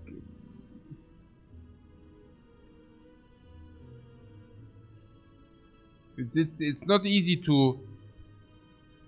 No. I'm just saying that because like I hear that often. Just avoid elites, and Slay the Spire Ascension 20 just doesn't work that way. Like,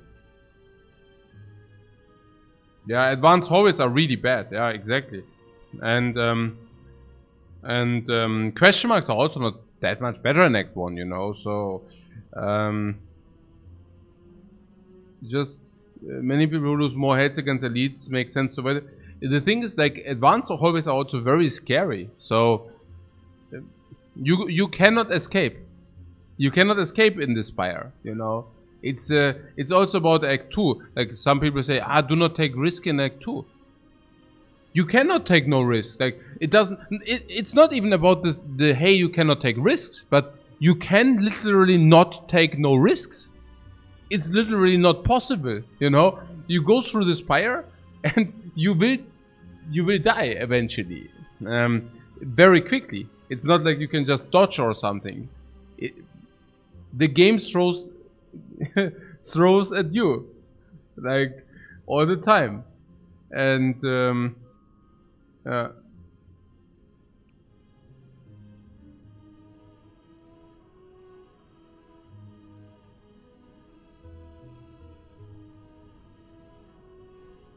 maybe emphasize fires more than elites. Sure, but the problem with fires is like very, very often or very quickly you will realize, hey, fires.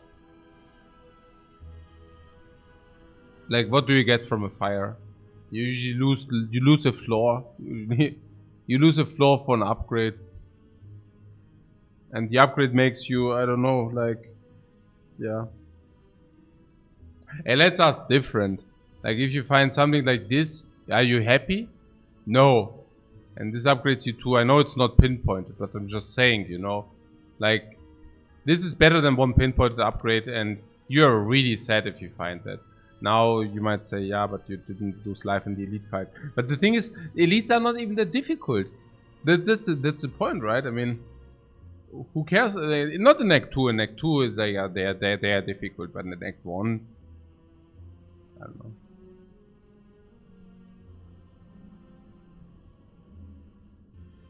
I mean, it's not that you do not still have the chance to find the relic. It's just that the relic is less good for you, but it still plays, you know. Yeah, what I mean is, I still take an Akabeko. It's just only half as good as on the other characters. I still take it, you know.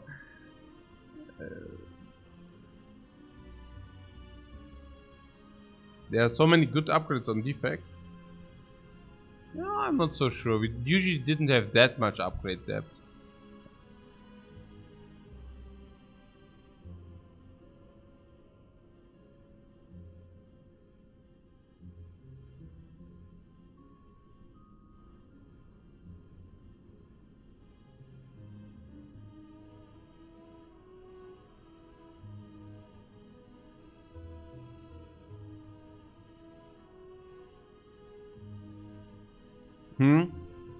Iron Top says Mega Crit should take notes for working the class.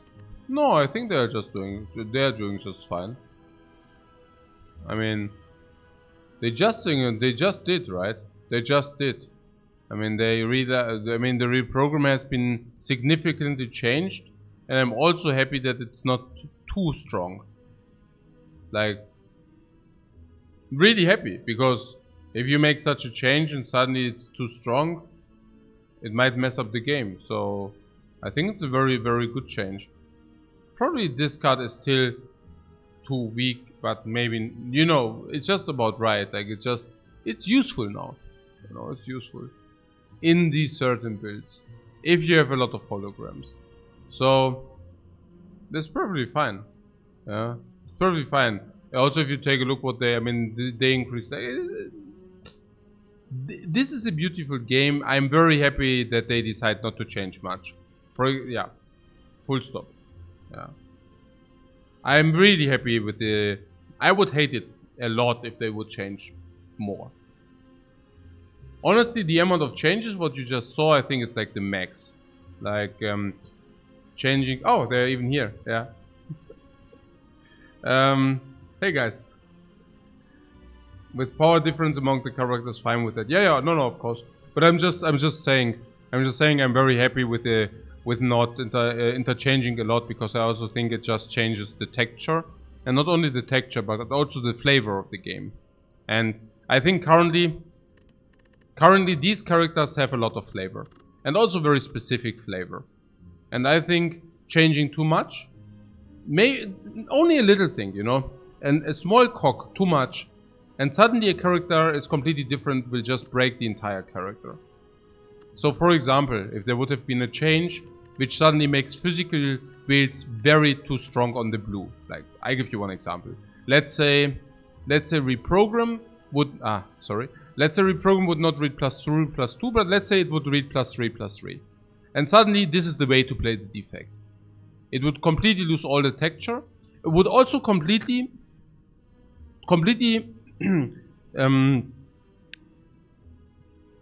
counteract against all the achievements ever made on the defect. So there are guys who tried for many hours to maximize the defect, also the win rates, also are very proud of the winning streaks. For example, Baylor Lord has a defect winning streak with 7 wins in a row in Ascension 20 currently. And that would suck for him, you know. Like, if there are some like big buffs and suddenly defect is much easier to be played. I mean, it sucks for both sides, because, I mean, Baylor Lord will be sad because his world record will become taken away for, like, with no effort. But it also sucks for the new guys, because they can never say, okay, I really achieved this and I took it with a lot of effort, but they will probably become trash talk. It will always be said, but that was only because, hey, you know, the reprogram got buffed so much, and that's the only reason why you can own the defect now. And I think it just sucks for both sides. Like, for any somehow reasonable competitive player, big changes suck. Yeah. And I think the amount of changes the guys did, and I don't say that because they are in the channel currently, but I really mean it. I think it's beautiful, honestly. Yeah, we took a look at the changes, and I have the feeling only necessary changes have been made, and I'm very happy about that, because I think unnecessary changes would have sucked. Yeah.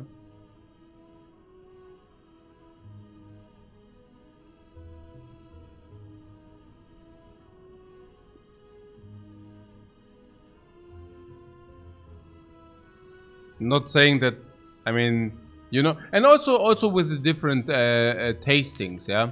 So, as you know, I do not enjoy the defect that much. Like, from the 4 characters, I enjoy the defect the least, and I've also talked about why, right? For me, my biggest reasoning is that I feel a little bit forced into a certain direction with the defect.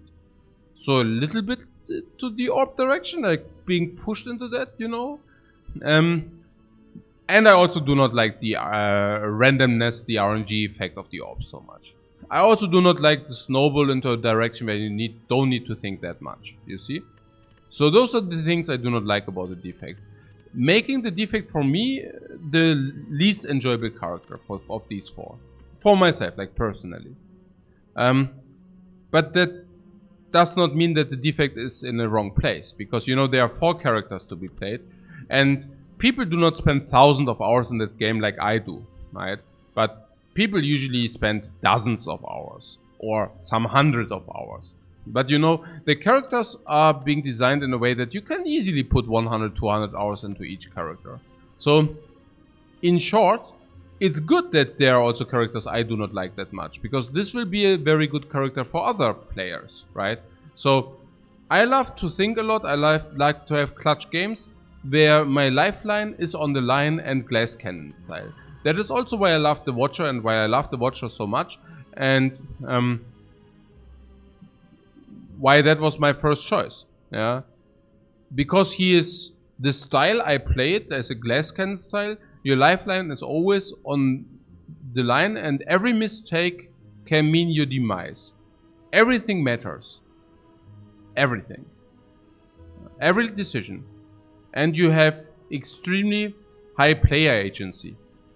So, what is fun for the one guy can suck for the other. So, if somebody wants to just spam games, the Watcher is a little bit sad, because sometimes you might find yourself in a Rust if you did not think about it well. You might find yourself ending in Rust stance and suddenly you're dead. So that might suck for players who just want to click, click, click, you know. Maybe. I mean, the Watcher is pretty strong, so maybe for click, click, click is also okay. But you know what I'm saying, right? And the Ironclad I loved because of the combo potential. And also of the sustain and the life you can utilize and all those things. Yeah, I like Ironclad. I think Ironclad is really cool, like from the cards also. And what he does, yeah. But what I'm simply telling you, these have all so unique characters. Like, such a unique texture. It's amazing to me, like how you can even create it with so little small changes.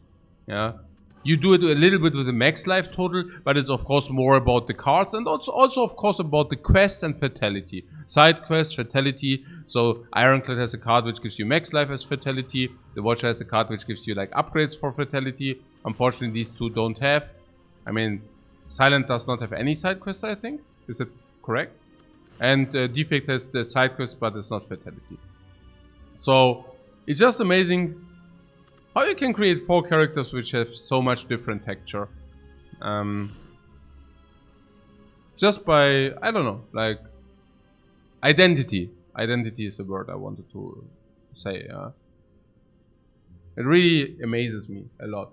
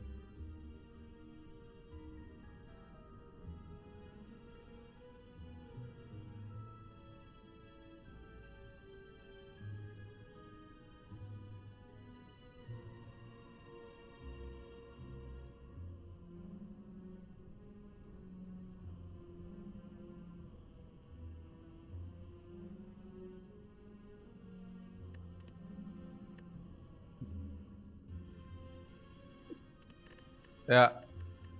Praise, praise. Praise, praise.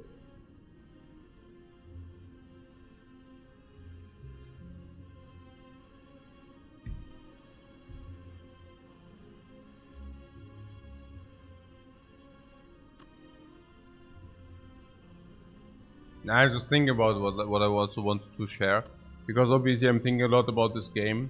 So I think I'm still amazed how you never can get the physical damage with the defect together. Like how I mean, obviously Wrathform just doubles your damage, so obviously that makes damage output so much more potent. And he just scaled. I mean, it's obvious, right? Vulnerable and strength scaling, and then you can play multi attacks. Yeah, one thing what came to my mind was how interesting corruption is actually, like, or generally how the end game is being built in Spire.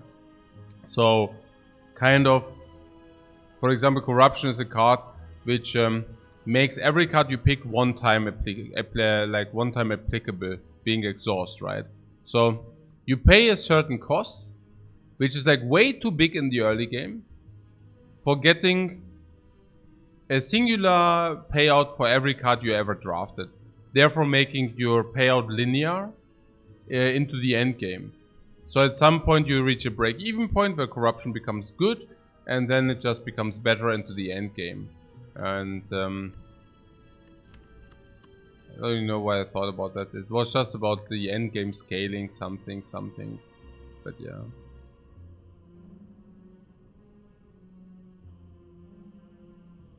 I think what I'm still struggling is to understand the defect. I mean, about the scaling, you know. I loved also with the purple that, like, with the Watcher, you scale throughout the game, you know. You scale throughout the game and there's nothing. You pick early game and it's also good later, yeah.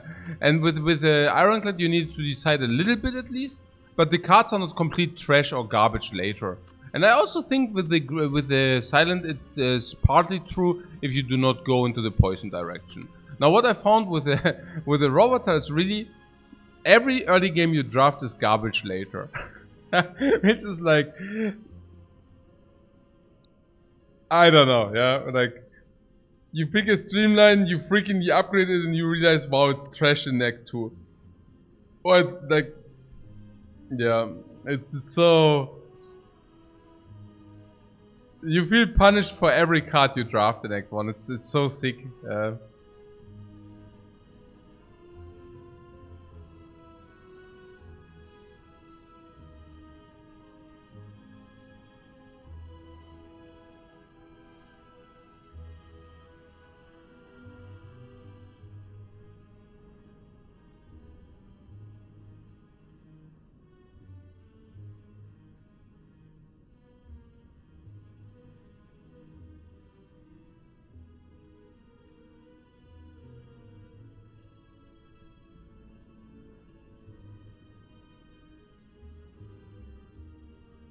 Colson and Compile are nice because they stay good. Yeah, Compile driver stays good, exactly. Cold Snap as well. Yeah, that's why I usually also tend to prioritize Cold Snap even over Ball Lightning. Like, if the first pick is Cold Snap or Ball Lightning, I would probably take Cold Snap. Also to contemplate, wie sagst du? Naja, whatever. To get one Frosty, like one Orb. Diversity, yeah. We have Orb Diversity. Whoa. Naja, it's just like every skill you draft is okay later, but it's so bad against the Nob and stuff like this. So, I cannot wait for the next 50. I really think we got much better. I'm really curious how this will translate. Also, by the way, about this Elite Fire talk. I mean, maybe we should. Sometimes you have these layouts where you can go to Fire or to an Elite fight first. And I think with the Defect is more often than with the other characters that you get short on life. So I think with the Defect it might really increase our win rate if we go Fire Elite instead of Elite. Yeah. Sometimes you have these layouts, right? where you have a decision point between elite and fire. And maybe it's just better really to go to the fire first and then to do all the elite fights.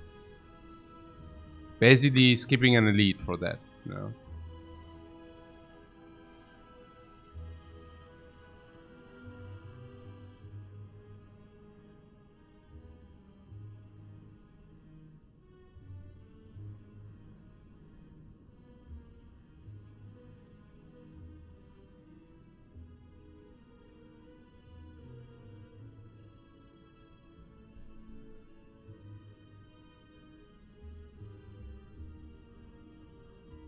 Devs need to head out. Yeah, thanks guys. Yeah, always happy to see you guys.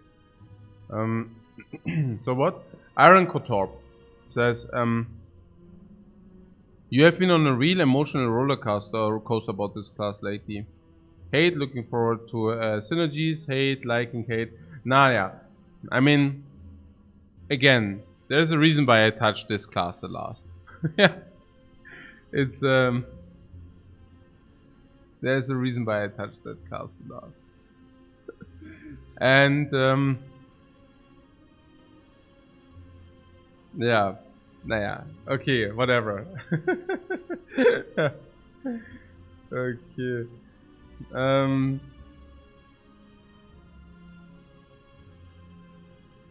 Oh, I'm so tired. I think my body really appreciates, okay, like challenge finished, chill out for a day. I can already really feel myself a little bit like chill, like in the complete chill mood, guys. Oh, maybe, I don't know what I do. Maybe I watch some movie or something. Movie or maybe some computer game.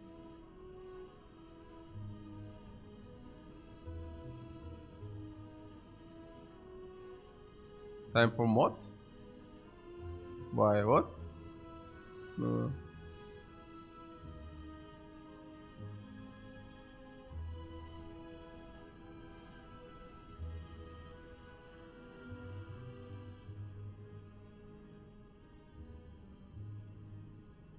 Yeah, with XCOM I never know. I mean, for me, XCOM, I mean, there are now so many versions of XCOM. I mean, not so many versions. I mean, I personally always play XCOM 2, War of the Chosen. But, like, when I watch, like, some are playing with the Longbow mod, some are playing this other mod. So, it doesn't, I don't have the feeling that people are playing the same game, you know? So, what I mean, I usually like only to play games where everybody is on the same page, you know? So, in kind of a way, people are playing the same. Like in Slay the Spire. Like, if I play or you play, we play the same game, right? So, in XCOM, I don't know. I mean, also in Civ 5. I mean, Civ, you know what I'm saying. Yeah.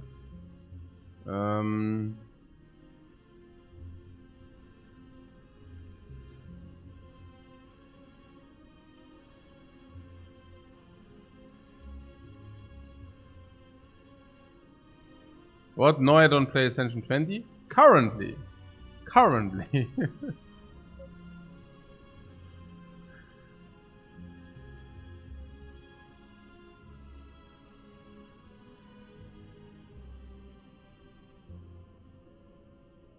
What Tiberius says, for that reason I also prefer the unmodded Spire for everyone to be on the same page. Same. Exactly the same. Yeah. I like to play games unmodded because of exactly that reason.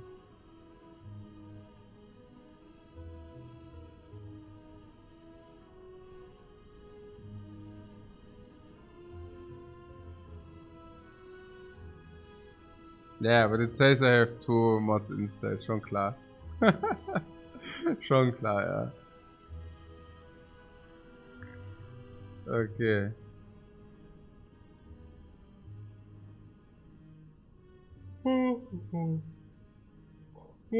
I say goodbye.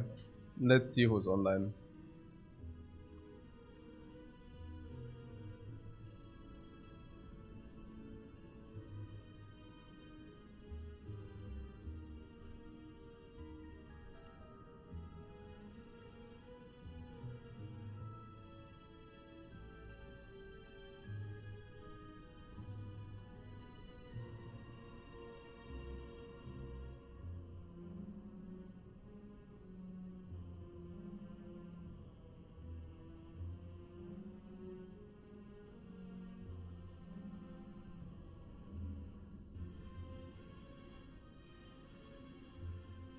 Yeah, I already played Factorio, sure. Sure, I did.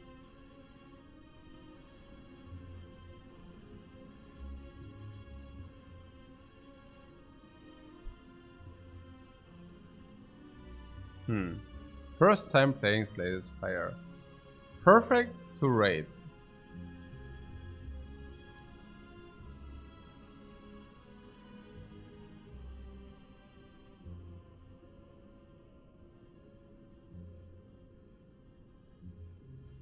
Okay, guys. Yeah, see you the days. Definitely not tomorrow, but then maybe in 2 days or 3 days. Yeah. So see you and bye. Thanks for watching.